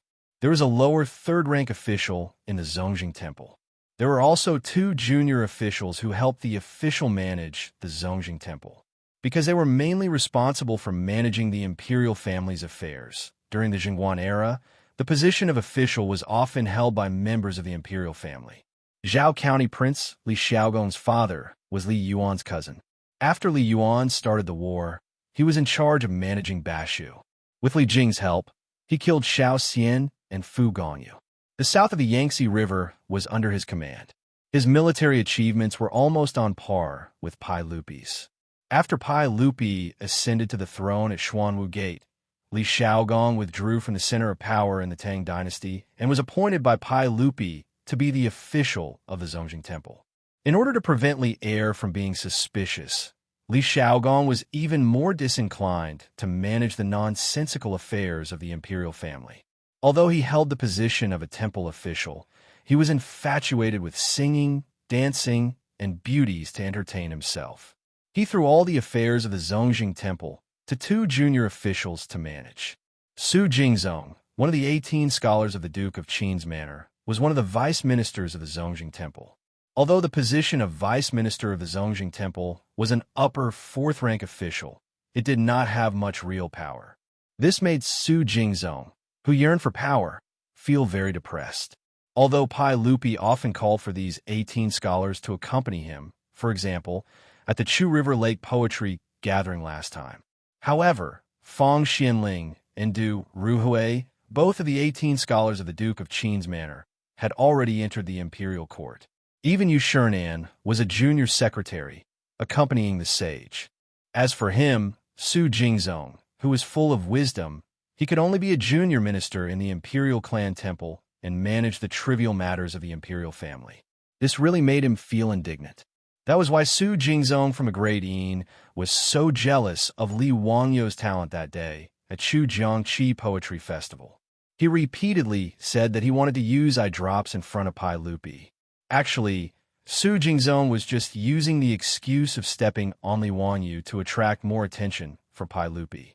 On this day, Su Jingzong was reading documents in boredom in his office in the Imperial Clan Temple. Suddenly, he heard a Yamen servant come to report that the Li clan of Hu County was requesting an audience. Su Jingzong naturally knew that the Li clan of Hu County was a relative of the imperial family. He did not dare to slight them and hurriedly had the servant invite them into the Yamen. Greetings, eunuch Li. Although Su Jingzong was also annoyed by these imperial relatives of the Li clan, he did not show it on his face. He respectfully greeted the Li clan leader. The Li clan leader and the elders also hurriedly greeted him. Naturally, they would not be disrespectful to the vice minister of the Zongjing Temple. Eunuch Li, what brings you here today? Su Jingzong asked. The Li clan leader and the elders had sorrowful expressions. A complaint. Our Li clan of Hu County's ancestral grave is about to be dug up. Please, Vice Minister Su, help our Li clan of Hu County get justice. Su Jingzong was shocked by the Li clan leader's words. There were still people in the Tang dynasty who dared to dig up the ancestral grave of the imperial family? Wasn't this like an old man eating arsenic and tired of living? He hurriedly asked for the details. The Li clan leader and the elders added fuel to the fire and told him how Li Wangyou and the county magistrate of Hu County, Yang Quan, had bullied them today. Vice Minister Su, this Li Wangyou and Yang Quan, as well as those farmers from Dingzhou village, are truly despicable. They actually ignored the saints and wanted to dig up our Li clan's ancestral grave. How can this be? They are simply rebelling against the emperor, the Li clan leader said angrily. Su Jingzong was from the Great Yin, so he immediately knew what was going on. It was obvious that the Li clan of Hu County had tried to dig up Li Zhou's grave, but Li Wangyou had bought the area where the Li clan's ancestral grave was located. This was clearly the result of the Li clan of Hu County not only failing to show off, but also being pushed to the ground.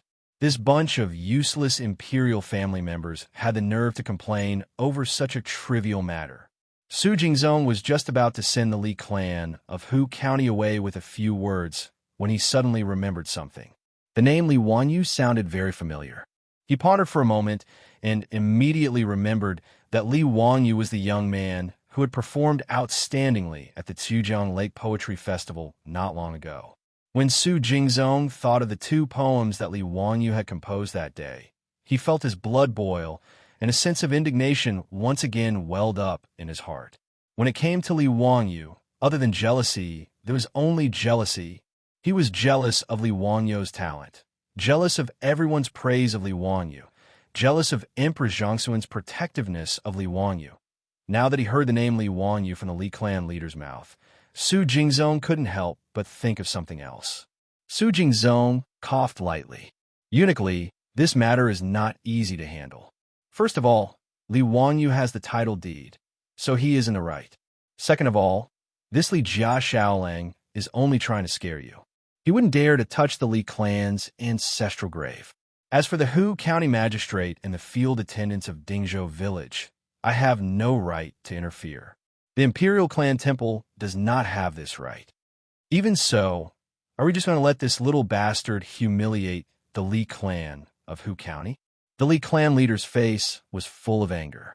He naturally knew that Li Wangyou wanted to dig up the Li clan's ancestral grave was nonsense. As long as the world was still part of the Tang dynasty, no one would dare to touch the Li clan's ancestral grave. But today, the Li clan of Hu County had lost face, so they couldn't just let it go. Su Jingzong laughed dryly.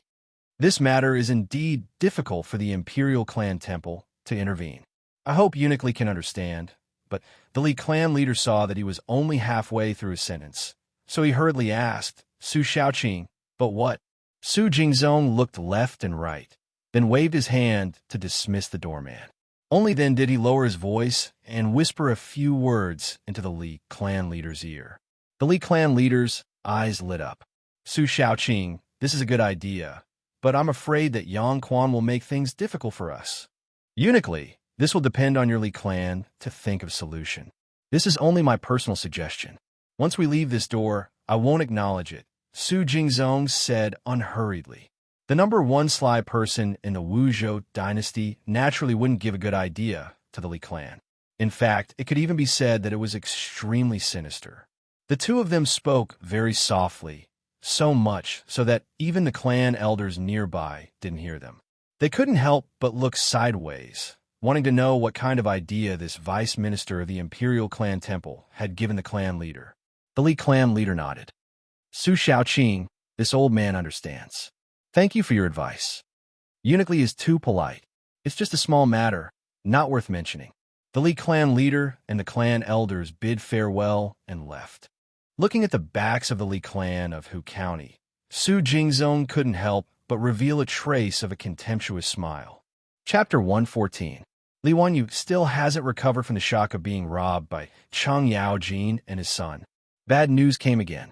The next day, the old villager ran into the Li family in a panic. Xiaolang, something bad happened. Li Wanyu and Su Chongqing quickly greeted him. Old villager, why are you in such a panic? Just now, the county government official sent me a letter saying that this year, it's my turn to rent the village clothes. Isn't this delaying the spring plowing? The old villager's face turned red. The official in charge of household registration, taxes, warehouse payment, and other things. Su Chongqing doesn't understand the old villager's meaning. What is rent this spring? He quickly looks at Li Wanyu and waits for him to explain. In rent, we have to serve the corvée. Because the time is not fixed, if it's in the spring, it's called rent the spring. Li Wanyu whispers into his beautiful boss's ear. According to the rent, every man has to serve the corvée for 20 days a year, which is official service. After explaining to Su Chongqing, Li Wanyu looks at the old villager. Old villager, didn't Yang Mingfu agree to cut this year's rent by half? Why does he suddenly want to conscript corvée? The old villager gasps. This time, it's not the Hu County government that wants to conscript us. It's the Chang'an County government. Li Wanyu immediately thinks of Chang and County Magistrate Shui from yesterday. Is he behind this? Without waiting for him to ask, the old villager tells Li Wanyu and Su Chongqing another terrible news. After Li Wanyu was removed from the Li family, he is now a white man. He also needs to serve the corvée. This time, he is one of the white men in the village who will serve the corvée. Li Wanyu is dumbfounded. But I'm not a middle-aged man. In the early Tang dynasty, men above the age of 16 were middle-aged men, and above the age of 21 were adult men. Li Wanyu had just turned 16, so he was not considered a middle-aged man. So he should not serve the corvée. The old villager shook his head. I don't know why, but your name, Xiaolang, is on the list of people who need to serve in the corvée this spring. Li Wanyu was stunned for a moment before he shook his head helplessly. Then I'll use Na Xian as a substitute. The payment of silk for labor was the payment of money. Every ding had to pay 3 feet of silk per day, for a total of 20 days. Li Wanyu didn't lack this bit of money now. Even if he converted it into copper coins, it would be less than the usual amount of money. The old villager shook his head again. The county secretary of the army said that this time, everyone in our village must serve in the army. We can't take silk as substitutes. These words made Su Chongqing's beautiful face turn pale. Li Wanyu's body was only 16 years old. How could he serve the corvée? In the mind of the beautiful boss, serving the corvée was hard work, similar to the time when Qin Shi Huang built the Great Wall. In fact, what she thought was not wrong. The contents of corvée included local civil engineering, building bridges and roads, managing rivers and canals, transferring grain, and other labor. Wanyu, what should we do? How can you serve the corvée? Why don't you go to County Magistrate Yang? If you can't, you can go to Chang Yaojin to help plead. Su Chongqing was so anxious that he was about to cry. Li Wanyu also pondered over this matter. Why did it seem that there was something fishy about it? Chongqing, don't worry. I'll go to the county office right away. First, I'll ask Yang Mingfu what's going on. Su Chongqing quickly nodded and asked him to inquire. Without waiting for Li Wanyu to take the horse out, Yang Quan angrily came to the door. Ming House, you came the right time. Why am I involved in this transfer of spring? And why am I not allowed to take in silk? Li Wanyu saw Yang Quan and quickly asked. Yang Quan angrily said, Zio, I had a big argument with the Chong and county magistrate because of this. He did it on purpose. That bastard. Why? I've never met the Chong and county magistrate before. Why did he do this? Li Wanyu was puzzled. Yang Quan said, the Chong and county magistrate's surname is also Li. Do you understand? Li Wanyu slapped his forehead. Is he from the Li clan of Hu County? That's right. I don't know which bastard came up with such a wicked idea for the Li clan of Hu County to include you as a middle-aged man and force you to serve the corvée. Li Wanyu was puzzled. Don't middle-aged men have to be above 16 years old? Yang Quan shook his head. The Li family's magistrate said that your nominal age is already 17, so you're considered a middle-aged man. Nominal age? Li Wanyu was speechless. How could this age be calculated like that? Sure enough, the word official was divided into two parts. He could say whatever he wanted. The old villager carefully asked, Ming House, I heard that the transfer of spring this time is for us to transport grain? Transporting grain meant transferring grain to the Chao Valley. It would have been better if the old villager didn't mention this. Now that he mentioned it, Yang Quan was even angrier. That's right. That bastard gave you 20 days of corvée labor to transport grain from Chang and to Yinzhou. Li Wanyu didn't know where Yinzhou was, so he asked Yang Quan about it. He estimated that it should be around Yulin City and Miji in the future. It wasn't too far, about 400 kilometers away. In the future, it would only take 4 hours on the highway. Although the old villager had never been to Yinzhou, he knew the approximate distance. After a rough calculation, he heaved a sigh of relief. Not bad. It's about 800 to 900 kilometers away. The ox cart will take about 10 days to get there. 20 days is enough for a round trip. Yang Quan coldly snorted. Do you know how much grain your village is required to transport this time? His words stunned the old villager.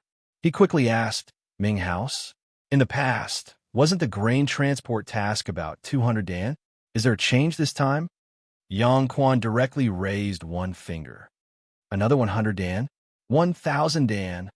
After Yang Quan finished speaking, the old villager fell to the ground. He was stunned for a long time before he came back to his senses. How? How is this possible? 1,000 dan of grain? Our Dingzhou village only has 60 people for the spring transfer this time. How can we transport 1,000 dan of grain? Now is the spring harvest season. If we really want to transport so much grain, all the strong laborers in the village will have to be mobilized. Are they trying to force us to our deaths? The old villager said in a daze. Li Wanyu was also stunned. For long-distance transportation, the ox cart could only carry 800 jin of grain at most, which was about 80 dan. 1,000 dan of grain would require more than 100 ox carts to transport. Wasn't this a joke? If all the strong laborers in the village were transferred to corvée labor in the spring, wouldn't the spring harvest be over? The Li clan of Hu County, what a vicious plot. Was it because the villagers of Dingzhou village helped him yesterday that they came up with such a vicious revenge plan? Li Wangyu's anger rose. He wished he could send people to the hillside right now and dig up all the graves of the Li clan of Hu County. Yang Quan looked at Li Wanyu. Zio, it seems that only Lu Guogong can solve this matter. The Li clan lost face yesterday and will definitely not let this matter go. Ming House, even you can't do anything? Yang Quan shook his head. I had a big argument with the secretary of the army, but it was useless. This is his duty, and I can't stop him. But he is using his position to avenge a private grudge. I know, but I can't do anything. Yang Quan sighed. The beautiful superior finally understood what was going on and quickly advised. Wang Yu, you should go to Uncle Chang to plead. We can only ask him for help. Li Wanyu waved his hand. Wait, let me think about it first. Chapter 115. Li Wanyu was not willing to ask Cheng Yaojin for help unless it was a last resort. After all, although Cheng Yaojin was close to him, Li Wanyu did not think that he should rush to ask for help. Moreover, the cynical man was stubborn and felt that it was shameful to ask Cheng Yaojin for help. Even if Cheng Yaojin stopped Li Clan's conspiracy this time, what about next time? Did he have to ask Cheng Yaojin for help every time? Li Wanyu paced back and forth in the central room, wondering how he should face this matter. According to Yang Quan, although the rank of the secretary and supervisor of Chang and county was not high, it was his authority to conscript people to transport grain. Moreover, once this matter was decided, Dingzhou village must complete it. If they could not complete the corvée work, the punishment would be very severe. It was possible to be beaten with a paddle, jailed, or even a criminal. Li Wanyu did not think that he could fight against the government. Then the only way was to find a way to transport the grain to Yinzhou. However, he had just asked Yang Quan. There was no waterway in Yinzhou, so it was impossible to transport by ship. The only way to transport was by land, by ox cart or carriage. The ox cart transportation capacity of the Tang dynasty was just like that. The carriage was faster, but the load capacity was not good. He patted his head gloomily, hoping to find a way to solve the current dilemma. Su Changqing looked worried. Wanyu, don't think about it. You'd better ask Uncle Cheng for help. Li Wanyu thought for a long time and felt that there was no other way. He could only sigh and nod silently. He ordered Niu Wu to take the horse, and they rode to Chang and to ask for help. Soon after they left Dingzhou village, a carriage came to them. Because the road was not wide, Li Wanyu and Niu Wu pulled the horse aside and waited for the carriage to pass first. The carriage squeaked past them, and the coachman nodded to them in a friendly way to show his gratitude. After the carriage passed, Niu Wu pulled the reins and was ready to drive the horse forward. However, he saw Li Wanyu sitting still on the horse, staring at the carriage that was gradually going away and thinking about something. Lang Jun, what are you thinking about? Let's go.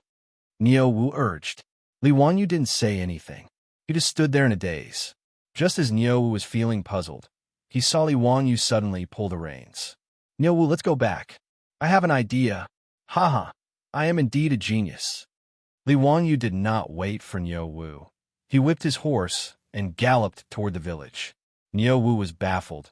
He could only turn his horse around and follow. When the beautiful boss saw Li Wanyu return, she couldn't help but wonder, Wanyu, why did you come back? The old village chief and Yang Quan were still in the central room of the Li family. They were surprised to see him return so suddenly. Changqing, I have an idea. 4-wheeled carriages. As long as we can build a 4-wheeled carriage, 1,000 dan of grain won't be a problem. Li Wanyu jumped off his horse and shouted, 4-wheeled carriage. Su Changqing didn't understand what he meant. The old village chief and Yang Quan were also confused by Li Wanyu's words. What is a 4-wheeled carriage? 4-wheeled carriages were rarely seen in China since ancient times. However, in the Song dynasty, there were 4-wheeled carriages along the river during the Qingming festival. However, that kind of 4-wheeled carriage was different from the Western ones. Its 4 wheels were installed on a fixed frame, so it couldn't be turned. The problem of turning was solved by the strength of the 4 oxen. That's right. This was the reason why Chinese carriages and oxen carriages had 2 wheels since ancient times. They didn't invent bogies. Since the Roman era, 4-wheeled carriages with bogies appeared in the West. However, in the East, there was a detour in this regard. When Li Wanyu saw the Tang dynasty carriage, he felt that something was wrong. After thinking for a long time, he suddenly realized that it was because the carriage and oxen carriage of the Tang dynasty only had 2 wheels. In terms of load, 4-wheeled carriages were much heavier than 2-wheeled carriages.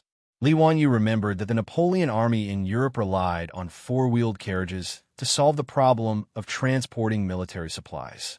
At that time, each carriage with 4 horses could carry up to 5 tons. It was equivalent to a 4-wheeled carriage carrying 30 dan of grain. 1,000 dan of grain could be easily carried away by more than 30 4-wheeled carriages. Moreover, the speed of a 4-wheeled carriage was much faster than an oxen carriage. An oxen carriage could only go 7 to 8 kilometers per hour, while a carriage could go up to 20 kilometers per hour. If the carriage traveled for 8 hours a day, it would be 160 kilometers. From Chang and City to Yingzhou City, it would only take about 3 days. Ming House, when does the secretary and the army want us to set off? Li Wanyu asked. He needed time to gather people to test the carriage.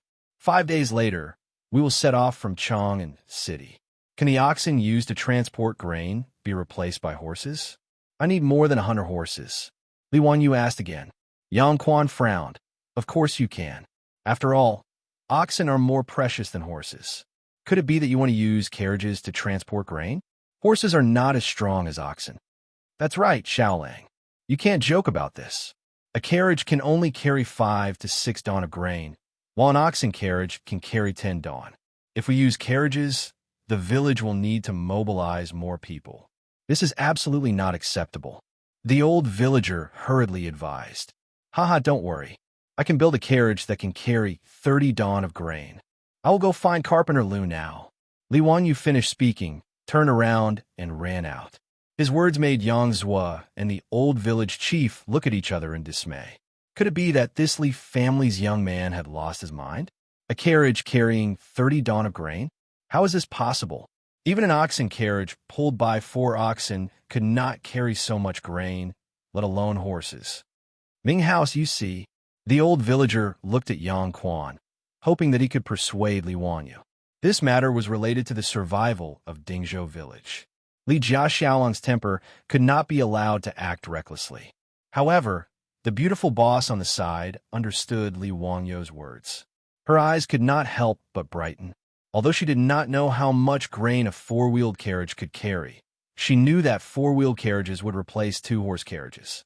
Moreover, when she traveled abroad in the future, she also rode a 4-wheeled carriage that pulled tourists for sightseeing.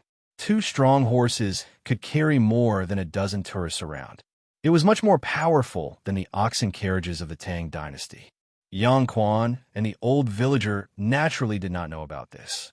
After Li Wanyu ran out, the two of them were restless. They did not know what Li Wanyu wanted to do.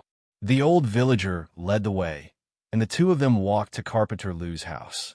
They wanted to see what Li Wanyu's 4-wheeled carriage was with their own eyes. In Carpenter Lu's house, Li Wanyu was holding a charcoal pencil and was busy writing and drawing on a piece of paper. As he wrote, he was talking to Carpenter Lu. Carpenter Lu's 3 sons were watching by the side. Yang Quan and the old villager did not know what was going on, so they could only stand aside and watch. After a long time, Li Wanyu finally put down the charcoal pencil. Carpenter Lu and his 3 sons listened with excitement. Xiaolang, you are really a literary star that came down from the heavens. You even know about this magical item. I will try it with my sons immediately.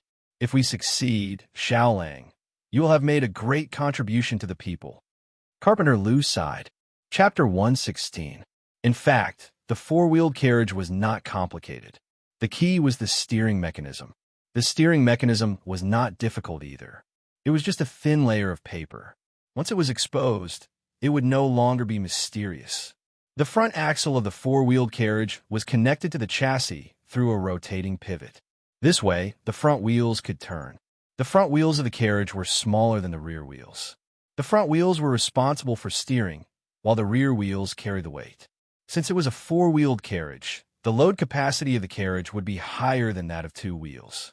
This was without a doubt. As for the shock absorbers and springs of the carriages of the future, Li Wanyu did not have any extravagant hopes. After all, it was a carriage used to transport goods.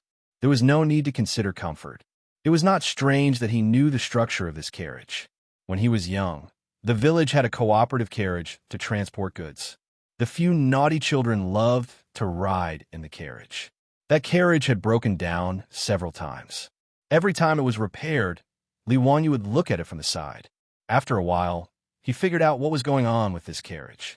Carpenter Lu and his 3 sons' craftsmanship was really good. In addition, the family just happened to help people build ox carriages. The wheels and other things were ready-made.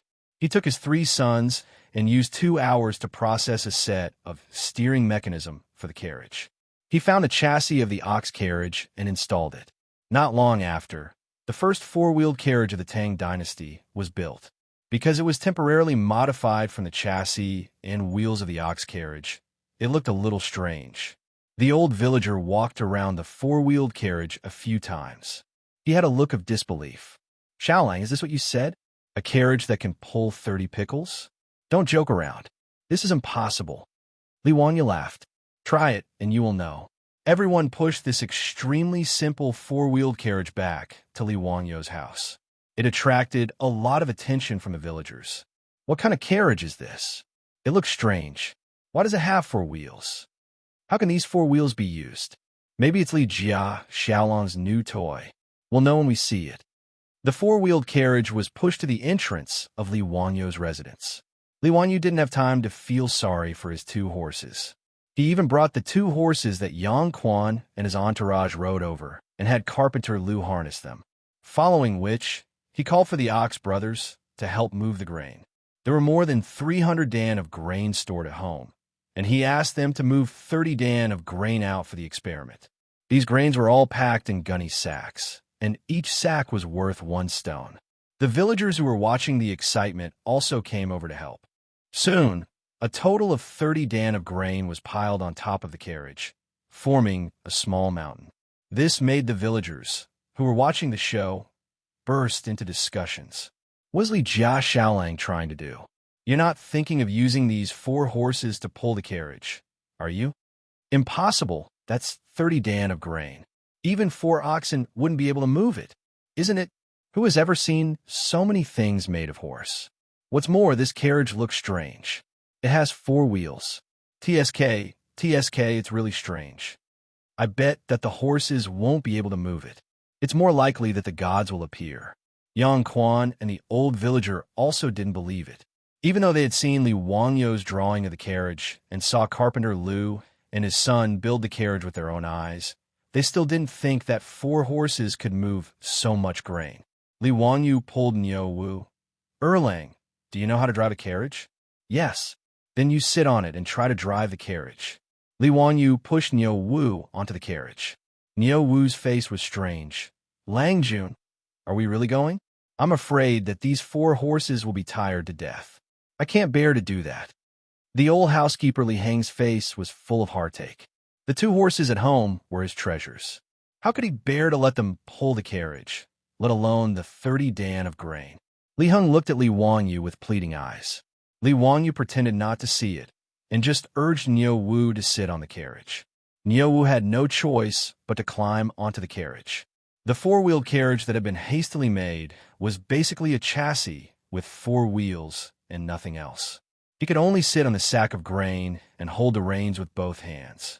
He turned his head and looked at Li Wangyu. Lang Jun, I'm really going to drive it? Yes, hurry up. Why are you dilly-dallying? Li Wangyu urged again.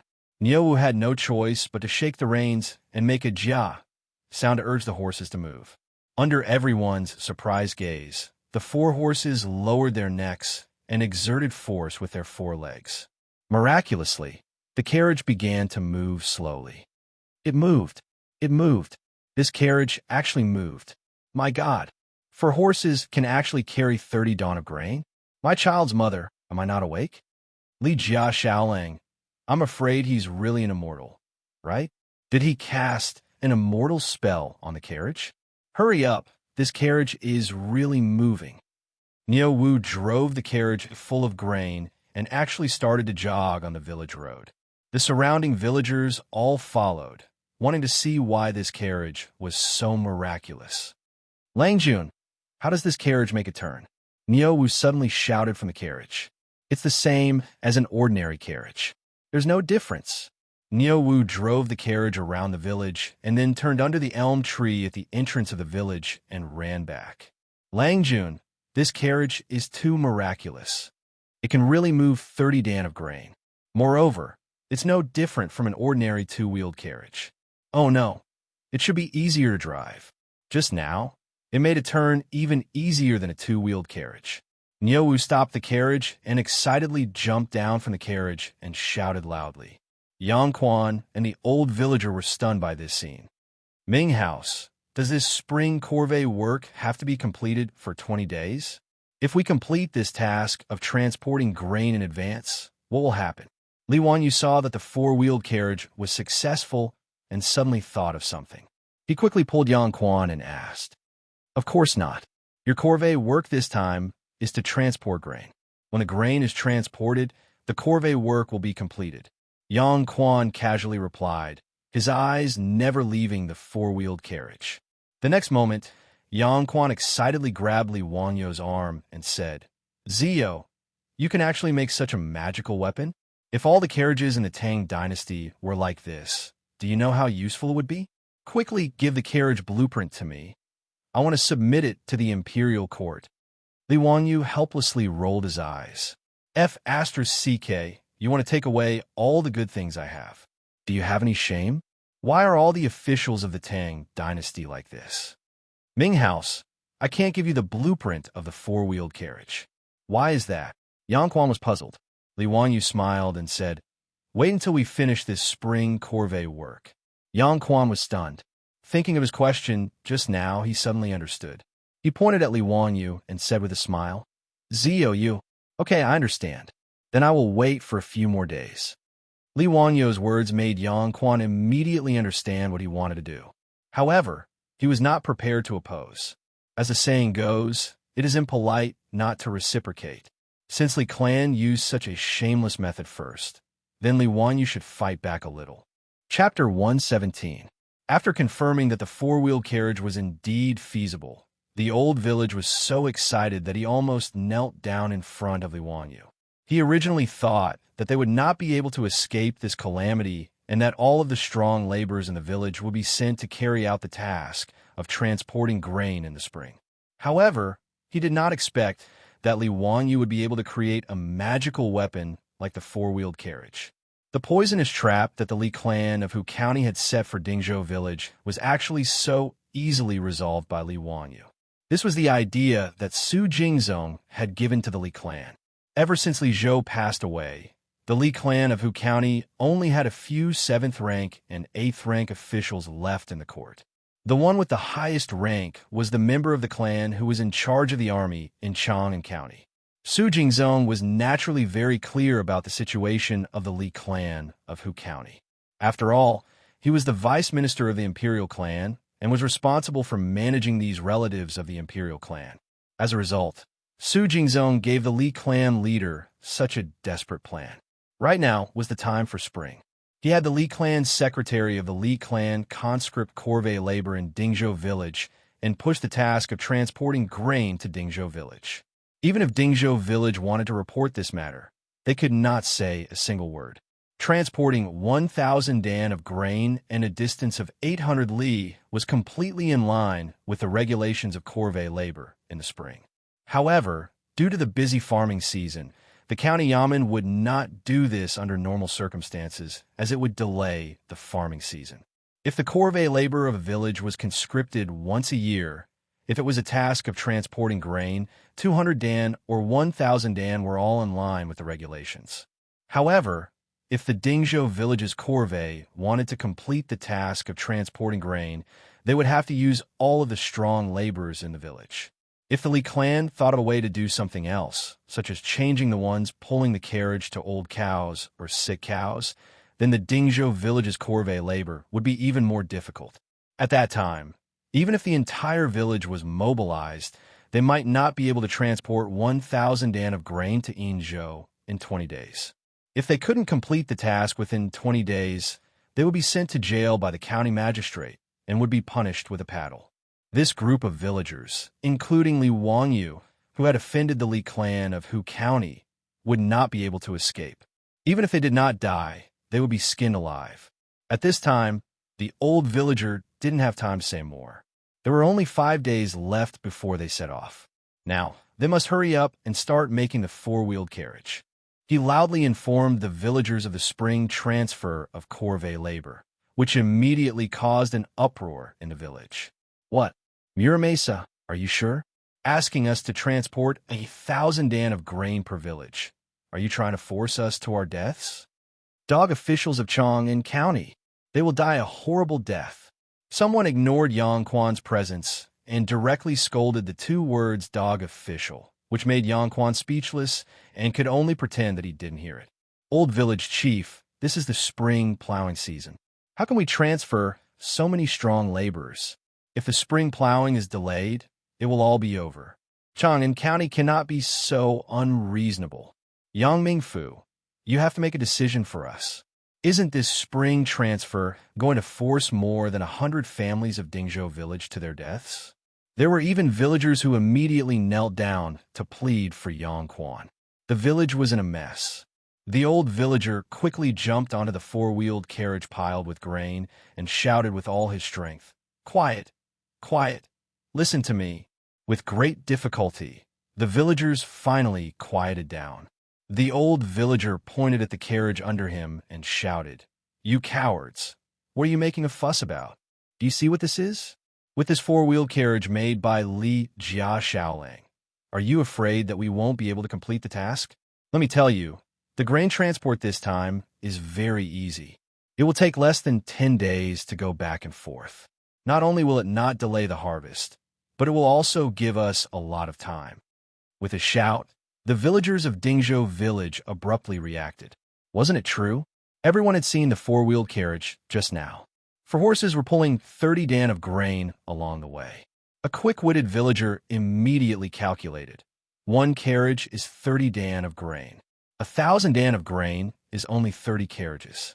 1 carriage can carry 2 people. Then our village only needs to send 60 or 70 people. Is that right, villager? Yes, that's right. The villagers of Dingzhou village became noisy again. Just now, they were all ashen-faced, but now they were all smiling.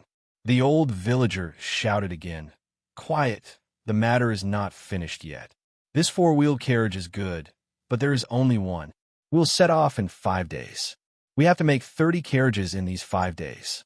All the strong laborers in the village, put down what you are doing and listen to Carpenter Lu's command to make the four-wheeled carriage. Do you hear me?" The villagers hurriedly nodded in agreement. This was related to their own interests, so naturally no one would refuse. All the villagers, young and old, were busy under the command of Carpenter Lu and his 3 sons. To make 34-wheeled carriages in 5 days, time was very tight. Fortunately, this was just a carriage for transporting grain. Other than the chassis, the carriage, and the steering mechanism, there was no need for anything else. The village immediately became lively. Some went to the mountains to cut wood, some went to transport wood, and some went to help Carpenter Lu's family pull the saw.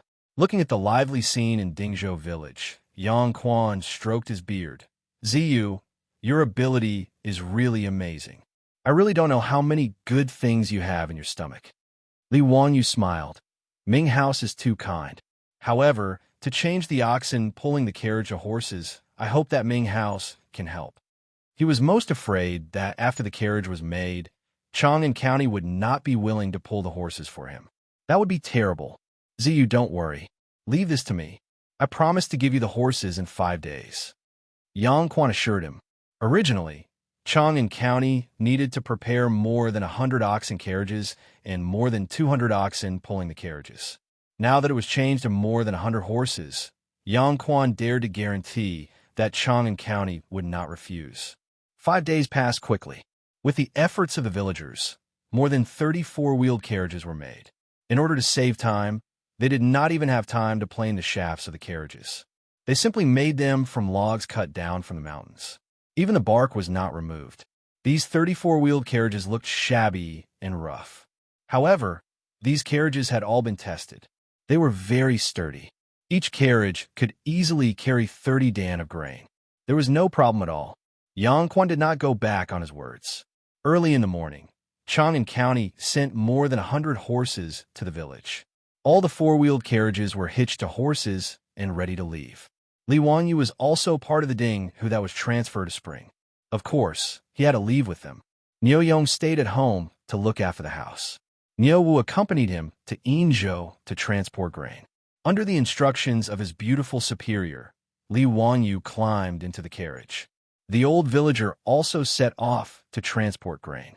He shouted, "Let's go!" More than 34-wheeled carriages filed out of the village and headed towards Chang'an City.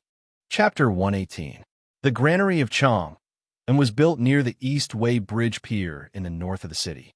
The huge chong and granary took up almost 1,000 acres of land and was very large in scale. After the grain was transported from the Wei River to Chong, and it was transported to the nearby Chong and granary.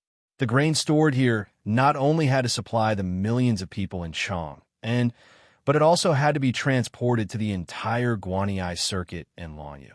In the entire history of Huaxia, transporting grain was the most troublesome problem. Due to the limitations of transportation, when transporting 100 don of grain, people and horses would eat on the way. In the end, only 70 to 80% of the grain will be transported to the destination. Furthermore, the further the distance, the greater the consumption. For example, transporting grain from Chong and to Yinzhou was a journey of 800 miles. Under normal circumstances, it would take about 10 days. 1,000 don of grain required more than 100 laborers. In 10 days, these people would eat 50 don of grain. Adding on the consumption of the cows, it would only be more than that.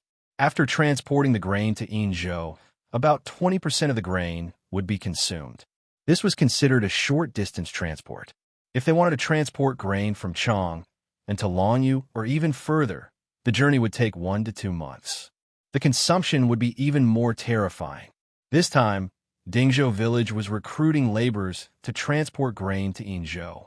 As long as they could pay 800 don of grain at the granary in Yinzhou, they would have completed the task. The extra 100 don of grain would be their rations for the return journey. More than 30 four-wheeled carriages formed a long line and arrived at the Chong and granary on Eastway Bridge under the surprised gazes of the pedestrians. The old villager took out a receipt from Chong and handed it to the granary's Su Li. After confirming that they were the laborers, he began to arrange for them to release the grain. The receipt had to be stamped by the granary. After the grain was delivered to Yinzhou, the granary also had to be stamped to confirm the receipt of the grain. Finally, they would take the receipt to Chong and approve that they had completed this year's labor task. When the granary's Su Li saw that Li Wangyu only brought 30-odd four-wheeled carriages, he was puzzled. "Villager Qian, you are transporting 1,000 don of grain this time. Why did you only bring these carriages? And they're all carriages? Didn't the county prepare ox carts for you?" The old villager's face was full of smiles. It doesn't matter. Our carriage is big enough." Su Li had a strange expression on his face, but this matter was not under his control. He only needed to provide enough food according to the voucher. As for how Dingzhou village would be transported away, it had nothing to do with him. After checking that there were no mistakes in the receipt, the stitches, the secret plan, and the stamp were all correct, Su Li called the laborers in Chong An's warehouse to begin moving the grain and loading it onto the cart. Everyone in the Chong and warehouse was taken aback. Each of these carriages was loaded with 30 don of grain, and the carriages were piled up to the brim. With so much food, won't the horses tire to death? This horse belongs to the county. If it dies, you will have to pay for it. Su Li kindly reminded. He had been working in this Chong and warehouse for many years, but he had never seen a cart that could carry so much grain at one time. Even an ox cart could only transport 10 don of grain at most. 30 don of grain for a cart. This was simply crazy. The old villager just smiled and didn't answer. After more than 30 four-wheeled carriages were completely loaded, he checked around to make sure that the grain was securely tied. He stepped onto the carriage and waved his hand in high spirits. "Let's go." Su Li and the laborers in Chong An's warehouse all craned their necks, ready to see a joke. Such a heavy carriage. Even if the horses were tired to death, they wouldn't be able to move it. Not to mention 4 horses, even 4 oxen wouldn't be able to move it. But when the 30 or so four-wheeled carriages all began to slowly move out of the Chong and granary, the eyes of Su Li and the laborers of the Chong and granary almost fell out of their sockets. These carriages were really pulling 30 dan of grain. The four-wheeled carriages drove on the courier road and headed north in the direction of Yinzhou. This was the first time Li Wangyu had traveled so far in the Tang dynasty. Even the previous owner of this body had never left Huxian and Chong, and let alone him, a modern person from more than 1,000 years ago. Niu Wu drove the carriage in the middle of the convoy, while Li Wanyu sat on the side, looking around curiously. More than 1,000 years ago in the Tang dynasty, the northern Shanxi Plain was not like the high yellow slopes of modern times. The vegetation and natural environment were preserved quite well. Li Wanyu soon found that after the simplified four-wheeled carriages drove on the courier road, the road was not as bumpy as before. This batch of four-wheeled carriages did not have any shock absorbers at all. In order to not hurt his butt, Li Wanyu specially brought a bear skin from home to cushion his butt. The bear skin was the black bear that scratched Niu Yong in Taibai Mountain. After the black bear was killed by Niu Wu, its tendons were pulled out and its skin skinned. After Li Wanyu saved Niu Yong, the two brothers tanned the bear skin and gave it to their Langjun. However, even with the thick bear skin as a cushion, Li Wanyu's four-wheeled carriage, which was nearly 100 miles from Dingzhou village to Chang'an's warehouse, was jolted, dizzy, and miserable. The roads of the Tang dynasty were not the cement and asphalt roads of modern times. One could imagine how bumpy those dirt roads were. Li Wanyu's face turned pale at the thought of running back and forth on such bumpy roads for 5 or 6 days. Li Clan of Huxian, I'm not done with you. Because of the Li clan, Li Wanyu had to run thousands of miles and suffer this punishment. Unexpectedly, after the four-wheeled carriage was loaded with grain in Chang'an's warehouse, it was much more stable. Carefully looking at the courier road in front of him, Li Wanyu could not help but feel happy. The quality of the courier roads of the Tang dynasty was very guaranteed. With Chang'an as the center, the Tang dynasty built an extremely dense road network. The county annals of Yuanhe County, written by the Tang dynasties, Li Jifu clearly recorded in detail the so-called 8 destinations of the various states of the Tang dynasty, which are the road conditions and mileage that extended in all directions with the place as the center. These courier roads were generally paved with bluestone or cobblestone, and the roads were very smooth. The main purpose was to transport grain, march, and deliver documents. It was a bit similar to the national roads of modern times. Ever since Qin Shi Huang unified the 6 states, the roads and documents were the same. After that, the wheelbases of the carriages and ox carts were the same specifications and the same width. In this way, after the wheels repeatedly rolled over, the courier road would form 2 hard lanes with the same width as the wheels, a bit like the railway tracks of modern times. The four-wheel carriage's wheels could significantly reduce the consumption of horsepower and axle wear and tear. It was like a modern car driving on an asphalt road, relaxed and comfortable. The convoy of more than 30 four-wheeled carriages from Dingzhou village ran quite smoothly on the courier road. In less than 2 hours, they had run more than 50 miles, which was far faster than they had expected. When the convoy stopped to feed the horses and rest the horses, the old villager had a bright smile on his face. Xiaolang, at this speed, we can report to Yin province in 2 days at most. Li Wanyu suddenly remembered something. He pulled the old villager and asked, Old villager, if we can reach Yin province in 2 days, then we won't consume much grain on the road. We only need to hand over 800 dawn of grain to Yin province, so the rest will belong to us, right? Chapter 119. Li Wangyu's words surprised the old villager. He had never considered this kind of thing before. It turned out that when serving as corvée laborers, what everyone was most afraid of was the task of transporting grain. Not to mention the 20 days of traveling back and forth. The grain might not even be enough to eat. If there was a rainstorm on the road and they couldn't arrive on time, the people and horses would chew. In the end, they would have to pay for the extra grain from their own pockets. With the speed of the four-wheeled carriage and the small number of people, the 200 dan of grain would only be eaten on the road. The old villager wasn't sure how to deal with the remaining 100 dan of grain. The extra grain should belong to us, right? The old villager replied. After all, they only needed to pay 800 dan of grain when they reached Yin province. The government didn't care about the remaining grain. That's good. When we reach Yin province, we can sell the extra grain for money to subsidize everyone's hard work. Li Wanyu said with a smile. When the Dingzhou villagers heard this, their eyes couldn't help but light up. Li Jiaxiaolong's words were reasonable. The 100 dan of grain was worth a lot of money. If they sold it in Yin province, then each of the 70 people would be able to get a few strings of copper coins. Li Wangyu didn't think about transporting the 100 dan of grain back to the village. After all, they were about to face the locust plague. No matter how good the copper coins were, it was not as good as the grain. However, the 100 dan of grain was the official grain for the corvée laborers.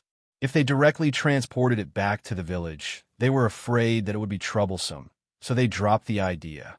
Everyone looked at the old villager with eager eyes.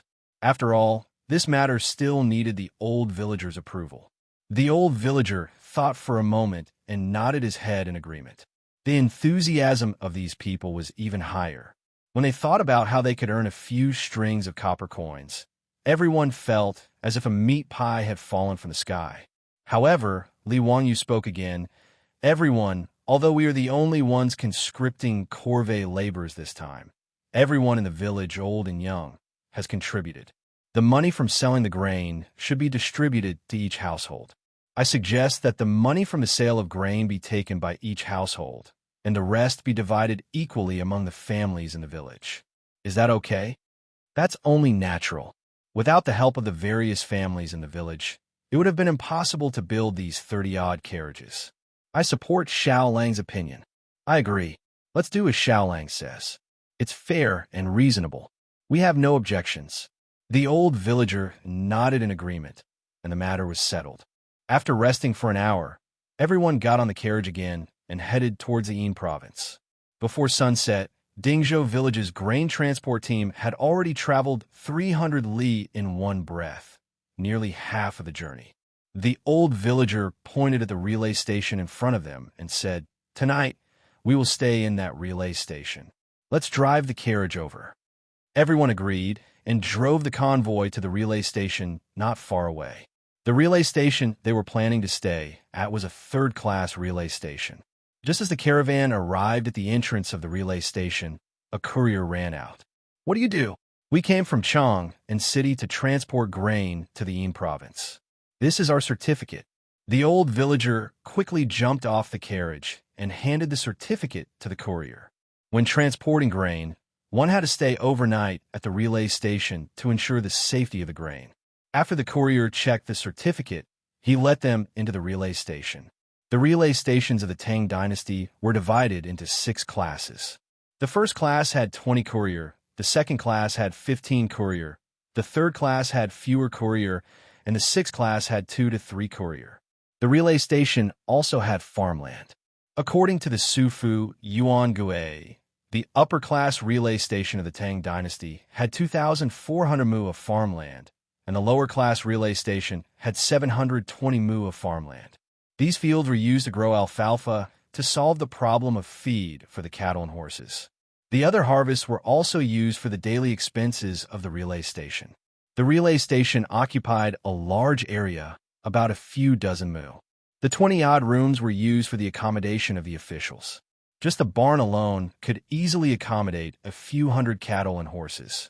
After Li Wangyu's caravan drove into the relay station, the courier pointed out an area for them to park, and everyone started to get busy. They unloaded all the horses from the carriages and led them to the barn to feed them. The other thing was to start a fire and cook to solve their food problem. The relay station would provide horse feed for free, but people like them had to prepare their own food. The relay station would not provide that. The relay station would not even provide a room for them to stay, so they could only sleep in the courtyard of the relay station. It would be fine if it didn't rain, but if it did, they could only squeeze into the barn and make do for the night. Luckily, the weather was clear today, so there was no need to worry about rain. Everyone took the blankets they brought from the carriages and laid them out in the courtyard. They lit a fire to warm themselves up and prepare to sleep. After rushing around for a day, even if it was just a carriage, everyone was exhausted. Just as they were about to sleep, they heard someone calling outside the relay station. The courier mumbled to himself as he went to open the door. It was a man with a face full of vicissitudes. He was dressed like a scholar, but his clothes were shabby. He led an old donkey to the relay station. "Do you have any proof?" the courier asked. This proof naturally referred to the proof that one could stay in the relay station. The Tang dynasty had 4 kinds of proof.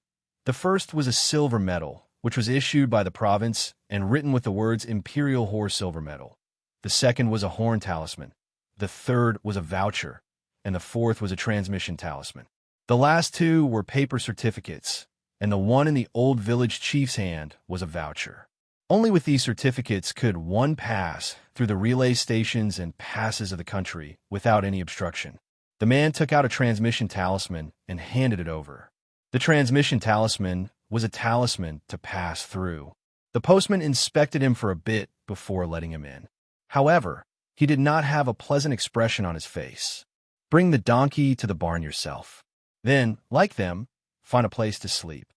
He pointed at Li Wangyo's caravan and said, obviously, he meant to let the man sleep in the open air.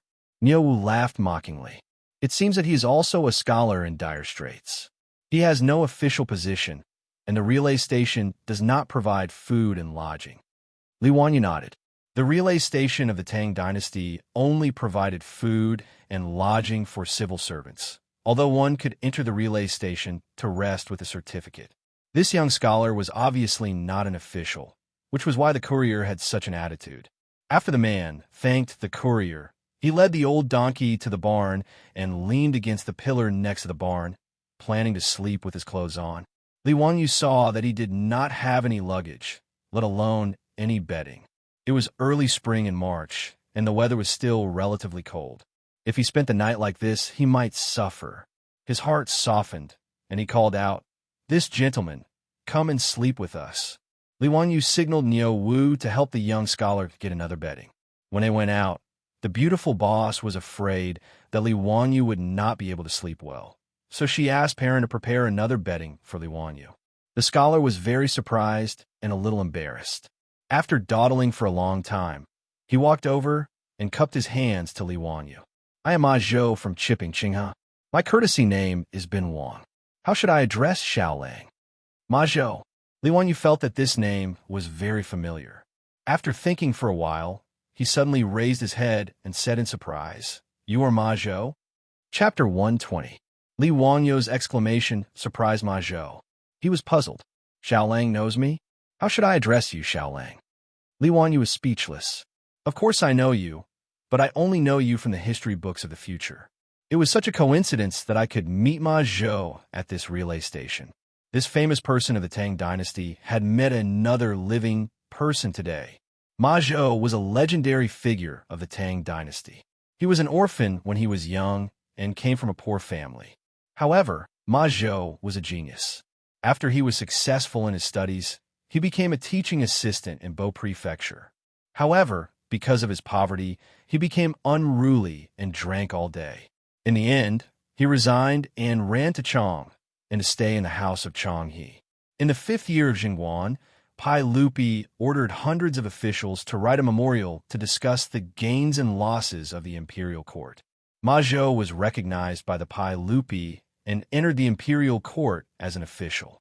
Later, Ma Zhou rose through the ranks and finally sat in the position of the prime minister of the Tang dynasty. One had to admit that he was a great figure. Li Wangyu did not know how to answer Ma Zhou's question.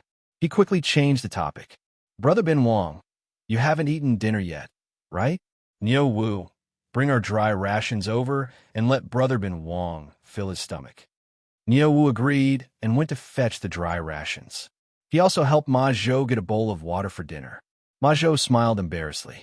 He was about to decline when he heard his stomach growling. This made him even more embarrassed. Li Wangyu smiled and stuffed the dry rations into his hands. He sat beside him and started chatting. "Brother Bin Wang, I am Li Wangyu from Hu County. My courtesy name is Zio. This time, I am transferring the official rations to Yinzhou." Li Wangyu introduced himself first. "Brother Zio, thank you." Ma Zhou also bowed again. "Brother Bin Wang, where are you going?" Li Wangyu calculated the time. At this time, Ma Zhou should still be staying at Lieutenant General Chang He's house. Why did he come to this relay station? Ma Zhou smiled. "I went to Yinzhou to visit a friend. I was in a hurry and almost missed the relay station." Yinzhou was the Yan'an of the future. On the way from Chang and to Yinzhou, they were heading in the same direction as Li Wangyu and the others. Li Wangyu looked at the old donkey tied to Ma Zhou's barn and couldn't help but laugh. Brother Bin Wang, this old donkey of yours isn't even as fast as a person walking. There is still over 200 li to Yinzhou. How much time would it take for you to ride it? When Ma Zhou heard this, his face turned red.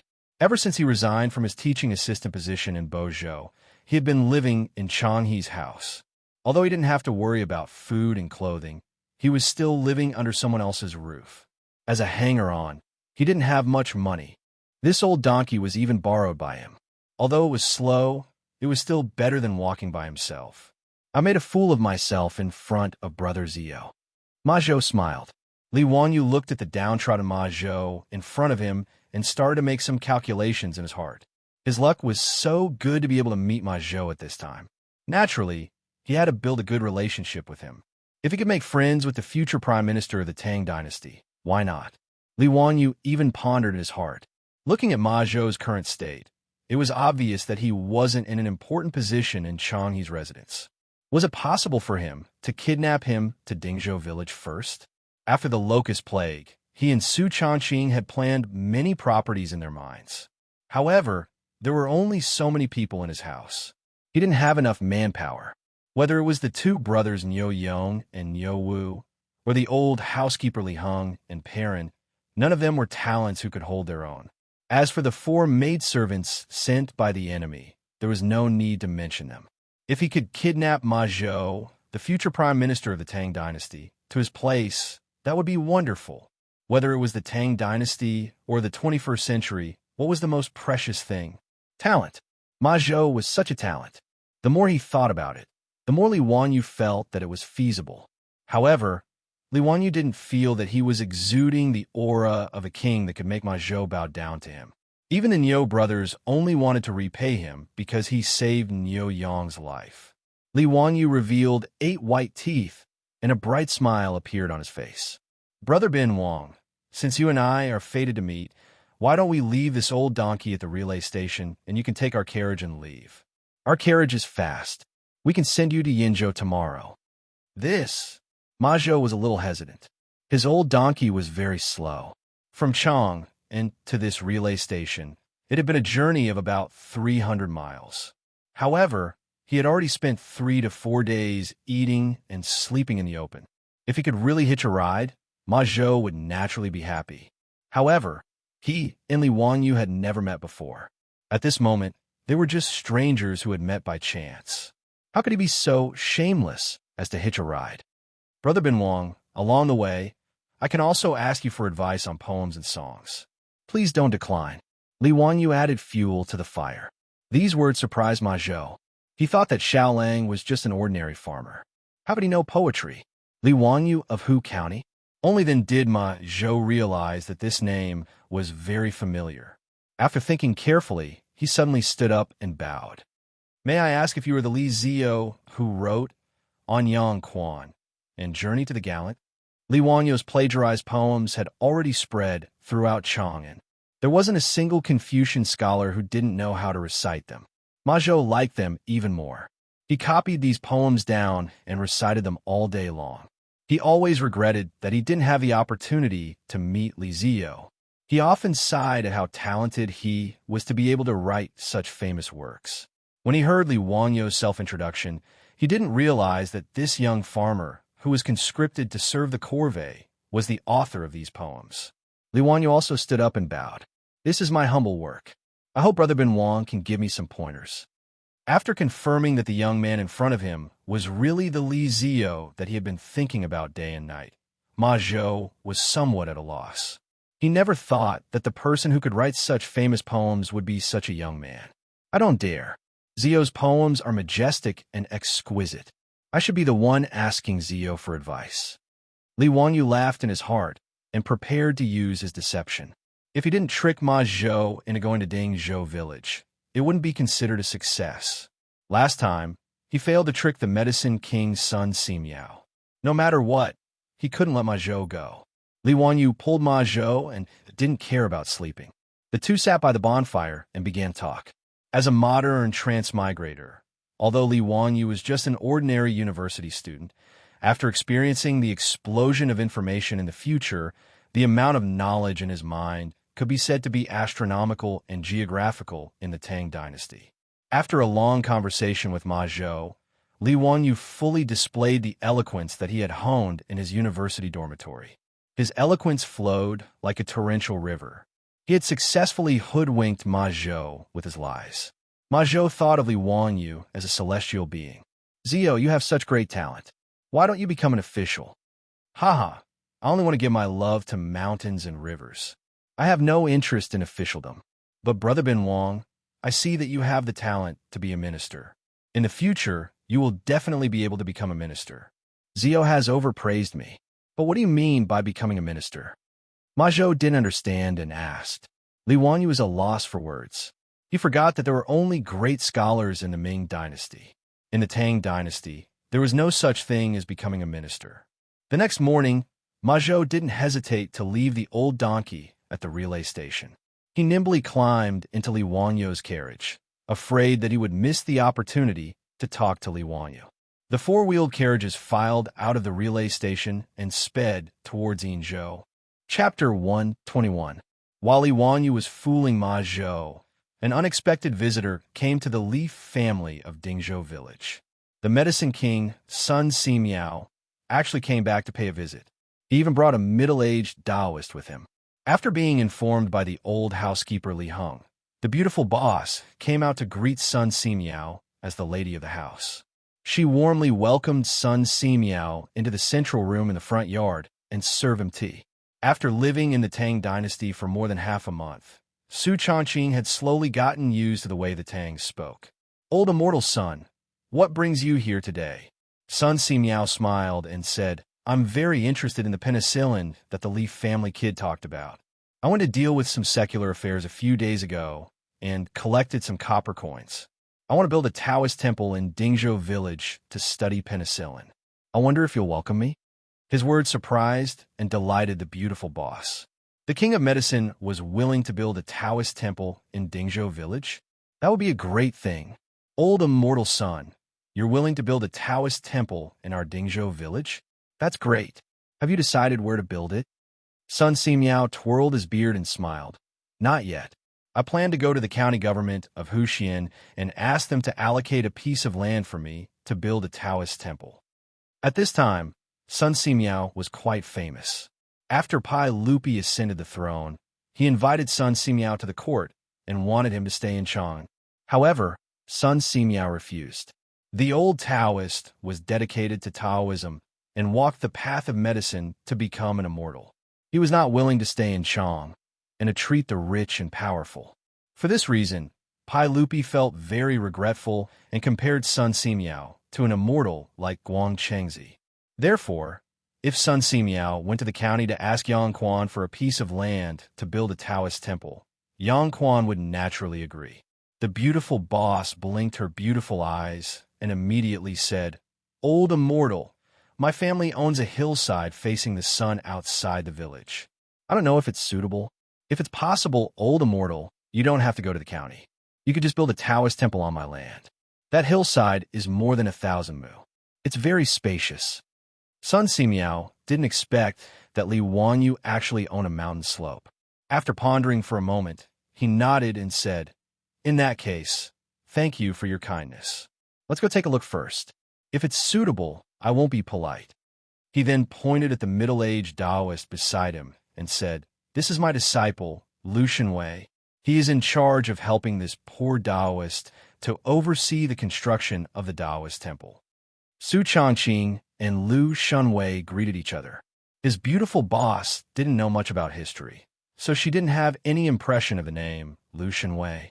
If Li Wanyu was at home, he would tell her that this Lu Shenwei was Sun Simiao's eldest disciple. His skills were quite outstanding, and he could be considered half a genius doctor. The reason why Su Changqing suggested to let Sun Simiao build a Taoist temple was because of a flash of inspiration. Although Li Wanyu had bought the mountain slope, temporarily dispelling the idea of the Li clan of Hu County moving Li Zhou's tombs, Sun Simiao was still a hot potato. However, this mountain was still a hot potato in his hands. He couldn't throw it away, but he couldn't take it either. No matter what, the Li clan of Hu County was a relative of the imperial family. Li Wanyu couldn't really dig up the Li clan's tombs, and he couldn't stop the Li clan from sweeping the tombs every year. Who knew how much trouble they would cause for this mountain slope in the future? Since that was the case, he might as well let Sun Simiao build the Taoist temple. No matter how tyrannical the Li clan of Hu County was, they couldn't go against Taoism, right? It had to be known that in the Tang dynasty, Taoism was the state religion.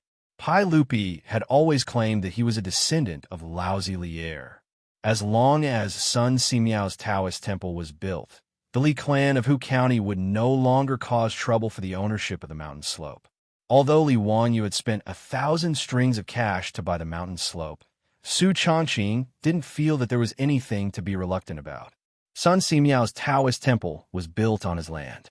What was there to worry about if they fell sick and couldn't find the king of medicine to treat them?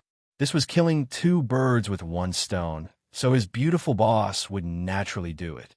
Sun Simiao took his disciple Lu Shunwei to see the mountain slope under the guidance of the old steward Li Heng.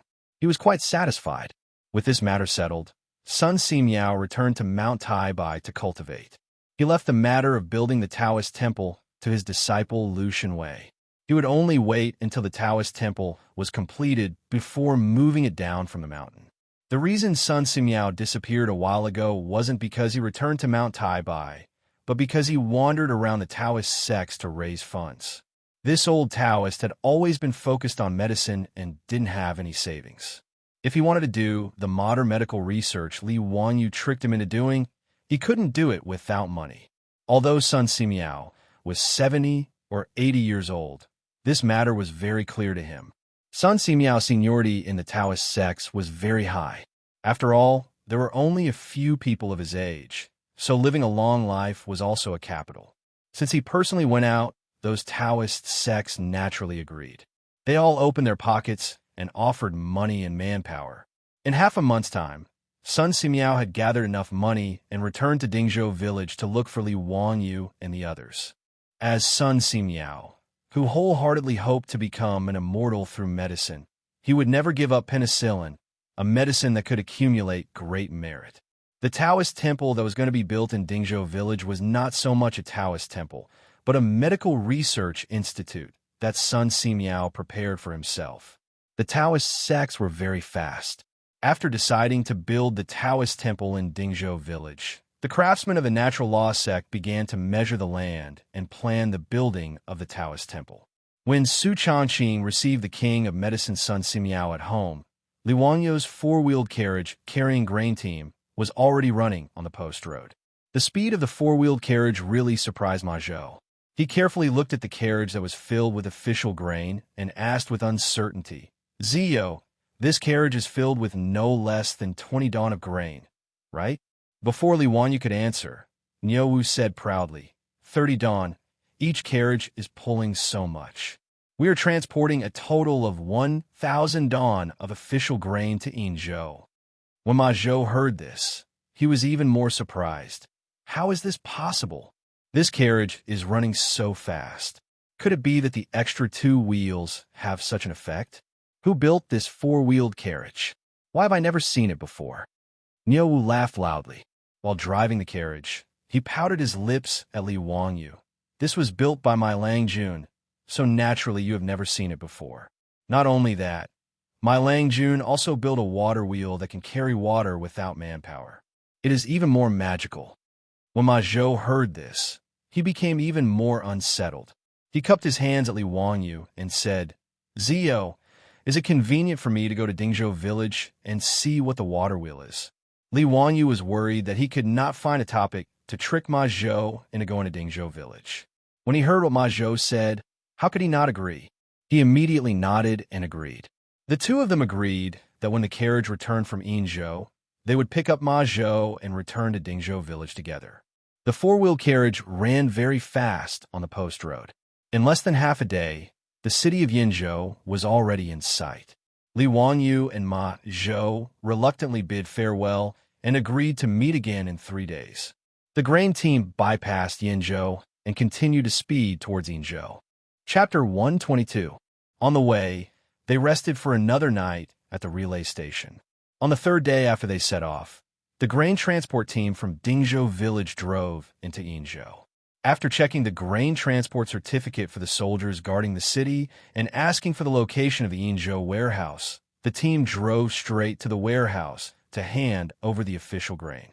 The old villager only brought 26 carriages to the warehouse to hand over the grain.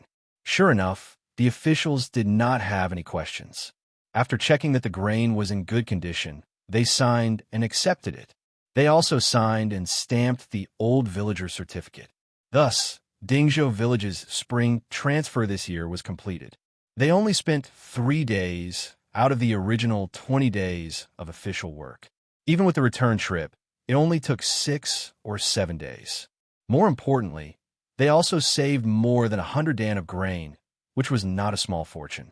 After the handover with the warehouse, the old villager and the others did not bother to find a place to rest and eat. They asked passers-by where the market was and hurried over. If the grain was not exchanged for copper coins, the old villager and the others would not feel at ease. What surprised Li Wanyu and the others was that the price of grain in Yinzhou was much higher than in Chang'an. However, this was normal.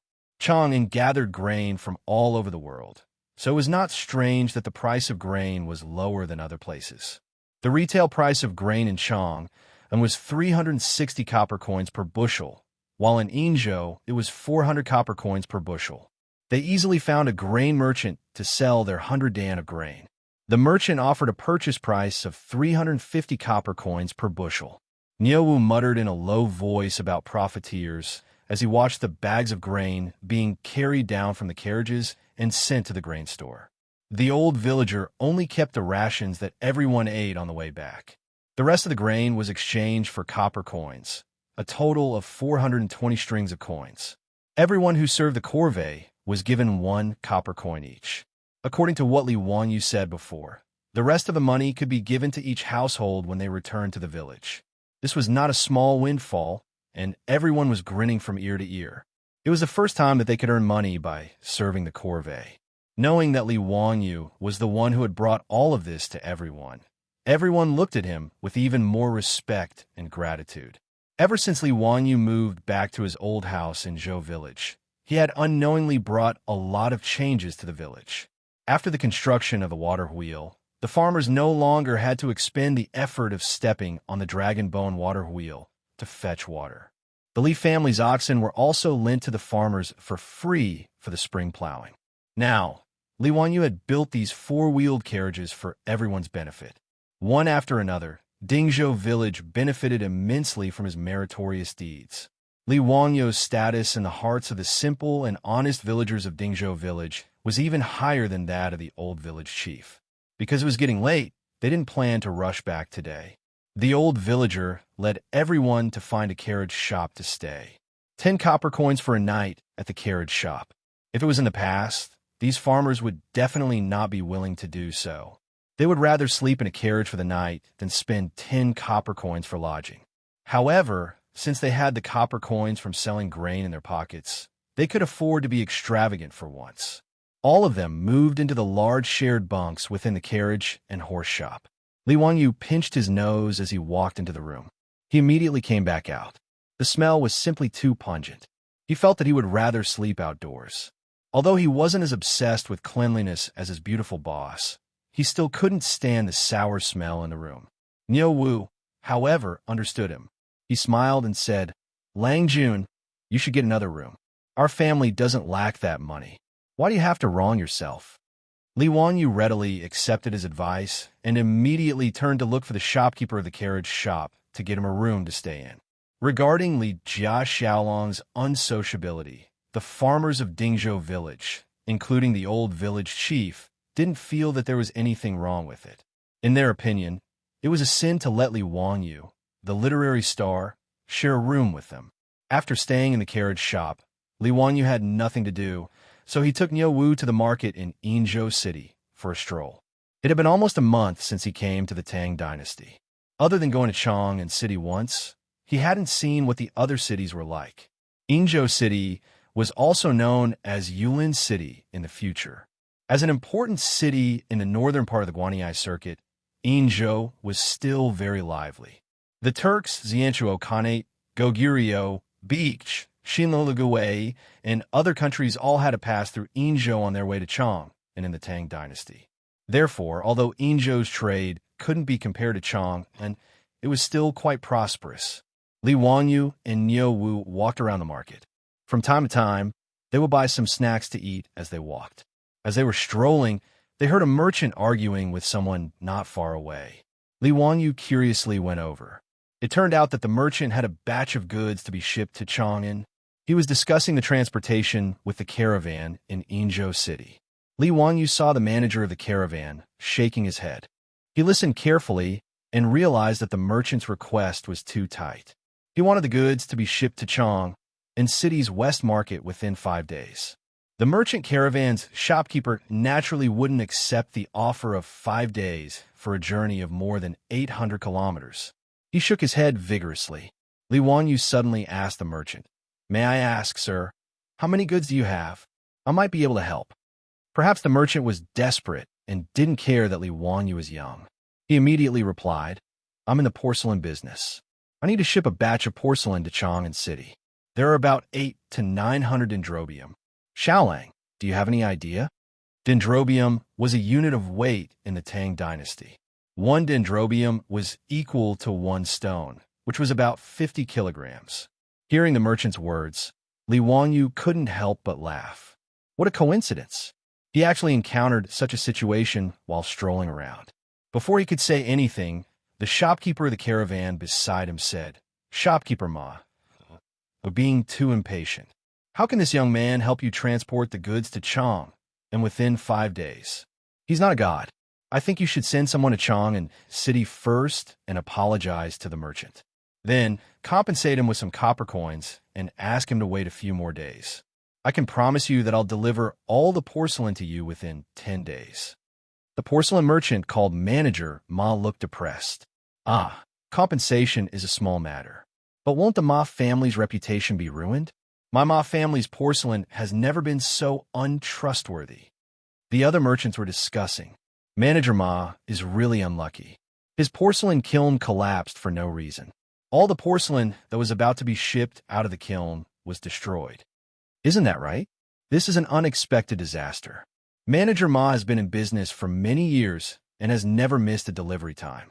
The Ma family's porcelain is also one of the best in the Guanyi circuit. Their shop in Chang and city's West City is an old shop. If the delivery time is missed, it'll be difficult for the merchant to make a fuss. If you ask me, I'll just have to pay more copper coins." Li Wanyu stood to the side and listened to the others with a smile. He roughly understood what was going on and said again, "Manager Ma, if I can help you deliver the goods within 5 days, how much can you pay me?" His words stunned the shopkeeper of the caravan and the surrounding merchants who were watching the commotion. This kid didn't know how to brag. Chapter 123. The shopkeeper of the caravan was unwilling to lose his business. He and shopkeeper Ma had been business partners for a long time. Usually, the Ma family's porcelain was shipped to Chang and through them. This time, the shopkeeper of the caravan shook his head because of the incident at the Ma family's kiln. Of course, the porcelain could not be delivered in 5 days. That was why he tried to persuade shopkeeper Ma to delay the delivery time. Li Wanyu suddenly interfered. Shopkeeper Ma was unwilling to accept it and did not believe that someone could deliver the goods in 5 days. "Young man, what nonsense are you talking about? This is not 1 or 2 pieces of porcelain that can be delivered by horse carriage.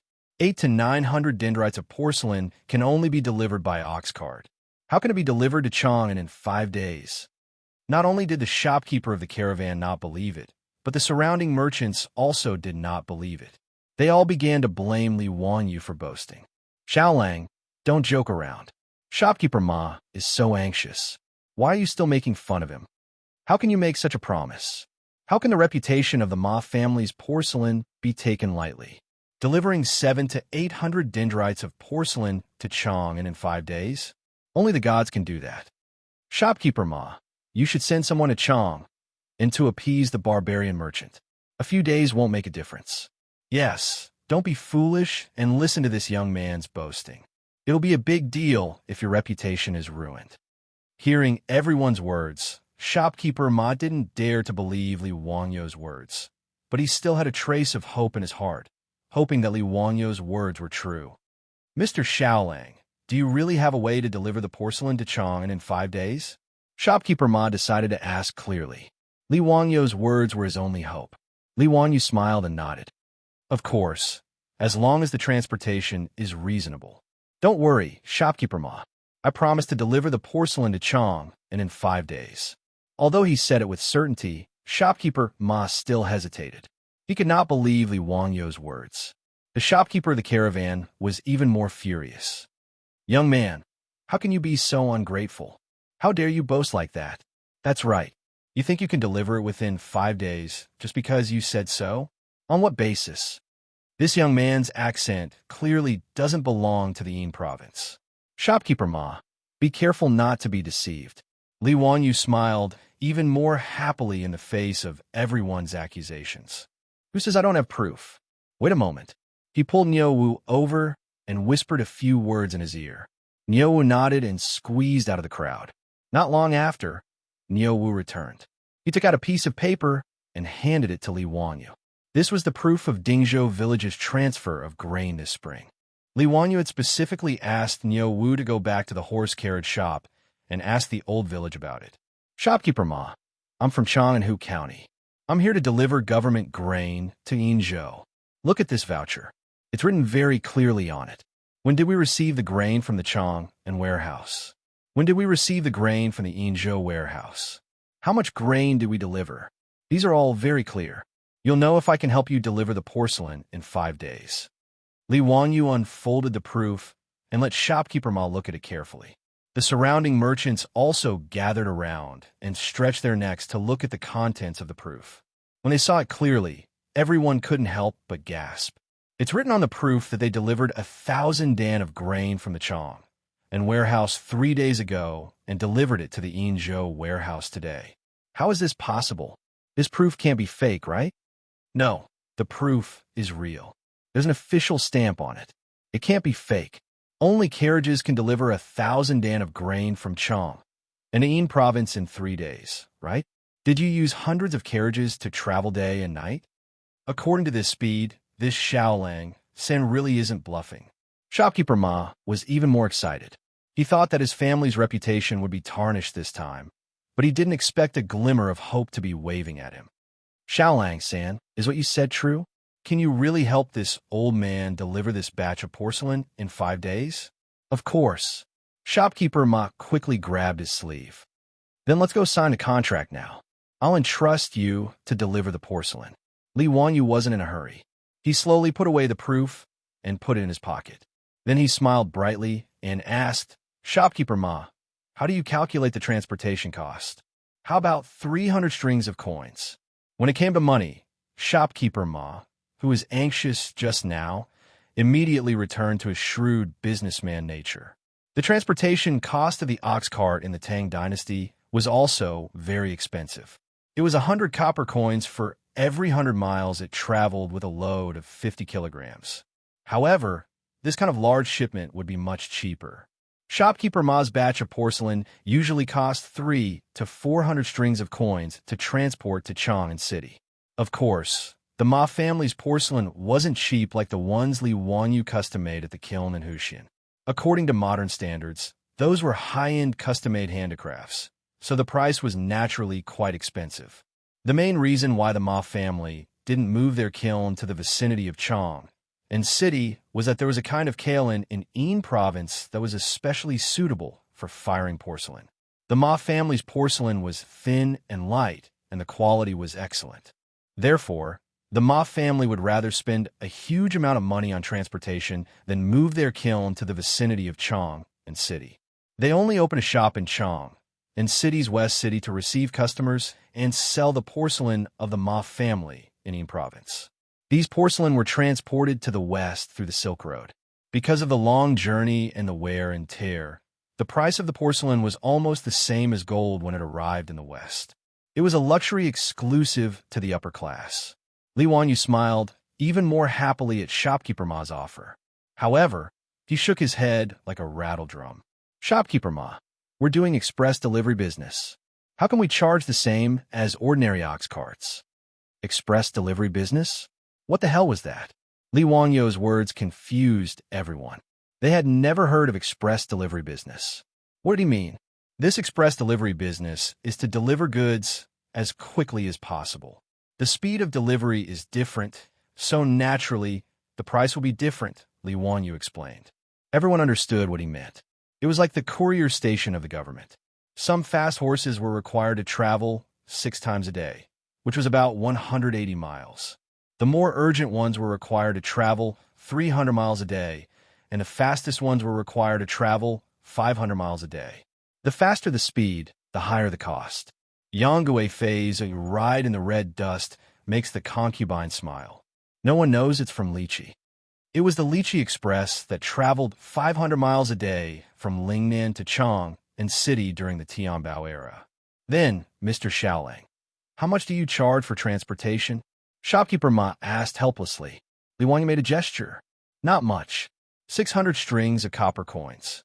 Everyone felt a toothache. The cost was really not cheap. It was double the cost of the caravan. Shopkeeper Ma hesitated for a while before finally gritting his teeth and agreeing. Okay, we'll go with the price Mr. Xiaolang mentioned. Seeing that he agreed, Li Wangyu felt that he seemed to have found another way to make money. Chapter 124. In the Tang dynasty, when the transportation capacity was low, the express business had a great future.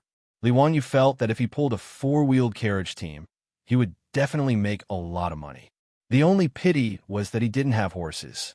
The horses of the 4-wheeled carriage team of Dingzhou village all belonged to the Chang and county government. The village was only borrowing them, and they had to return them when they returned to Chang. A horse cost about 9 to 10 strings of copper coins. This time they sold the grain for 420 strings of copper coins, 70 strings of copper coins were divided, and 350 strings of copper coins were left. Helping Shopkeeper Ma transport porcelain could earn them another 600 strings of copper coins, and a total of 950 strings of copper coins. In this way, if the money was used to buy horses, they could buy about 100 horses, and they could get more than 24-wheeled carriages to transport them. The more Li Wangyu thought about it, the more he felt that it was feasible. This was a profitable business. With Chang, and as the center, they could help merchants transport goods between the east and west cities. They could transport goods within a distance of 1,000 miles. After making money, they could continue to buy horses. It wouldn't be long before the transportation industry of Chang and City was taken over by Dingzhou village. At that time, they could eat Wangyou's elbow and throw it away. It was beautiful. After making an agreement with Shopkeeper Ma, they would go to the Ma family's kiln to transport porcelain the next morning. Li Wangyu hurried back to the carriage shop with Niuwu. He found the old villager, pulled him into his room, and told him what had just happened. When the old villager heard that Li Wangyu actually went out for a stroll and found a job for the team to transport goods back to Chang, and his face wrinkled like a chrysanthemum. When he heard that Li Wangyu said that the transportation cost was 600 strings of copper coins, the old man almost had a heart attack. Xiaolang, stop fooling around. How can you give so much money? Just let us transport goods? The old villager shook his head, thinking that Li Wangyu was joking with him. Li Wangyu smiled and stared at him without saying anything. The old villager was speechless. He asked in disbelief, "Are you really going to give me 600 strings of cash?" "That's right. I'll go and pick up the goods tomorrow morning. If you deliver them to Chang and within 5 days, I'll pay you 600 strings of cash. Here's the contract." Li Wangyu took out the shipping contract he had signed with Shopkeeper Ma. The old villager hurriedly took it and read it carefully several times before he finally believed that it was not a joke. "Oh my God, isn't this a pie falling from the sky? It won't take 5 days. It'll be delivered in 3 days." The old villager said excitedly. Li Wangyu shook his head. "We can't be so sure. What if we run into something special along the way? For example, if there's a rainstorm or something that delays the journey, you'll have to pay for it." "That's true. You can't be so sure. Xiaolang, you're so thoughtful." The old villager nodded repeatedly. Li Wangyu asked again, "Old village chief, what do you think of this matter?" "What do you mean?" "This business of transporting goods. Can we do it? The old villager was stunned. Of course we can do it. This business is like picking up money. Unfortunately, this is the only time. When we return to Chang, and the horses will have to be returned to the county government.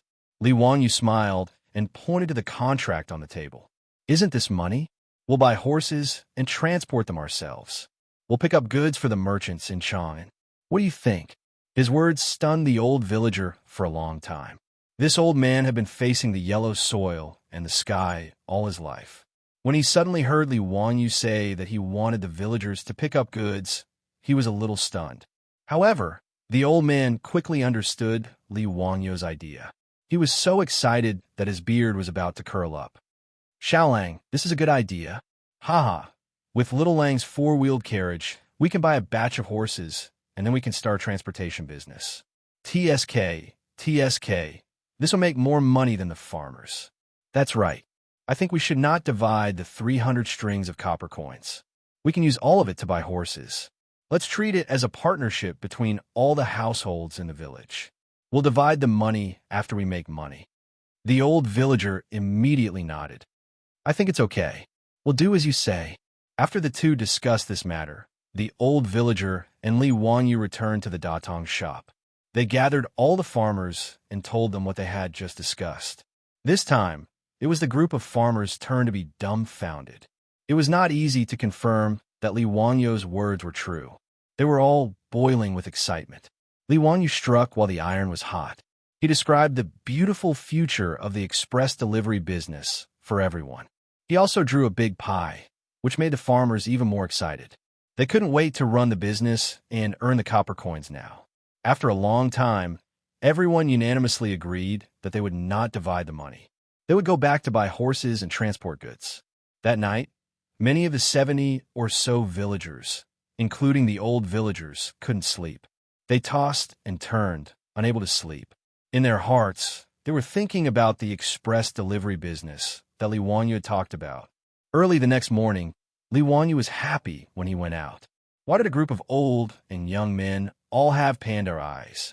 After a casual breakfast, everyone drove the carriages straight to the entrance of the Ma family Yao outside of Yin Province City. Shopkeeper Ma was already waiting there. When he saw the carriages arrive, he was slightly surprised. He had thought that Li Wanyu and the others would use carriages to transport goods. This way, they could send the porcelain to Chang and City in 5 days. He did not expect that there would only be 30 carriages. In Shopkeeper Ma's mind, it would take at least 100 to 200 carriages to transport 1,000 don of grain, let alone his 800 to 900 don of porcelain. Mr. Xiaolang, why are there only these carriages? Where are the other carriages? Shopkeeper Ma hurriedly asked Li Wanyu. Li Wanyu was taken aback. No, that's all we have. Shopkeeper Ma, get someone to load the goods. What? Only 30 carriages? Mr. Xiaolang, are you kidding? How can we load all of them? Li Wanyu said, Shopkeeper Ma, don't worry. Just let someone carry the porcelain. There won't be a problem if each carriage carries 20 don of porcelain. At this point, Shopkeeper Ma did not have time to think. He simply ordered the craftsmen to carry the porcelain out and start loading the carriages. The Tang dynasty had already figured out a set of methods to prevent the porcelain from being damaged during transportation. The craftsmen would stack the porcelain pieces according to their type and specifications and tie them together. Then they would sprinkle some sand to fill the gaps. Next, they would plant some bean or wheat seeds. After watering, these seeds would germinate and intertwine with each other. Thus, the bound porcelain pieces would be firmly tied together to form a solid whole. This way, the packaged porcelain could be transported to the west through the long Silk Road by camel caravans. At the entrance of the Ma family Yao, the porcelain pieces had already been packed and prepared. At Shopkeeper Ma's command, the craftsmen started loading the carriages.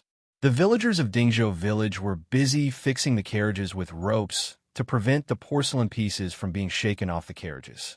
After an hour, the 30 carriages were all loaded. Shopkeeper Ma, get on the carriages. It's getting late. We have to hurry. The old villager called out.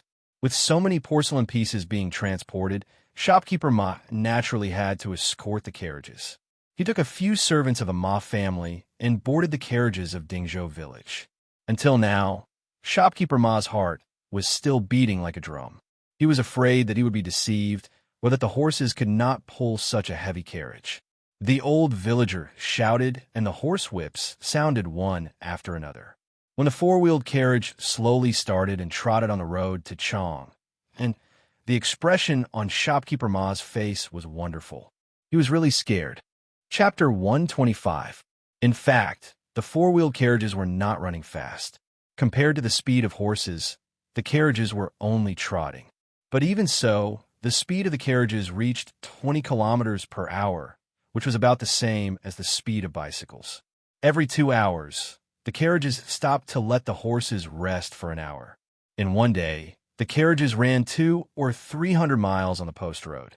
Shopkeeper Ma was finally convinced that they could reach Chang, and in 5 days. No, at this speed, they could reach Chang, and in 3 days at most. Shopkeeper Ma, who was used to this post road, was shocked. That night, Shopkeeper Ma found Li Wangyu when he was resting at the post station. Mr. Xiaolang, I wonder if your carriages can undertake this kind of transportation for a long time in the future? After witnessing the speed of the four-wheeled carriages of Dingzhou village, the shrewd shopkeeper Ma immediately thought of continuing the cooperation in the future. Li Wangyu was happy. This express delivery business was really promising. He had the first repeat customer. He immediately nodded. Shopkeeper Ma, from now on, our carriages of Dingzhou village will undertake the transportation business in the east and west of Chang. If Shopkeeper Ma wants to cooperate for a long time, there's no problem. We can give you a discount. Shopkeeper Ma was overjoyed. He wanted to ask Li Wangyu to sign a long-term transportation contract, but Li Wangyu temporarily refused. What a joke. They hadn't even bought their horses yet. Now they were borrowing a chicken to lay eggs. Li Wangyu promised to wait for the four-wheeled carriages of Dingzhou village. Once they were officially established, he would immediately go to the West Market to contact Shopkeeper Ma. Only then did Shopkeeper Ma leave with satisfaction. When the carriages passed through Yenzhou, Ma Zhou had already been waiting at the agreed place, for fear of missing the meeting with Li Wangyu. When they passed by the post station where they stayed for the night, Ma Zhou sold the old donkey to the postman at a cheap price. He still took Li Wangyu's carriage. The future prime minister of the Tang dynasty was completely convinced by Li Wangyu in just 2 or 3 days. Whether it was Li Wangyu's random astronomical and geographical knowledge, or Li Wangyu's practical knowledge, they all made Ma Zhou's heart burn.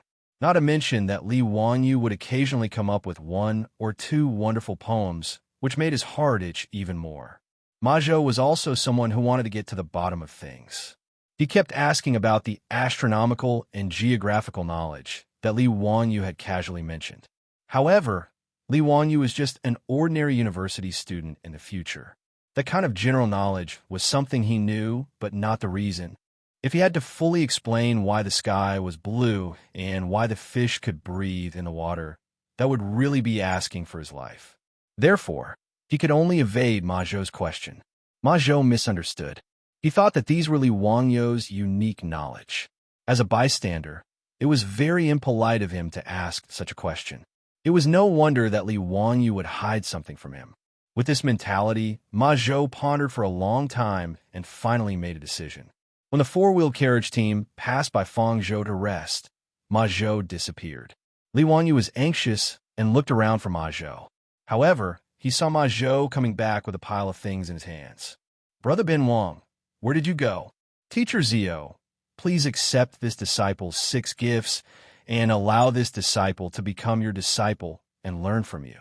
Ma Zhou respectfully bowed to Li Wangyu and at the same time handed over the 6 gifts that he had just bought in Fangzhou. The 6 gifts for becoming a disciple were the 6 gifts that a disciple would give to their teacher. They were celery, which symbolized diligence and diligence, lotus seed, which symbolized painstaking education, red beans, which symbolized good luck, red dates, which symbolized high school early, longan, which symbolized perfection, and skinny strips of meat, which symbolized the disciple's sincerity. Ma Zhou's words gave Li Wangyu a fright. What the hell was going on? He just wanted to trick Ma Zhou into going to Dingzhou village to help. Why did this guy come to him for no reason to become his disciple? Not to mention that Ma Zhou was 27 or 28 years old this year, and he was only 16 years old. He was not even 20 years old yet. What was he trying to do? Brother Ben Wong, don't mess around. I'm only 16 years old. Ma Zhou said seriously. Confucius said, there's always someone to learn from. Zio, you're more talented than me. I hope to learn from you. It is only right for me to be your disciple. Did he use too much strength to act cool? Li Wanyu began to reflect on himself. How did he trick Ma Zhou to the point that he was not clear-headed? Ma Zhou insisted on becoming Li Wangyou's disciple, which made things difficult for him. What could he teach Ma Zhou? The 36 moves to win in Mahjong, or oral English. Li Wanyu suddenly felt that his university major was really a tragedy. If he knew that he would transmigrate back to the Tang dynasty, he would have chosen to major in ancient literature. However, he majored in e-commerce in university. Wasn't this a joke? Could it be that Ma Zhou wanted to become his disciple and study internet technology, computer technology, marketing, e-commerce technology, and e-commerce management in the Tang dynasty? Was this to prepare for his reincarnation 1,000 years later? Brother Ben Wong, I have little talent and knowledge. Please don't mention the matter of becoming my disciple again. Ma Zhou did not give up. He ignored Li Wangyou's rejection and directly knelt down. If teacher does not accept me as his disciple, I will not get up today. Li Wangyu suddenly understood what it meant to lift a rock only to drop it on his own feet. Why did he try to trick Ma Zhou? Li Wanyu looked at the old villager for help, hoping that he would help him persuade Ma Zhou, who knew that the old man laughed and said, Xiaolang, I think you should accept this Ma Zhou. He is also wholeheartedly interested in learning. You should encourage him. This old man is actually adding fuel to the fire. His conscience is really bad. Li Wanyu looked at Nyowu again. Forget it. This guy is probably the same as the old villager. He will only try to persuade me. Looking around, no one could help him persuade Ma Zhou. Even the surrounding villagers of Dingzhou village were praising Ma Zhou. Ma Lang is really smart. He knows to ask Xiao Lang to be his disciple. TSK. Unfortunately, I am illiterate. Otherwise, I would have already worshipped Xiao Lang as my master. Forget it. Let your families Dalong and Erlang go to school. Maybe in the future, they will have the opportunity to be Xiao Lang's disciple. TSK. To be able to be Xiao Lang's disciple is really a blessing from the previous life. Who is Xiao Lang? He is the descendant of the god of literature from the heavens. This group of bastards is adding insult to injury. Li Wanyu only felt that his teeth were itching. Brother Ben Wong, do you really want to be my disciple? Li Wanyu rolled his eyes and came up with an idea. It's not impossible, but you have to answer one of my questions first. If you answer correctly, I will accept you as my disciple. How about it? Ma Zhou immediately clasped his hands and said, Teacher, please speak. Li Wanyu slowly said the question, but it made Ma Zhou and the surrounding onlookers stunned. Chapter 126. Li Wanyu really wanted to learn from those transmigration novels that he had read and give Ma Zhou a difficult problem like putting a 9-tune pearl through a rope. But firstly, he didn't have such a precious pearl. Secondly, using this kind of question to test the Tang people was asking for humiliation. Because in the spring and autumn period, Confucius had already given the answer. He painted the line with fat and made the ants pass. The Tang dynasty also had ants wearing 9 songs pearls, so other people already knew about this. Li Wanyu wouldn't ask for a rebuff. He gave Ma Zhou a logical reasoning problem. I have 12 copper coins now, and one of them is a fake coin with lead added, so the weight is different. I'll give you a weighing instrument that can only be weighed 3 times. You have to find the fake coin and ask how to operate it. Brother Ben Wong, if you can't solve this problem, you can forget about taking me as your teacher. The weighing instrument was the ancient Chinese balance. It used bamboo as the beam, silk as the button, and a copper plate at both ends. In the late spring and autumn period, the manufacturing technology of balance and weights was quite sophisticated. Li Wanyu deliberately gave Ma Zhou a difficult problem. He didn't believe that a scholar of the Tang dynasty could solve this kind of logical reasoning problem. Previously, when he asked the thief question in Zhang Liang's residence, it stumped many court officials. Even Yang Quan and the others couldn't figure it out. As soon as he asked this question, Ma Zhou's eyebrows locked, and he began to think seriously. The villagers were even more confused when they heard this. They felt that there was no answer to this question at all. Are you purposely making things difficult for me? How can you find a fake coin with different weights from the 12 copper coins after weighing it 3 times?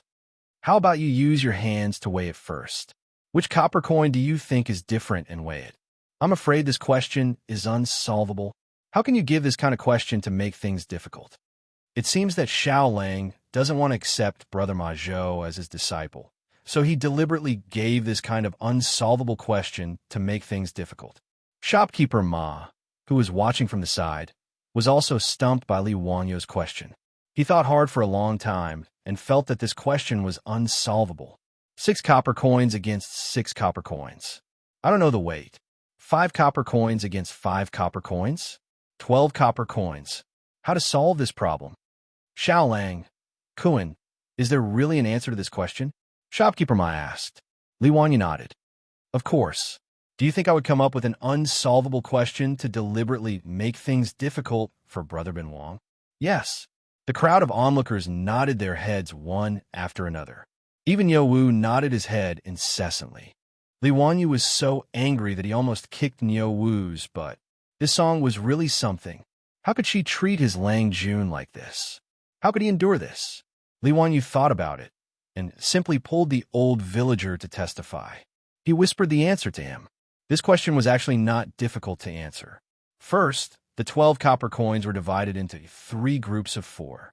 Then, the first and second groups were placed on the left and right copper plates of the weighing apparatus. If they were balanced, then different copper coins would be in the third group. If they were different, for those interested students, Li Wanyu recommends Baidu to write down the entire process of answering this question. It's really too lame. He told the old villager the process of solving the question, but the old man was confused. After a long time, he nodded his head uncertainly. This old man understands. This question is indeed solvable. Actually, the old man didn't understand anything. What was this and that about dividing and dividing, weighing and weighing? He had long been confused. Damn it, he didn't even understand the answer. This was too embarrassing. So the old villager nodded his head again. This old man understands what Xiaolang said. Ma Zhou, think about it carefully. The old villager was pacing to the side when he was surrounded by the villagers of Dingzhou village. Muramesa, can you tell us how to name the copper coins? Asked Wang Yao. Don't worry, we won't tell Ma Zhou. Quickly tell us the answer. Tell your sister. The old man glared at them. Have you finished your work? Have you fed the horses? Go wash the horses after you've fed them. The ropes on the carriages are tight. Don't break these porcelain. You can't afford to pay for it, even if you sell them. His scolding scared the other farmers, and they all dispersed to do their own things. The old villager waited for the crowd to disperse before wiping the sweat on his forehead. This Li Jia Xiaolang is really too bad. Since Li Wanyu gave Ma Zhou this difficult question, Ma Zhou seemed to have lost his soul. Whether it was eating or sitting in the carriage, he was muddle-headed and kept thinking about the problem of the 12 copper coins.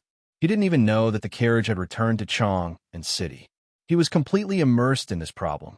Li Wanyu couldn't help but blush with shame.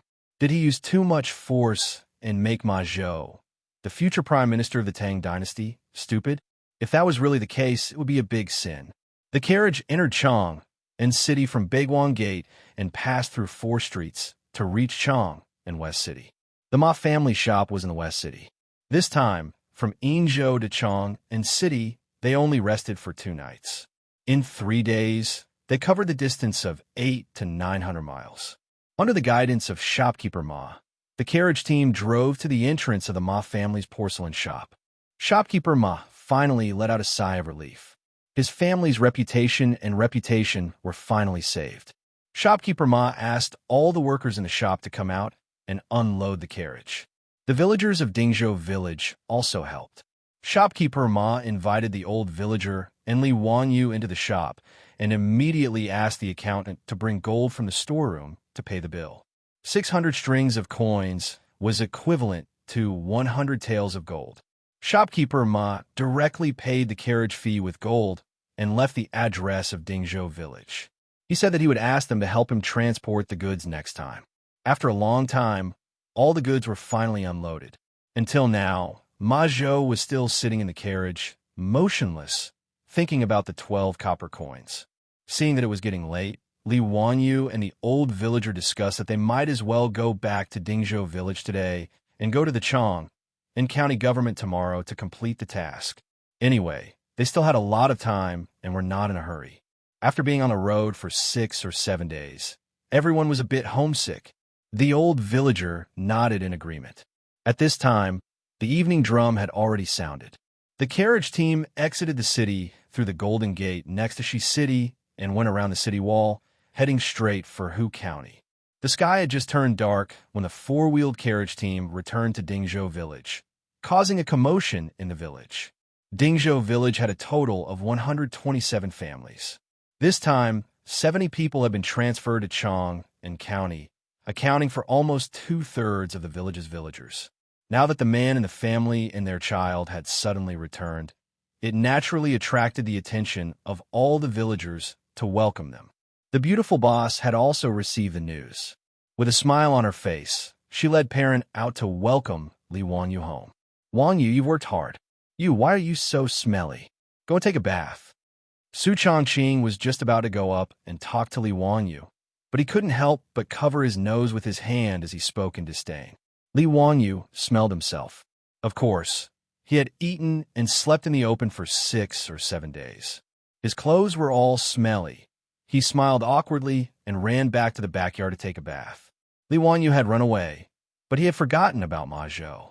The child was still sitting in the carriage, muttering to himself as if he had lost his mind. Chapter 127. Li Wanyu took a comfortable hot bath and changed into a new set of clothes, but was stopped by his beautiful boss. "Hey, why did you bring back an idiot?" Li Wanyu was stunned. "What idiot?" But he immediately reacted. His beautiful boss was talking about Ma Zhou. "Haha, he is not an idiot. Do you know who he is?" "Ma Zhou." Su Changqing was puzzled. "Who is Ma Zhou?" Li Wanyu was speechless. "Well, Ma Zhou is the future prime minister of Li Shimin. Is he powerful? Then why is he like an idiot?" Su Changqing asked curiously. Li Wanyu chuckled and told his superior about how Ma Zhou wanted to be his disciple and how he had given Ma Zhou a difficult logic problem. His beautiful superior couldn't help but roll her eyes. "You are so naughty. When you turn the future prime minister of the Tang dynasty into an idiot, I want to see how you will compensate." "Huh? Who told him to pester me to be his disciple? I have no choice." Li Wanyu laughed. After figuring out who Ma Zhou was, Su Changqing quickly asked the old butler, Li Heng, to take Ma Zhou to bathe and change his clothes. He also asked the little maid, Perrin, to prepare dinner for Li Wanyu. After eating and drinking, Ma Zhou was no longer in a daze. Instead, he asked the old butler for a weighing scale and went to his room to do experiments. Li Wanyu shook his head and did not care about him. He asked Perrin to make him a cup of Medicine King tea and whispered to Su Changqing under the bright methane lamp in the central room. "Changqing, tomorrow I will accompany the old village chief to Chang and County. If there is no accident, the thing I predicted will happen." Li Wanyu put away his smile and said seriously. Su Changqing looked worried. "Wanyu, do you have to do this? I'm worried that something might happen. Why don't we just forget about it?" Li Wanyu pretended to be relaxed and smiled. "It's fine. Have you sent out the invitation for me?" "It's been sent out. I got Niu Yong to deliver it." He continued in a low voice. "If you don't kill the snake, you'll be harmed instead. I'd rather take a little risk. In fact, it won't be very dangerous. As long as the guests come, I should be fine." Hearing him say this, Su Changqing could only nod in agreement, but his heart was still filled with worry. The next day, Li Wanyu accompanied the old villager to the county government in Chang. Chang and city was divided into 2 counties, east and west. Chang and County in the west, and Wanyan County in the east. The county magistrate of Chang and County was in the Longevity Square. The village chief had been here many times, so he led Li Wanyu to the Longevity Square with ease.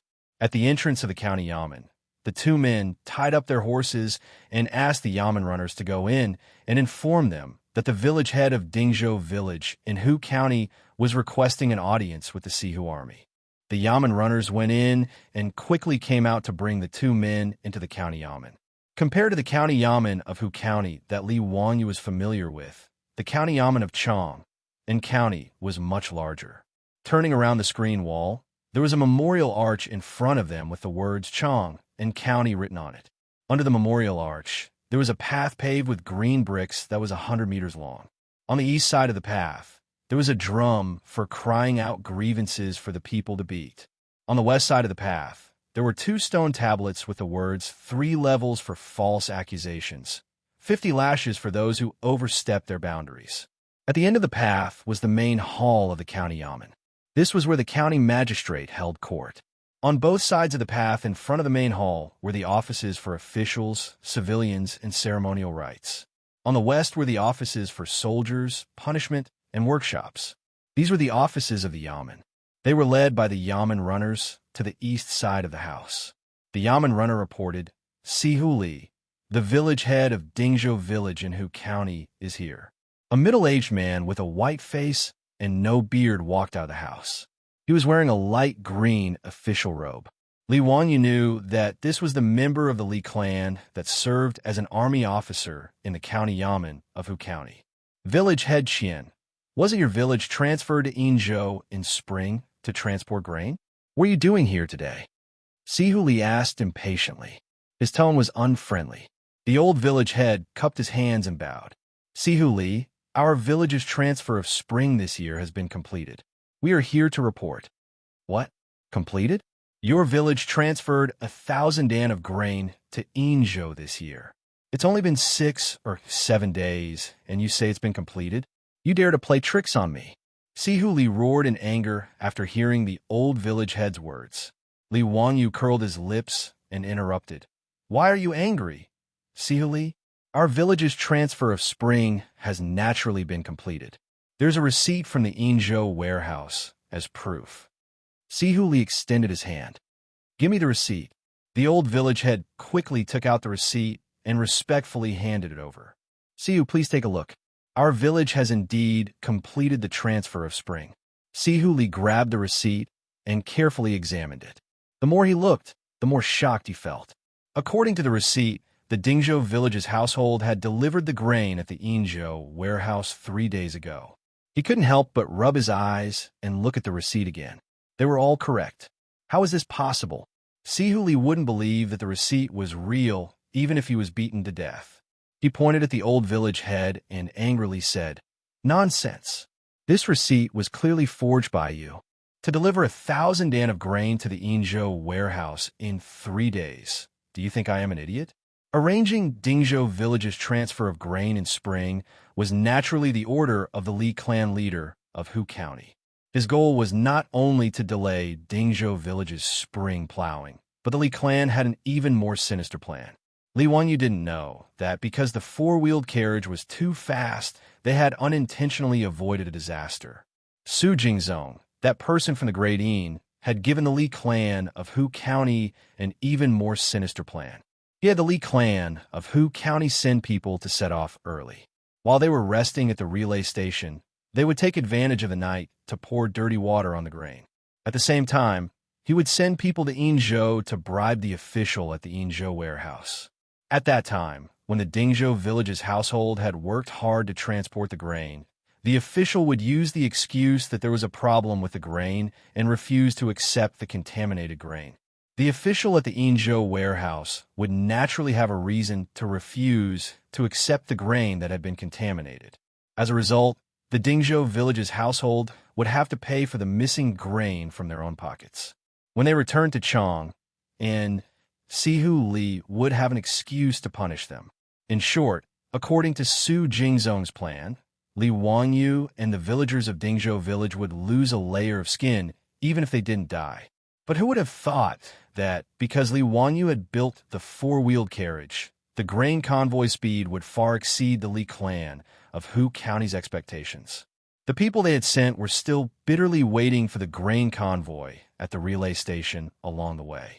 As for the clansman who had gone to Yinzhou to bribe the officials, by the time he reached Yinzhou, Li Wangyu and the others had already returned to Chang'an. Sihu Li naturally knew all of this plan, but he never would have thought that the plan that the Li clan had planned for half a day would turn into a joke. This made Li Sihu feel extremely sullen and furious. Li Wanyu, however, opened his mouth to provoke Sihu Li. The truth can't be faked, and the fake can't be true. Could it be that Sihu Li doesn't understand the seal on this document? Could it be that you're going to tear up the document and arrest us? His words were purely to provoke Sihu Li. Unexpectedly, Sihu Li, who was already angry from embarrassment, really grabbed the document and tore it into pieces. What document? I didn't see it. Li Wanyu was delighted. Now, it all depended on whether or not the guests he had invited were good enough.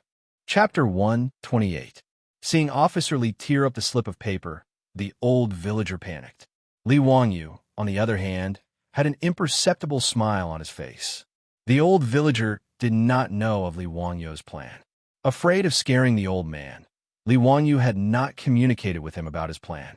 Officer Li, how could you tear up this slip of paper? We really did transport all the grain to Yin province. This is absolutely true. The old villager fell to the ground and desperately tried to gather the pieces of paper. He wanted to piece them back together. You still dare to speak nonsense. You two unruly people. You won't give up until you see the coffin. You actually want to forge a slip of paper and deceive me. Someone come. Arrest these two people and throw them into jail. They will be punished by the Ming House. The officer of the Secretary of State was a lower rank 7 official.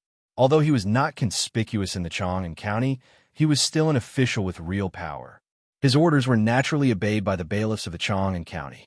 The officer of the Secretary of State was in charge of the county. He did have the right to imprison people who refused to serve the corvée and await the official punishment of the county magistrate.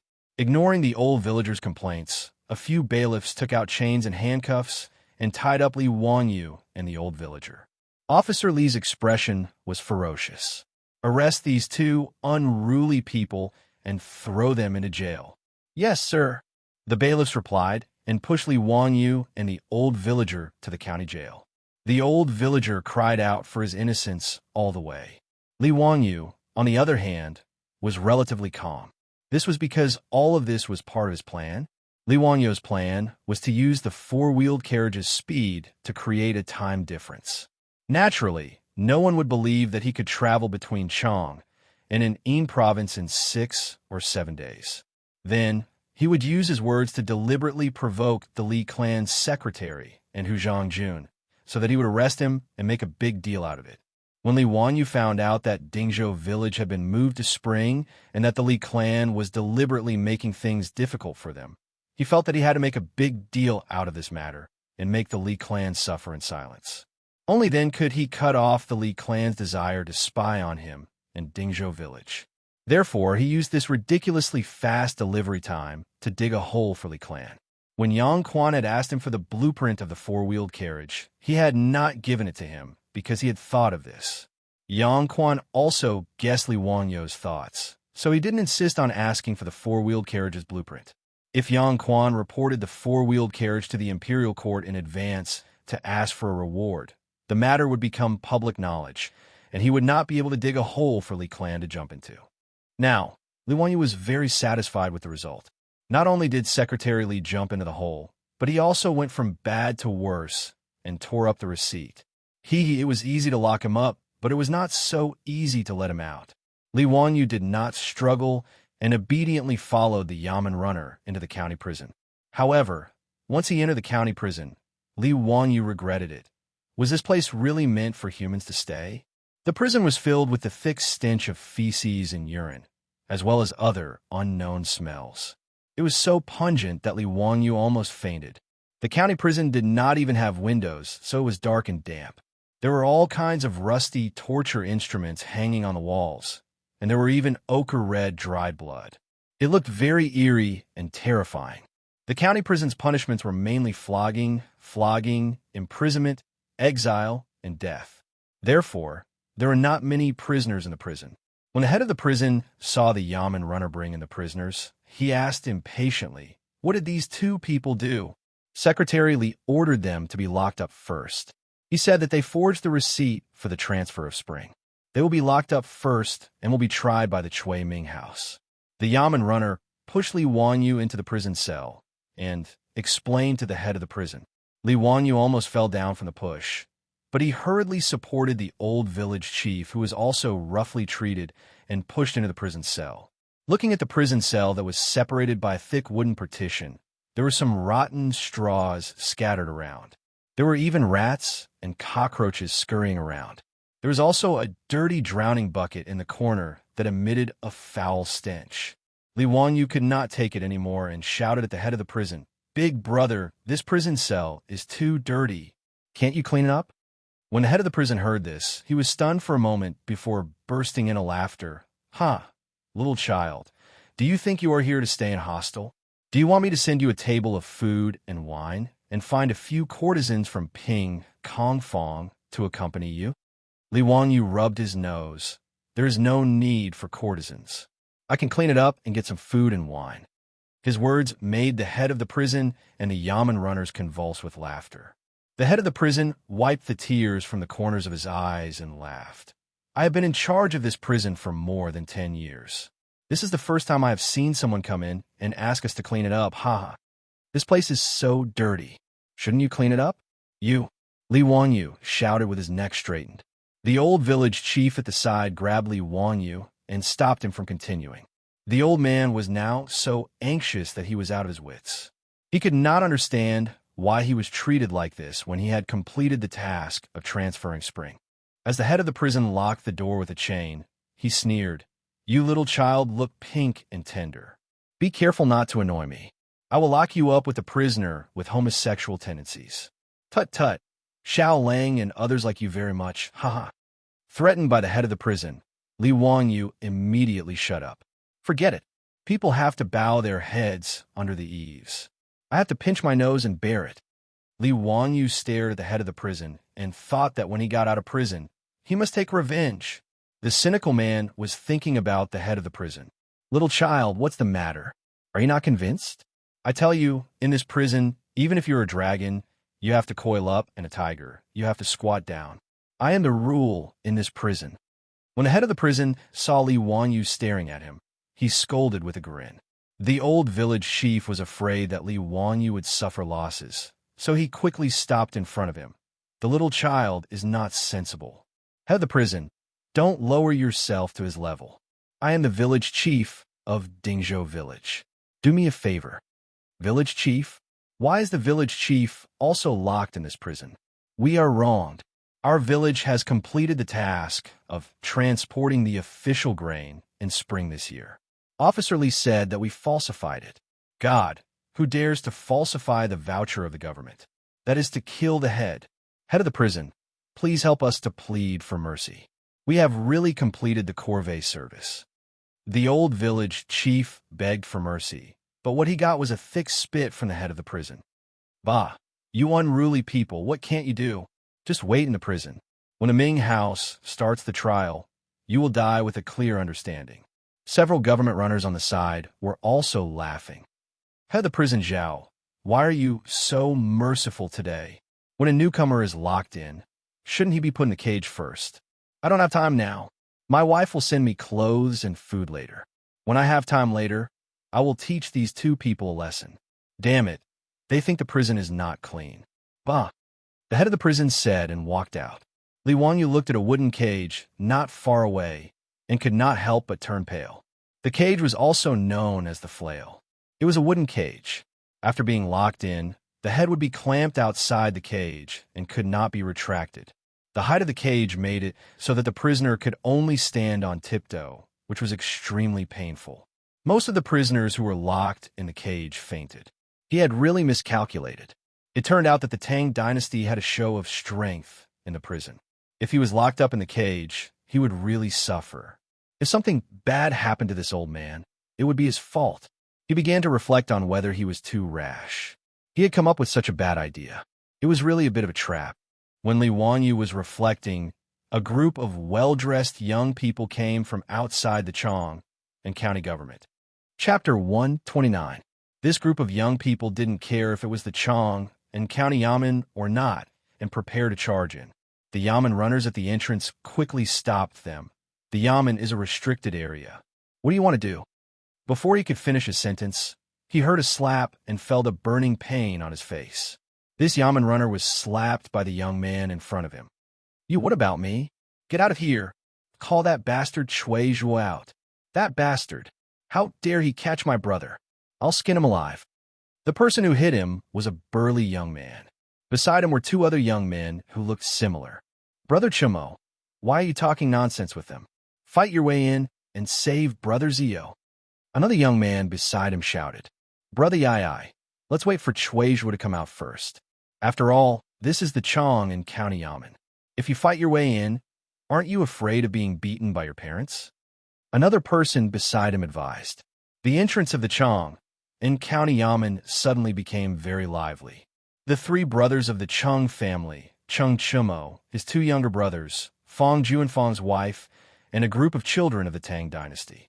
Du Ruhui's two sons, Du Go and Du He, Wei Zheng's eldest son, Wei Shuyu, Yuqi Jingda's twin sons, Yuqi Baolin and Yuqi Baoqi, Prince Consort Chai Xiao's son, Chai Lingwu, Niu Jinda's son, Niu Zhongping. It could be said that most of the top playboys of the Tang Dynasty's Jingguan era were gathered here.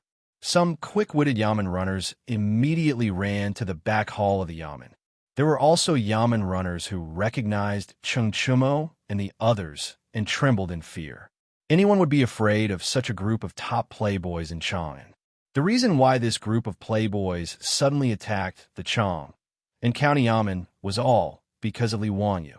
Before he left to transport the grain, he roughly calculated the time and asked his beautiful superior to help him send an invitation to Cheng Chumo, his brothers, and Fang Yai to visit the Li family in Dingzhou village.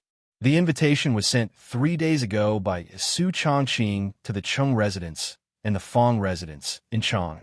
The reason why invitations had to be sent 3 days in advance was an ancient Chinese custom. 3 days for inviting and 2 days for asking. In order to show respect to the guests, invitations must be sent out at least 3 days in advance. In the invitation, Li Wanyu only said that he had come up with a novel toy and invited them to Dingzhou village to appraise it as guests. Originally, the invitation only invited the Cheng brothers and Fang Yai, because in the Tang dynasty, Li Wanyu only knew these four foppish sons. Who would have thought that after Cheng Chumo and his two brothers had eaten a pig slaughtering feast at Dingzhou village's Li family, they went around showing off, causing a group of dandy young masters to be very curious. In addition, Li Wanyu was now quite famous among the top nobles in Chang and city of the Tang dynasty. His poems and the incident at Zhang Liang's birthday banquet were all spread among the nobles, which made these playboys very interested in Li Wanyu. When they found out that Li Wanyu had invited the Cheng brothers and Fang Yai to a banquet, this group of dandy young masters didn't care about etiquette and came uninvited. They followed the four of them to Dingzhou village in a grandiose manner, preparing to eat the rich. When the group of people arrived at the Li family, they saw Su Changqing coming out with tears on her face. She told them that Li Wanyu had been arrested by the Chang and County Yamen and was now imprisoned.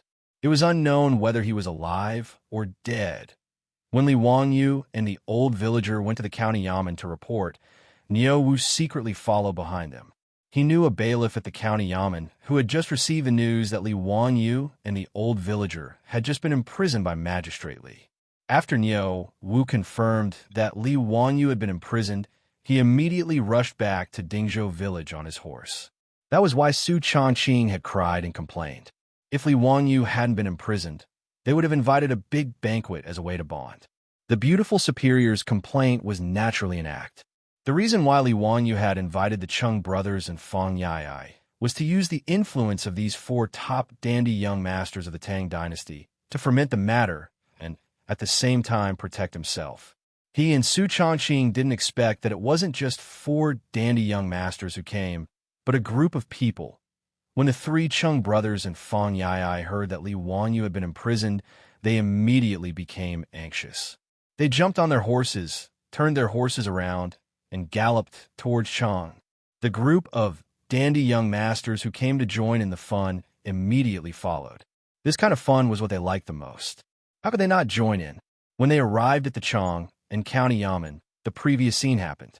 Cui Zhua, who had been informed by the bailiff, didn't even have time to put on his official uniform.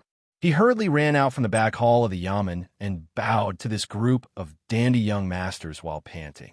Greetings, young masters. May I ask what brings you to the Chang and County Yamen today? In the Tang dynasty, not everyone could be called young master. Only the young nobles could be called young master. But this group of dandy young masters were all standard young masters. Although Cui Zhua was a county magistrate above the 5th grade, he didn't have any prestige in front of this group of dandy young masters of the Tang dynasty. He even seemed a little humble. It wasn't his fault. In Notice Chang and City, except for these dandy young masters' fathers, who wouldn't be afraid of these dandy young masters. Chung Chumo's loud voice roared, "Surnamed Cui, where's my brother? Let them out quickly, or I'll smash your county yamen today." Cui Zhua was confused. Weren't the 3 Chung brothers in front of him? Were they the sons of Chung Yaojin's concubines? But why did they come to the Chang and County Yamen? Child Chumo, did you make a mistake? My Chang and County Yamen wouldn't dare to catch the young masters of the Chung family. Cui Zhua answered carefully. Chung Chumo said angrily, "It's Li Wanyu from Dingzhou village. He's my brother too.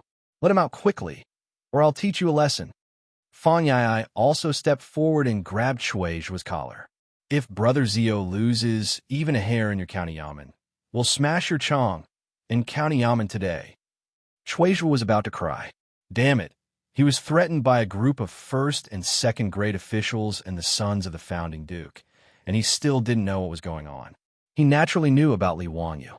After returning from Dingzhou village that day, he asked around. After knowing about Li Jia Xiaolang from Dingzhou village in Hu County, Cui Zhua had long given up on finding trouble with Li Wanyu. He even wanted to mend the relationship between them. But after meeting him that day, he hadn't seen Li Wanyu again. Now this group of playboys came knocking on his door and asked him to let him go. Wasn't this nonsense?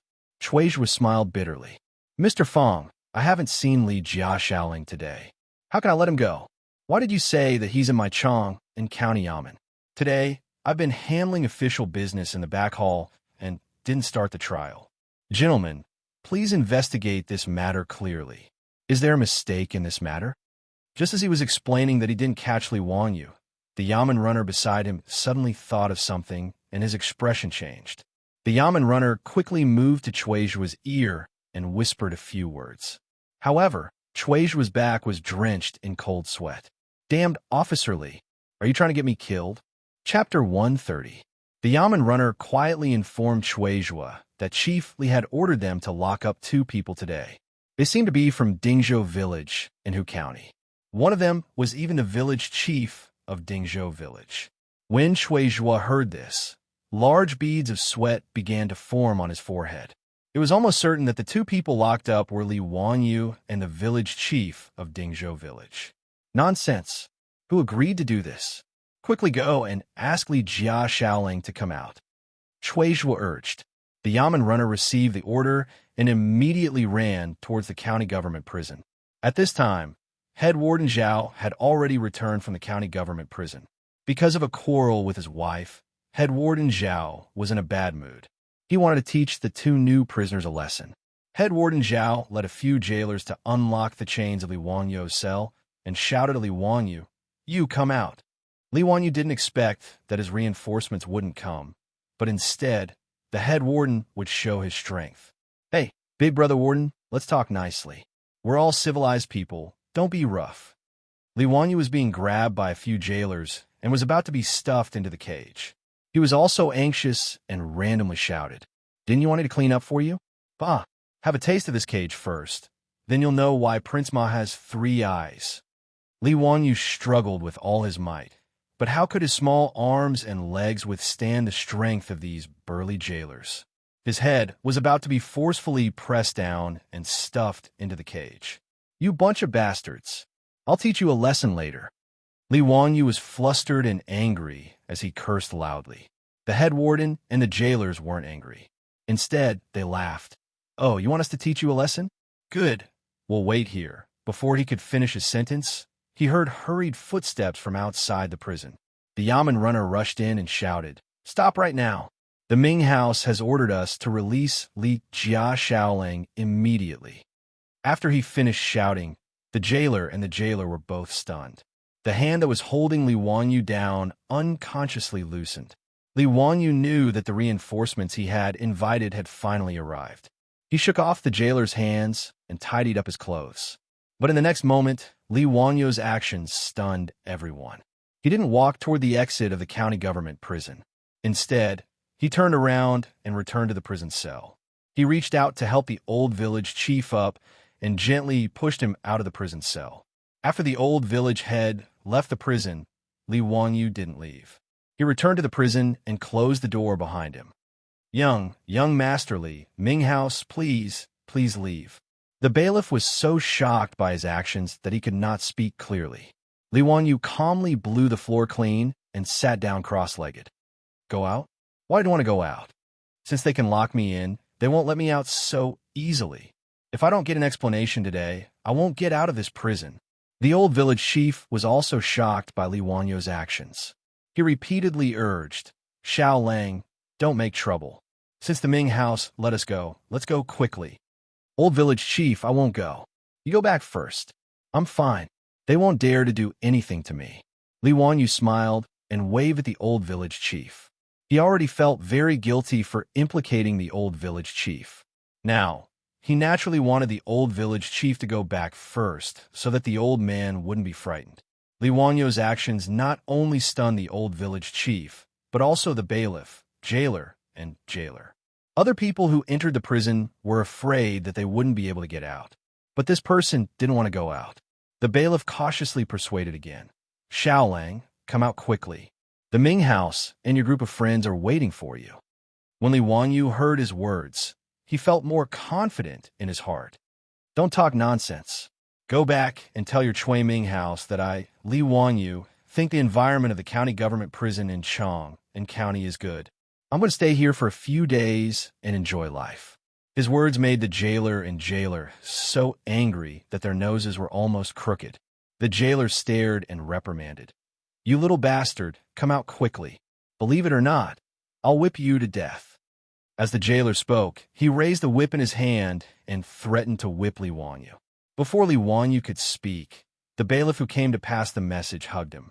The bailiff urgently whispered in the jailer's ear, "Jailer Zhao, if you want to die, don't drag us down with you." "What do you mean?" The jailer didn't understand. "Do you know who are the people outside who are making a ruckus with the Ming residents?" "Who are they?" The bailiff counted with his fingers. "The 3 sons of Marquis Liu, the eldest son of Marquis Kai, the eldest son of Marquis Zheng, the second son of Marquis Liang." Before he finished counting, the jailer's legs had turned to jelly and he knelt on the ground. The names of these famous big shots in the imperial court could scare many people to death, not to mention a jailer like him. Even Chuizhu couldn't afford to offend their sons. But the jailer actually threatened this group of top foppish friends and even wanted to put him in the cage. He was simply tired of living. The head of the prison crawled up from the ground and bowed to Li Wanyu in the cell with a flattering look on his face. "Young master, please come out now. Damn it, it's too dirty in here. I don't want to dirty your clothes." However, Li Wanyu ignored him and continued to hum a little tune. The jailer and bailiff begged Li Wanyu for a long time, but Li Wanyu was unmoved. They didn't dare to use force to drag him out. In the end, the bailiff could only lead the old village chief to report to Chuizhu. Cheng Chumo and his brother had seen the old village chief before and knew that he was the village chief of Dingzhou village. Seeing him come out with the bailiff, they immediately asked, "Old village chief, where's my brother Wanyu?" The old village chief looked at Chuizhu and opened his mouth, not knowing what to say.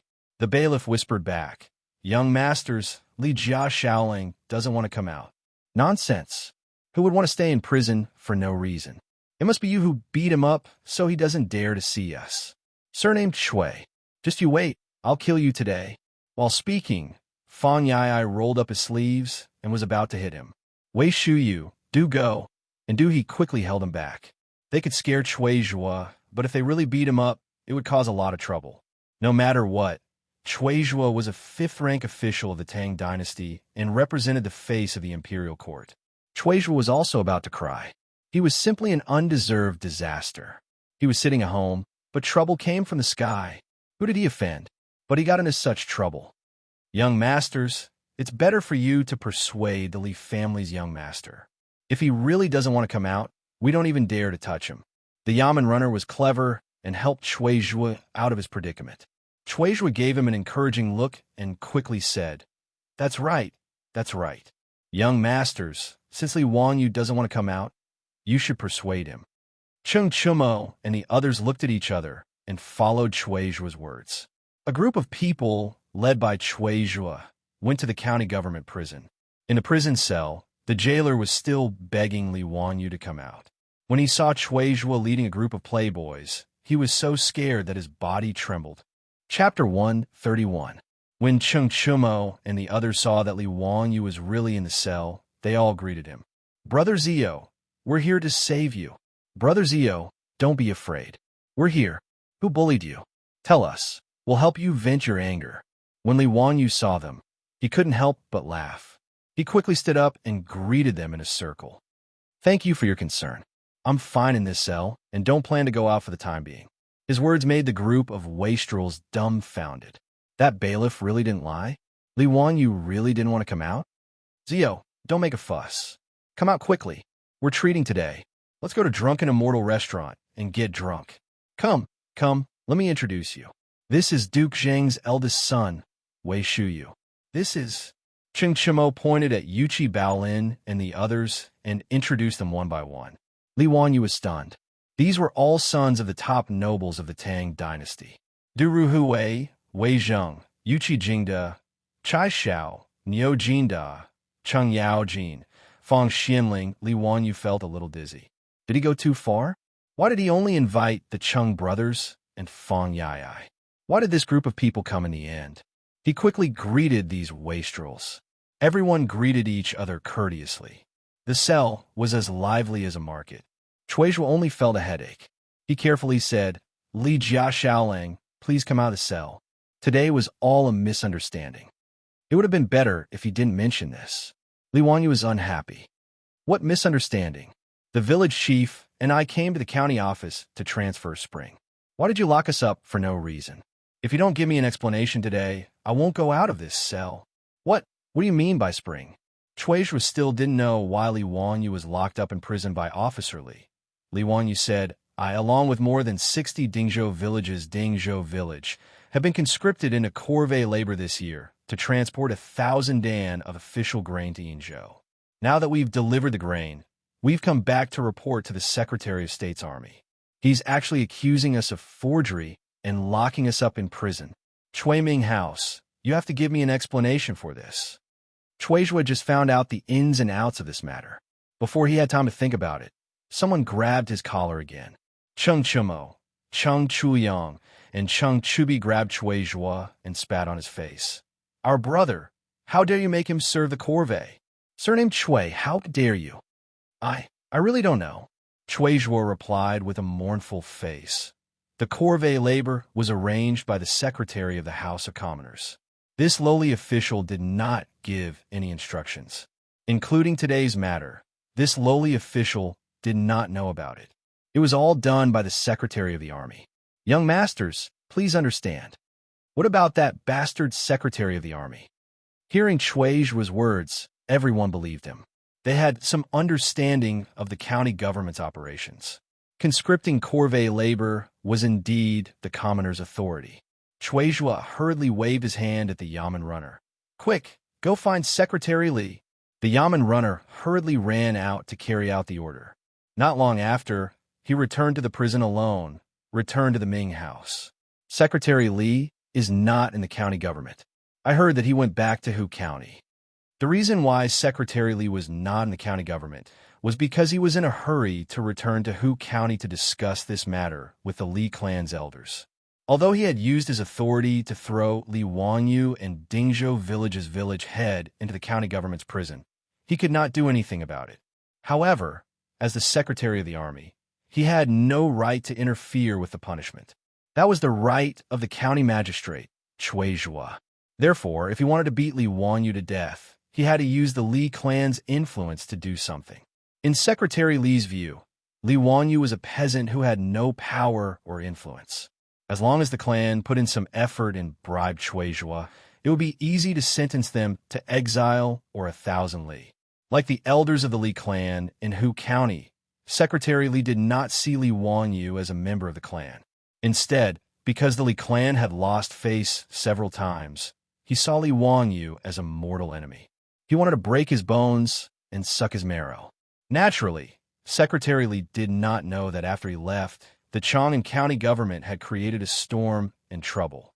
Seeing that they could not find Secretary Li, Cheng Chumo, Fang Yai, and the others began to persuade Li Wanyu to come out of the prison. They patted their chests and promised that they would help him vent his anger. But no matter what they said, Li Wanyu shook his head and refused. Brothers, this little brother appreciates your good intentions. However, this little brother was unknowingly imprisoned in the Chang and county government prison. Naturally, I need an explanation before I can leave. I cannot leave without a reason. Yuchi Baolin, Niu Zhengping, and the others did not understand what he meant, but Fang Yai, Cheng Chumo, and the others could guess. They knew of the grudge between Li Wanyu and the Li clan in Hu County. Naturally, they could guess what Li Wanyu was thinking. Li Jia Shaoling wanted to use this opportunity to cause trouble. Understanding this, the Cheng brothers and Fang Yai stopped trying to persuade him. In their view, the Li clan in Hu County should be taught a lesson. Whether it was expelling Li Wanyu from the clan or forcing Li Zhou to move the grave, they were all too much. Not to mention, it was the Li clan in Hu County who provoked Li Wanyu several times. It was truly chilling. Cheng Chumo stared at Chuizhua. Since my brother does not want to come out, then forget it. Chui Ming House, you can deal with it impartially. However, my brother cannot suffer in this prison. Do you understand? Yes, this official will do as you say. I will definitely satisfy Li Jia Shaoling. Chuizhua's heart was bleeding, but he could only force a smile. What was wrong with Li Jia Shaoling? He insisted on staying in this prison. Chuizhua did not need to think with his toes to know that this would be a huge problem.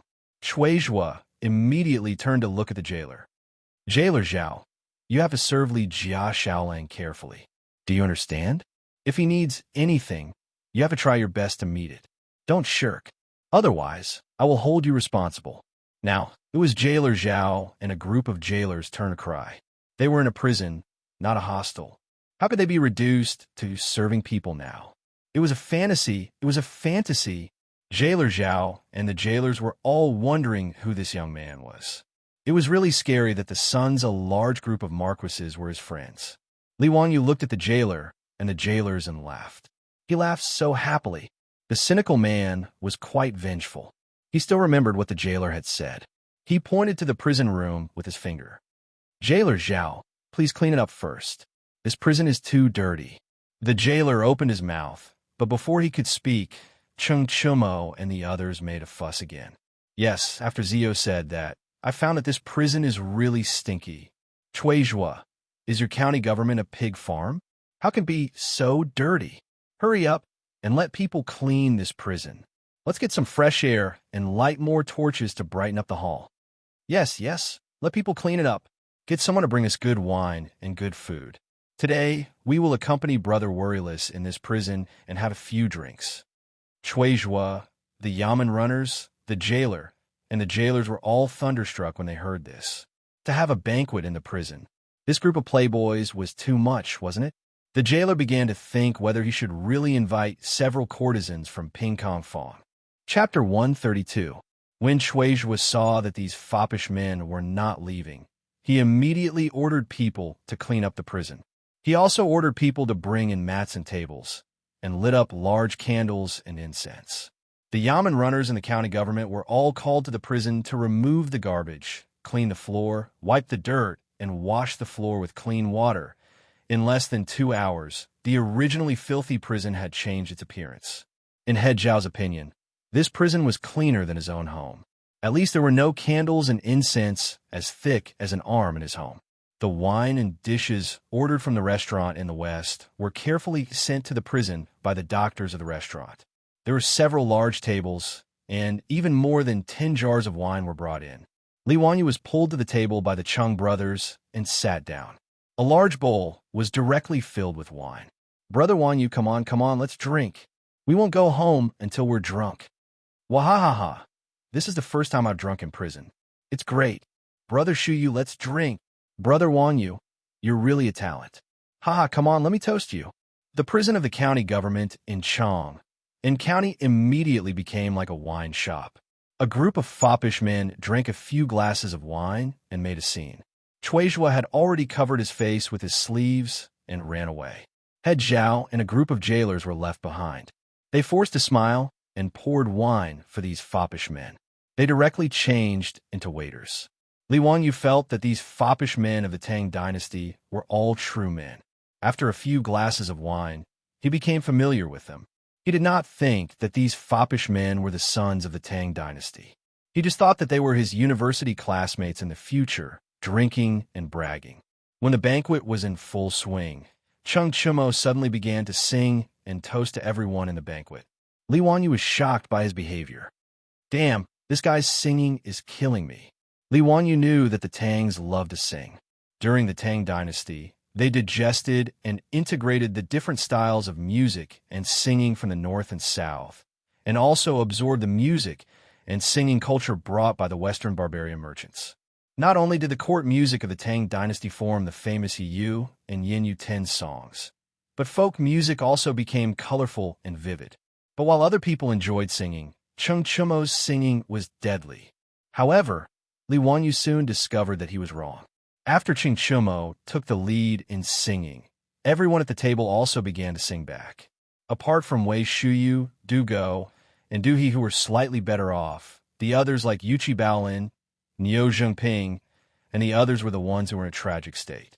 Li Wanyu's face began to turn pale, and waves of nausea came from his heart. Before he could suppress the nausea caused by the ear-piercing noise, something even more shocking happened. Chai Lingwu was so happy that he pushed the table in front of him away. He stood up and started to twist his body and dance. Damn, not only was there a sound wave attack, there was also a F*King visual attack. Li Wanyu felt that his whole body was not good. Li Wanyu only felt that there were 100,000 alpacas galloping in his heart. He looked around to see if the others despised Chai Lingwu as much as he did. But he saw that this group of fops was actually watching with great interest. The Yuchi Baolin and Yuchi Baochi brothers were all eager to have a dance competition with Chai Lingwu. Li Wanyu painfully held his forehead with his hand. These bastards, don't they have any sense of beauty? Actually, Li Wanyu was just curious because he had never seen anything like this before. The banquets of the Tang dynasty were all like this. Even when Pai Lupi hosted a banquet in the palace, it was also like this. Not only would the Pai Lupi dance in front of the crowd, but those dukes and ministers would also do the same. Under the influence of alcohol, this group of fops left the stage one after another. Niu Jindao's son, Niu Zhengping, was injured when he was riding a horse in his early years. One of his legs was lame, so it was inconvenient for him to dance. He asked the jailer to find a drum so that he could play it to liven things up. Jailer Zhao's head was full of sweat. He hurriedly ran out to look for a drum, but he did not find it. So he steeled his heart and called 2 yamen runners to bring down the grievance drum in front of the county yamen and bring it into the prison cell. When Niu Zhengping saw the drum, he was so happy that his back teeth were showing. He simply took off his clothes that were in the way and began to beat the drum with his bare upper body. Li Wanyu was completely dizzy, but he had to say, Niu Zhengping's drumming was really good. The grievance drum was actually played with a strong rhythm by him, very much like the drumming of the later generations. When the impassioned drumming started, this group of fops who were drunk became even more excited. They took off their robes and bare upper bodies. They twisted their bodies and raised their arms, spinning and jumping. As they danced, their mouths made roaring sounds. Li Wanyu was grinning and laughing at the fop's ugly dance when he saw Chung Chumo flirting with him. No, he was waving at him. What does this mean? Does he want me to dance too? Help! Li Wanyu suddenly wanted to go home. He could no longer stay in the county yamen of Chang, in county, being stared at by a group of fops. Li Wanyu had no choice but to brace himself and stand up. Anyway, if they were to lose face, they would all lose face together. Besides Jailer Zhao and the jailers, there was no one else in the prison. Li Wanyu could only be glad that his beautiful boss was not here. Otherwise, she would laugh at him to death. Li Wanyu did not know how to dance this kind of dance in the Tang dynasty. He simply threw caution to the wind and sang in his heart along with Niu Zhengping's drumming. My dad just killed him, just killed him. Uncle Bird's horse-riding dance crossed more than 1,300 years and arrived in the land of the Tang dynasty ahead of time. He straightened his back, leaned back slightly, spread his arms, and made a walking with wind posture, crossed his arms in front of him, and made a controlling the reins posture. At the same time, he got into a horse stance and began to shake his legs up and down along with the rhythm of the drumming. Li Wangyu's horse-riding dance immediately attracted the attention of the group of fops in the prison. Li Jiaxiaolong's dance seemed to be very moving. A moment later, the group of fops all changed to a horse-riding dance. They shouted along with Li Wangyu, my dad just killed him, just killed him. After the horse-riding dance, Li Wangyu's drunkenness kicked in. In his excitement, he simply grabbed the drumstick in Niu Zhengping's hand and beat the drum himself. As he beat, he loudly sang the song, Loyalty to the Country. When the smoke of war rises, the mountains and rivers look to the north, the dragon rises, the horse neighs. The sword is like frost, the heart is like the yellow river. The water is boundless, who can resist 20 years of freedom? Where is the long sword of hatred? How many loyal brothers and sisters are buried in other homelands? After Li Wanyu finished shouting the lyrics, the passionate lyrics stimulated the group of noble disciples and made them feel their blood boiling. One after another, they began to shout and sing along with Li Wanyu. Li Wanyu became more and more excited and beat the drum with more and more strength. Finally, under Li Wangyu's heavy hammering, the drum could not bear the burden and broke with a crash. Chapter 133.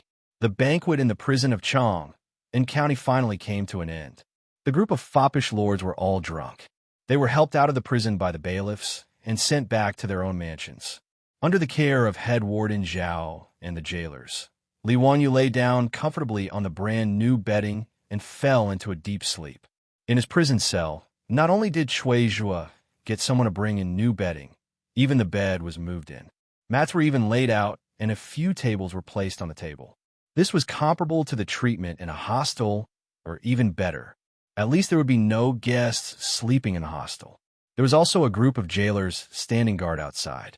While Li Wanyu was sleeping soundly with the foppish lords, Pai Lupi was discussing state affairs with Zhangsun Wuji, Fang Xianling, Du Ruhui, and a group of important officials in the court. Only a few officials could enter the Yin and Yang Palace to discuss state affairs with Pai Lupi. Therefore, they behaved casually. The relationship between the emperor and his officials in the Tang dynasty was not as strict as it was in later dynasties. There was a clear hierarchy. When the officials went to court, they all knelt in the main hall. When it came to the Song dynasty, they had to stand. There were no seats. When it came to the Tatar Qing dynasty, they had to kneel. This was the so-called sitting in the Tang dynasty, standing in the Song dynasty, and kneeling in the Qing dynasty. In the Yin and Yang Palace, Pai Lupi and the officials sat even more casually. They could sit cross-legged or even ask the chamberlain to bring them a table so that they could lean against it. Li Er was an emperor who treated his officials well. As for Cheng Yaojin, Li Jing, and the other founding generals, he did not set fire to the celebration building, nor did he give up military power with a cup of wine. It could be said that he was a broad-minded emperor. While they were discussing state affairs, a chamberlain quietly walked to Pai Lupi and whispered something in his ear. Pai Lupi could not help but grin. Haha, Xianling, Ruhui, you should hear about this. Pai Lupi gestured to the chamberlain, indicating that he should tell them.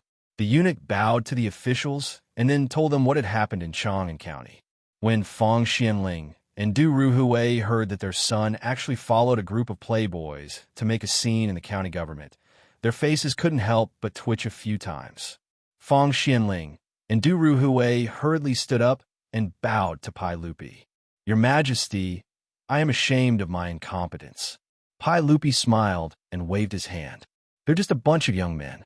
It's not worth getting angry over. Why did they make a scene at the Chang and County Yamen?" The latter question was directed at the eunuch. The eunuch hurriedly replied, "Your Majesty, it's because Li Wanyu from Hu County was imprisoned in Chang and County. That's why they went to cause trouble and demanded Chui Ming House to release him." Fong Xianling and Du Ruhui, who were originally a little embarrassed, looked at each other when they heard the attendant's words. They were no longer anxious and sat back down. Everyone, including Zhang Sun Wuji, looked at Pai Lupi. "Li Wanyu again? Why was he imprisoned in Chang'an County?" Pai Lupi coughed dryly and was about to ask about the situation when he heard the eunuch outside the hall announcing loudly, "Her Highness the Empress is here." The Empress of the Tang dynasty was called Her Highness, not the Empress in the later TV series. Her Highness referred to the palace. Empress Zhongsun lived in the Lijiang Hall, so she was called Her Highness. Pai Lupi didn't have time to talk about this matter. He hurriedly stood up and ran to welcome his wife. The two were deeply in love and were a couple when they were young. Empress Zhongsun married Pai Lupi when she was 13. She gave birth to 2 sons and 1 daughter for Pai Lupi. The eldest son, Li Changxian, was the crown prince of the Tang dynasty. Empress Zhongsun's position in Pai Lupi's heart was far beyond that of the concubines in the harem. Pai Lupi carefully supported Empress Zhongsun, who was 5 to 6 months pregnant, into the Yin and Yang palace. All the officials, including Zhongsun Wuji, bowed and greeted her. He asked the eunuch to bring a cushion and helped Empress Zhongsun to sit down. Pai Lupi then smiled and asked, "Why is Guanyin made here? You are pregnant. If there is anything, just ask the eunuch to tell me." "Erlang, it's not the first time I'm pregnant. I'm not so delicate. The doctors at the Shangyao Bureau also asked me to move around more." Empress Zhongsun smiled and said, "I cooked white dragon fish.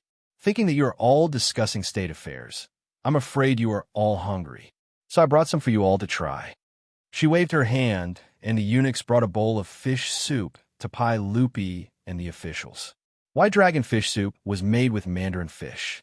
It was very fresh and thick and was the favorite of the Tang people. "Thank you, Your Highness. I haven't tasted this white dragon fish soup for many years. Today, I'm basking in His Majesty's glory." Zhongsun Wuji teased.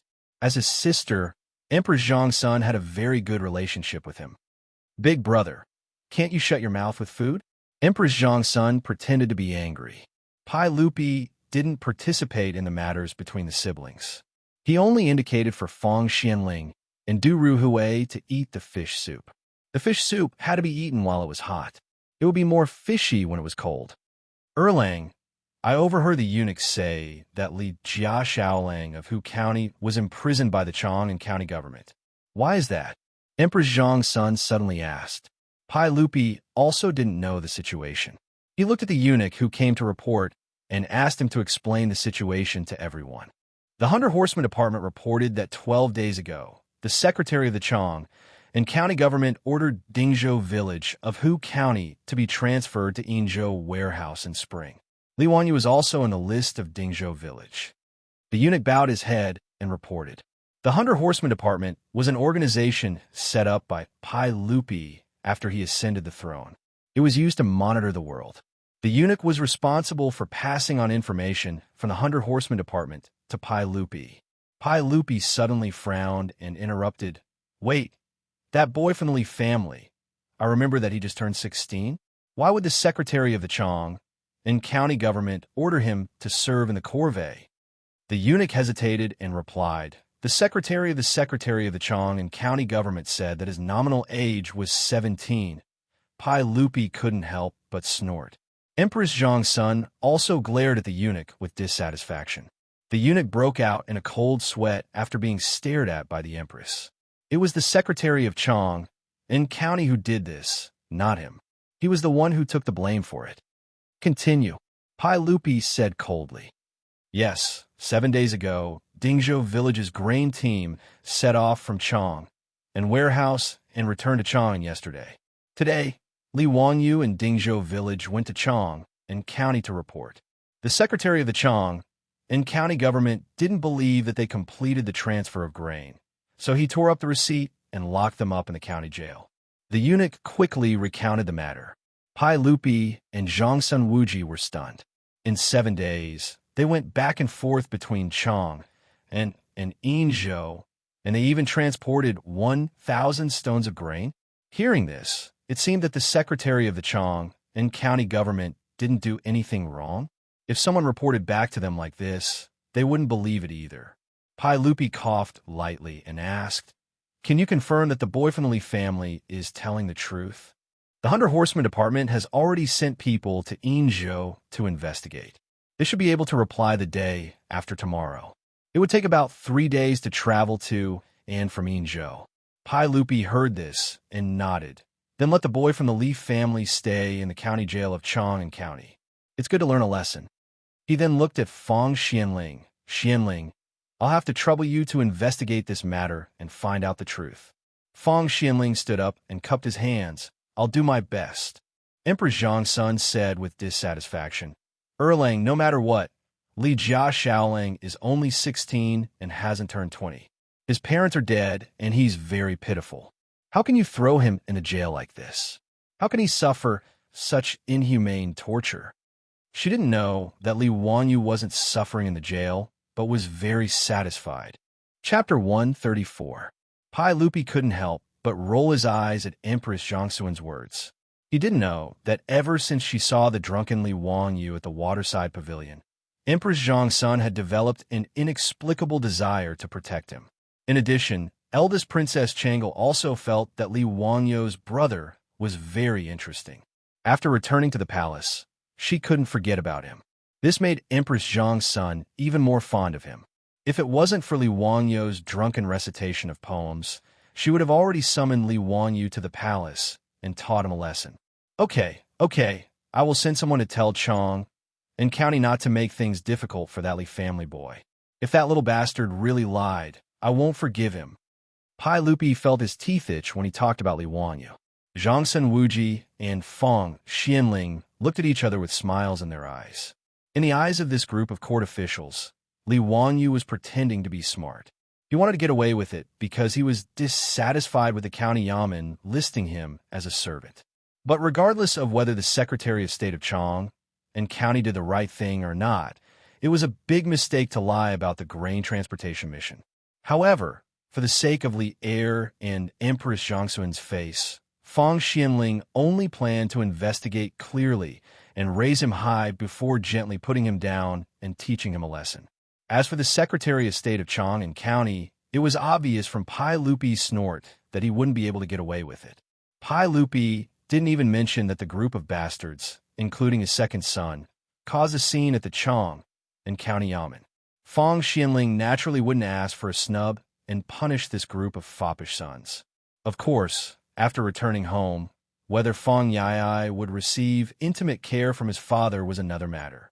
While Li Wangyu was still sleeping soundly in the prison, the Chang and County Yamen received a message from the palace.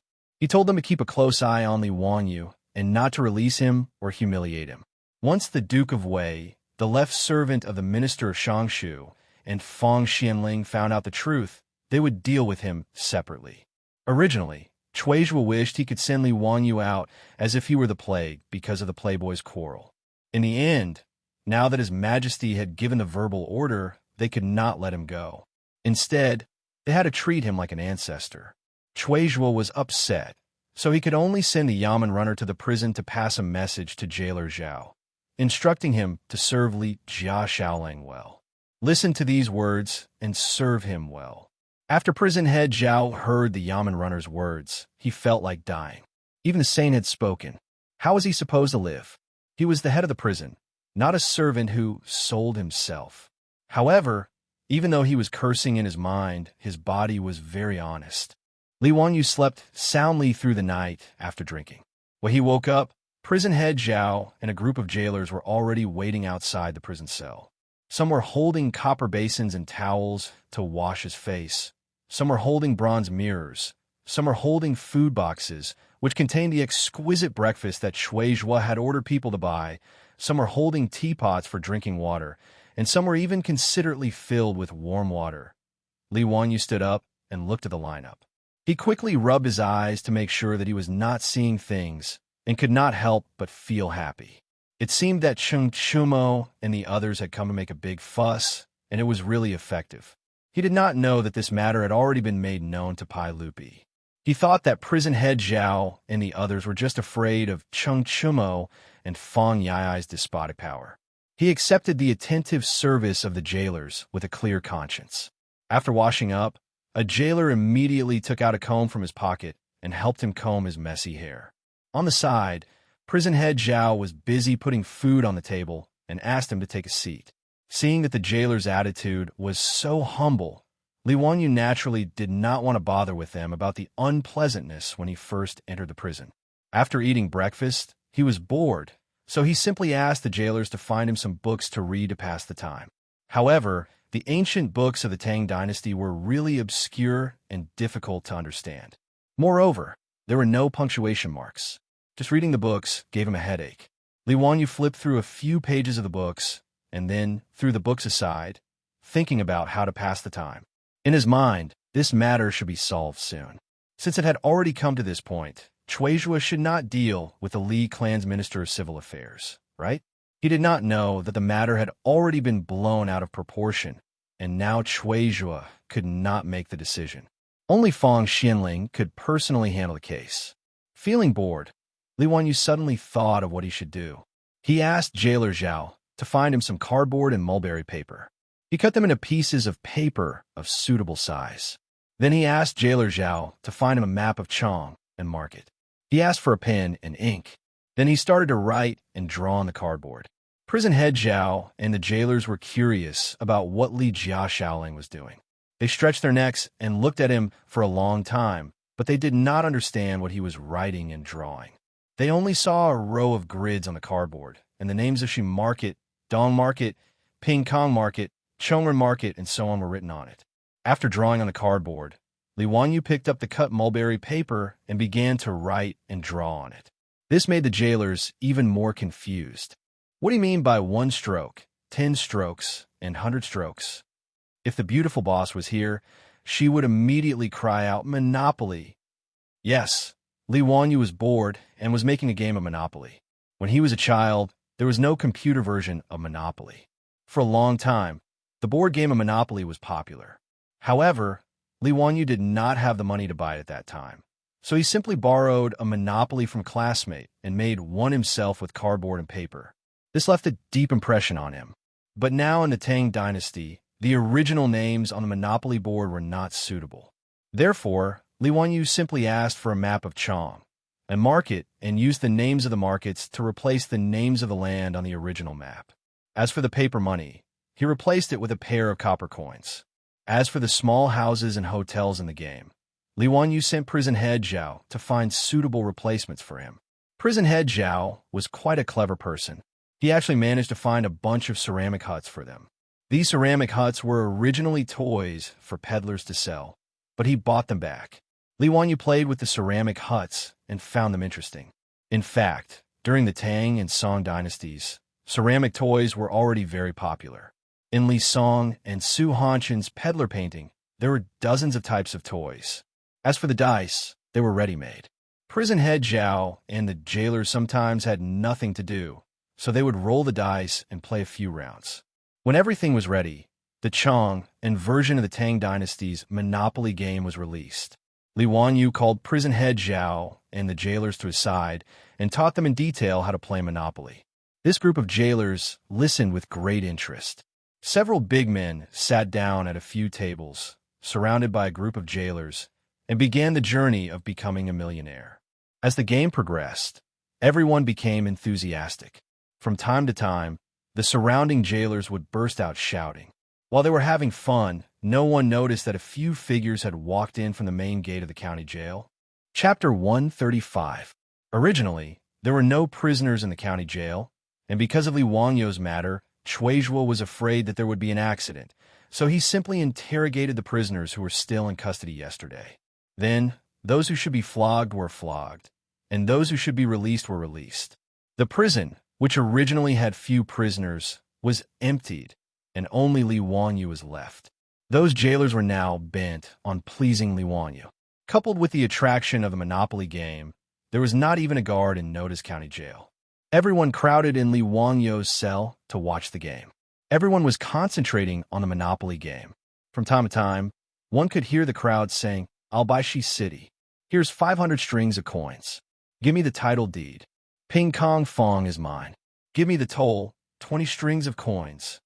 Several people came in through the open door of the county jail.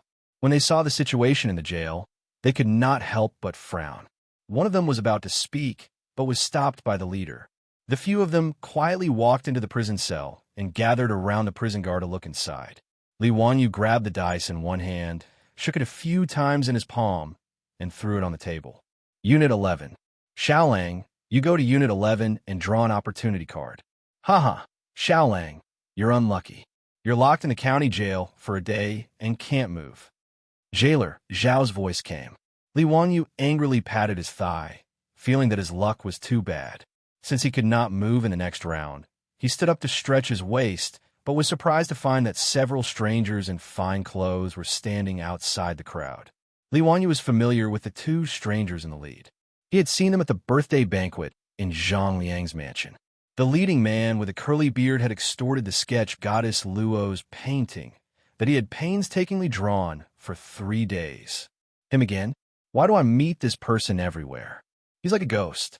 The newcomers were Pai Lupi and Fong Xianling. Today, Fong Xianling came to Chang and County to inquire about the case.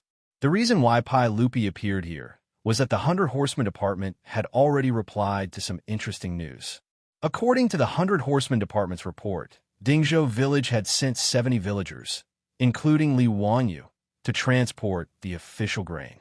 The 100 Horsemen Department's private investigation found that the 70 villagers agreed that they did go to Yinzhou within 7 days. Secondly, they used a carriage to transport the grain, and it was a type of four-wheeled carriage that they had never seen before. Then there was the document that had been torn up by the Secretary and Hujan Army. The 100 Horsemen Department collected the remains and pieced them together. They found that the official seal and stamp of the Yinzhou warehouse on the document were real and not forged. This news immediately piqued Li Er's interest. He was very curious about what had happened. However, the situation in Yinzhou could only be verified tomorrow. Today, Fong Xianling came to Chang and County to inquire about Li Wanyu, and Pai Lupi came with her. The two of them did not inform Cui Zhua. They only brought a few guards and broke into the prison of Chang and County. Unexpectedly, there was no one guarding the prison, and the door was wide open. Surprised, the two of them entered the prison and saw that the jailers were all gathered in the cell, shouting and playing something. They heard the crowd constantly saying, 30 strings of cash, give me 30 strings of cash, and haha, you're unlucky, give me 50 strings of cash. Pai Lupi thought that these bastards were gambling, and his face became livid. He stopped the guards from speaking and sneaked behind the crowd with Fong Xianling, intending to catch them in the act. However, the scene that appeared in front of them puzzled the emperor and the prime minister of the Tang dynasty. The words East Market, West Market, and Ping Kong Fong were written on the paper, and the amount of money was just a toy drawn on the paper. What the hell is this? Pai Lupi and Fong Xianling did not say anything. They stood silently outside the crowd and watched. After watching for a while, the two of them roughly understood that this was a game, and it seemed to be very interesting. The two of them also watched with great interest. At this time, Li Wanyu suddenly stood up and moved his body. He accidentally found Pai Lupi. Li Wanyu stared blankly at Pai Lupi, and Pai Lupi also looked at Li Wanyu. The two of them stared at each other in silence for a long time. Xiaolang, it's your turn. Prison head Zhao reached out and gently pulled Li Wanyu, which made Li Wanyu come back to his senses. He coughed softly and kicked the prison head, indicating that someone was coming. Prison head Zhao was so excited that he did not notice this. After being kicked several times by Li Wanyu, he came back to his senses and stood up blankly. Then he saw Pai Lupi and Fong Xianling, as well as the guard behind them. Although he did not know Pai Lupi and Fong Xianling, He was quite discerning. When he saw their luxurious clothes and the guard behind them, he knew that these two were important people. Prison head Zhao hurriedly pulled over the jailers who were still staring at the tabletop games and bowed to them. Lang Juns, may I ask what business you have in the county prison? Pai Lupi did not know whether to laugh or cry at the scene in front of him. I told Chong, and county not to mistreat this bastard, but you treat him like an ancestor? Not only was the cell clean, but the candles and incense were used. There were even beds and mats. Was this still a damn prison? And these jailers, they actually opened the prison door wide and ran in to play games with this bastard. It was ridiculous to the extreme. Fong Xianling coughed softly. We have something to ask Li Jia Xiaoling. You could go out first. Prison head Zhao did not dare to ask more. He hurriedly led a group of jailers out of the cell, leaving Li Wangyu alone. After the jailers ran away, Pai Lupi did not hesitate at all. He directly sat beside the table, picked up the Monopoly cards, and played with them. Fong Xianling did not explain his identity. He just smiled gently and asked Li Wangyu, Li Jia Xiaoling, I have something to ask you. Answer me honestly. Although Li Wangyu was not happy with Pai Lupi, he knew that it was not the time to throw a tantrum. He respectfully bowed and said, Lang Jun, please ask. I will tell you everything I know. Fong Xianling stroked his beard and asked, Let me ask you, how did you transport 1,000 dan of grain from Dingzhou village to Yinzhou within 7 days? Li Wangyu naturally would not hide this question. He smiled and said, It's simple. We used carriages to transport it. You used a total of 30 carriages and borrowed more than 100 horses from Chang County. You used them to transport 1,000 dan of grain? One carriage could carry 30 dan of grain? Fong Xianling still did not believe this. Li Wangyu nodded affirmatively. That's right. How do you prove it? Pai Lupi suddenly asked. In fact, it was very easy to prove. Everything would be clear when the people of 100 Horsemen Department came back from Yinzhou tomorrow. However, Pai Lupi still wanted to hear Li Wangyu's answer. How to prove it? Li Wangyu scratched his head. The receipt was torn by Officer Li. He suddenly thought of his client and could not help laughing. Wasn't the Ma family of Yinzhou the best proof? Chapter 136. Li Wangyu scratched his head in embarrassment. Returning to Chang, and from Yinzhou and helping the Ma family to transport goods, was this considered taking advantage of the government? After all, the horses were pulled by the county government, and even the rations for the 70 people were provided by the government. Even the fodder for the horses on the return journey was provided by the post station for free. Li Wangyu laughed mockingly. When we were returning from Yin province, because the carriage was empty, I, took on a private job. I helped the Ma family of Yin province transport 8 to 900 dendrites of porcelain back to Chang'an. This can't be faked. Lang Jun, you can ask someone to find out. His words made Pai Lupi and Fong Xianling stunned. This bastard, he was serving the corvée, but he was still doing private work. They really didn't know what to say about him. Pai Lupi and Fong Xianling already believed that the Zhou family could go back and forth to Yinzhou within 7 days. But because they believed it, they were shocked. Li Wangyu didn't think much of the four-wheeled carriage, but the two immediately realized the value of it. Fong Xianling immediately reached out and summoned a guard. She whispered a few words and asked him to go to the Ma family in Shi City to verify the truth of Li Wangyu's words. Fong Xianling asked again, Li Jia Xiaoling, is this four-wheeled carriage your work? Li Wangyu nodded embarrassedly and said, Yes, I was forced to do the task of transporting grain by the county government, so I suddenly had the idea to make it. How much weight can this carriage carry? What's the speed? It has 4 horses and 2 coachmen. It can carry 30 stones and run 80 miles per hour. It can run up to 300 miles a day. Li Wangyu's answer made Pai Lupi and Fong Xianling couldn't help but gasp. The great Tang was growing stronger with each passing day, but its territory was vast, and its greatest problem was the limitations of transportation and transportation. The transport capacity of 2-wheeled carts and wheelbarrows was limited. That was why there was a saying that grain could not be transported for thousands of miles. Putting aside the distant matters, in order to go on an expedition to the Eastern Turks, They had to transport enough supplies for the army, which was the biggest headache for the Tang dynasty's imperial court. It wasn't that they didn't have food, weapons, and armor, but they were difficult to transport, making it difficult for the army to resupply. Moreover, as the Tang dynasty gained more and more land, the transportation difficulties also led to a decline in the actual ruling power. For example, in Longyu, the actual area of control of the Tang army was actually very limited. This was caused by the lack of military power. If this four-wheeled carriage could carry so much weight and travel so fast, it would not only play a role in the military, but also bring about earth-shaking changes in all aspects of the Tang dynasty. Pai Lupi suddenly stood up and glared at Li Wanyu. "You little bastard, you're just messing around. Quickly hand over the blueprint of the four-wheeled carriage." His words made Li Wanyu roll his eyes. The bearded man was at it again. Why did the officials of the Tang dynasty want to rob him of all the good things he had? Didn't they have any awareness of copyright in business? Or had they been infected by Chang Yaojin? He was a bandit from Wagong village. Li Wanyu cupped his hands and said, "I can give the blueprint of the four-wheeled carriage to the imperial court, but I have a condition. I hope you two Langjuns can agree to it." Pai Lupi rolled up his sleeves and was about to hit him. He really didn't treat Li Wanyu as an outsider now. This tired guy was simply a treasure given to the Li clan by God. Therefore, the more he didn't treat Li Wanyu as an outsider, the more impolite he was and directly put on the attitude of an elder. He was ready to learn from Cheng Yaojin and teach this bastard a lesson with a slap so that he dared to negotiate with him. Seeing that the bearded man was about to hit him, Li Wanyu quickly hid behind Fong Xianling and shouted, "A gentleman uses his mouth, not his fists. Let's talk nicely."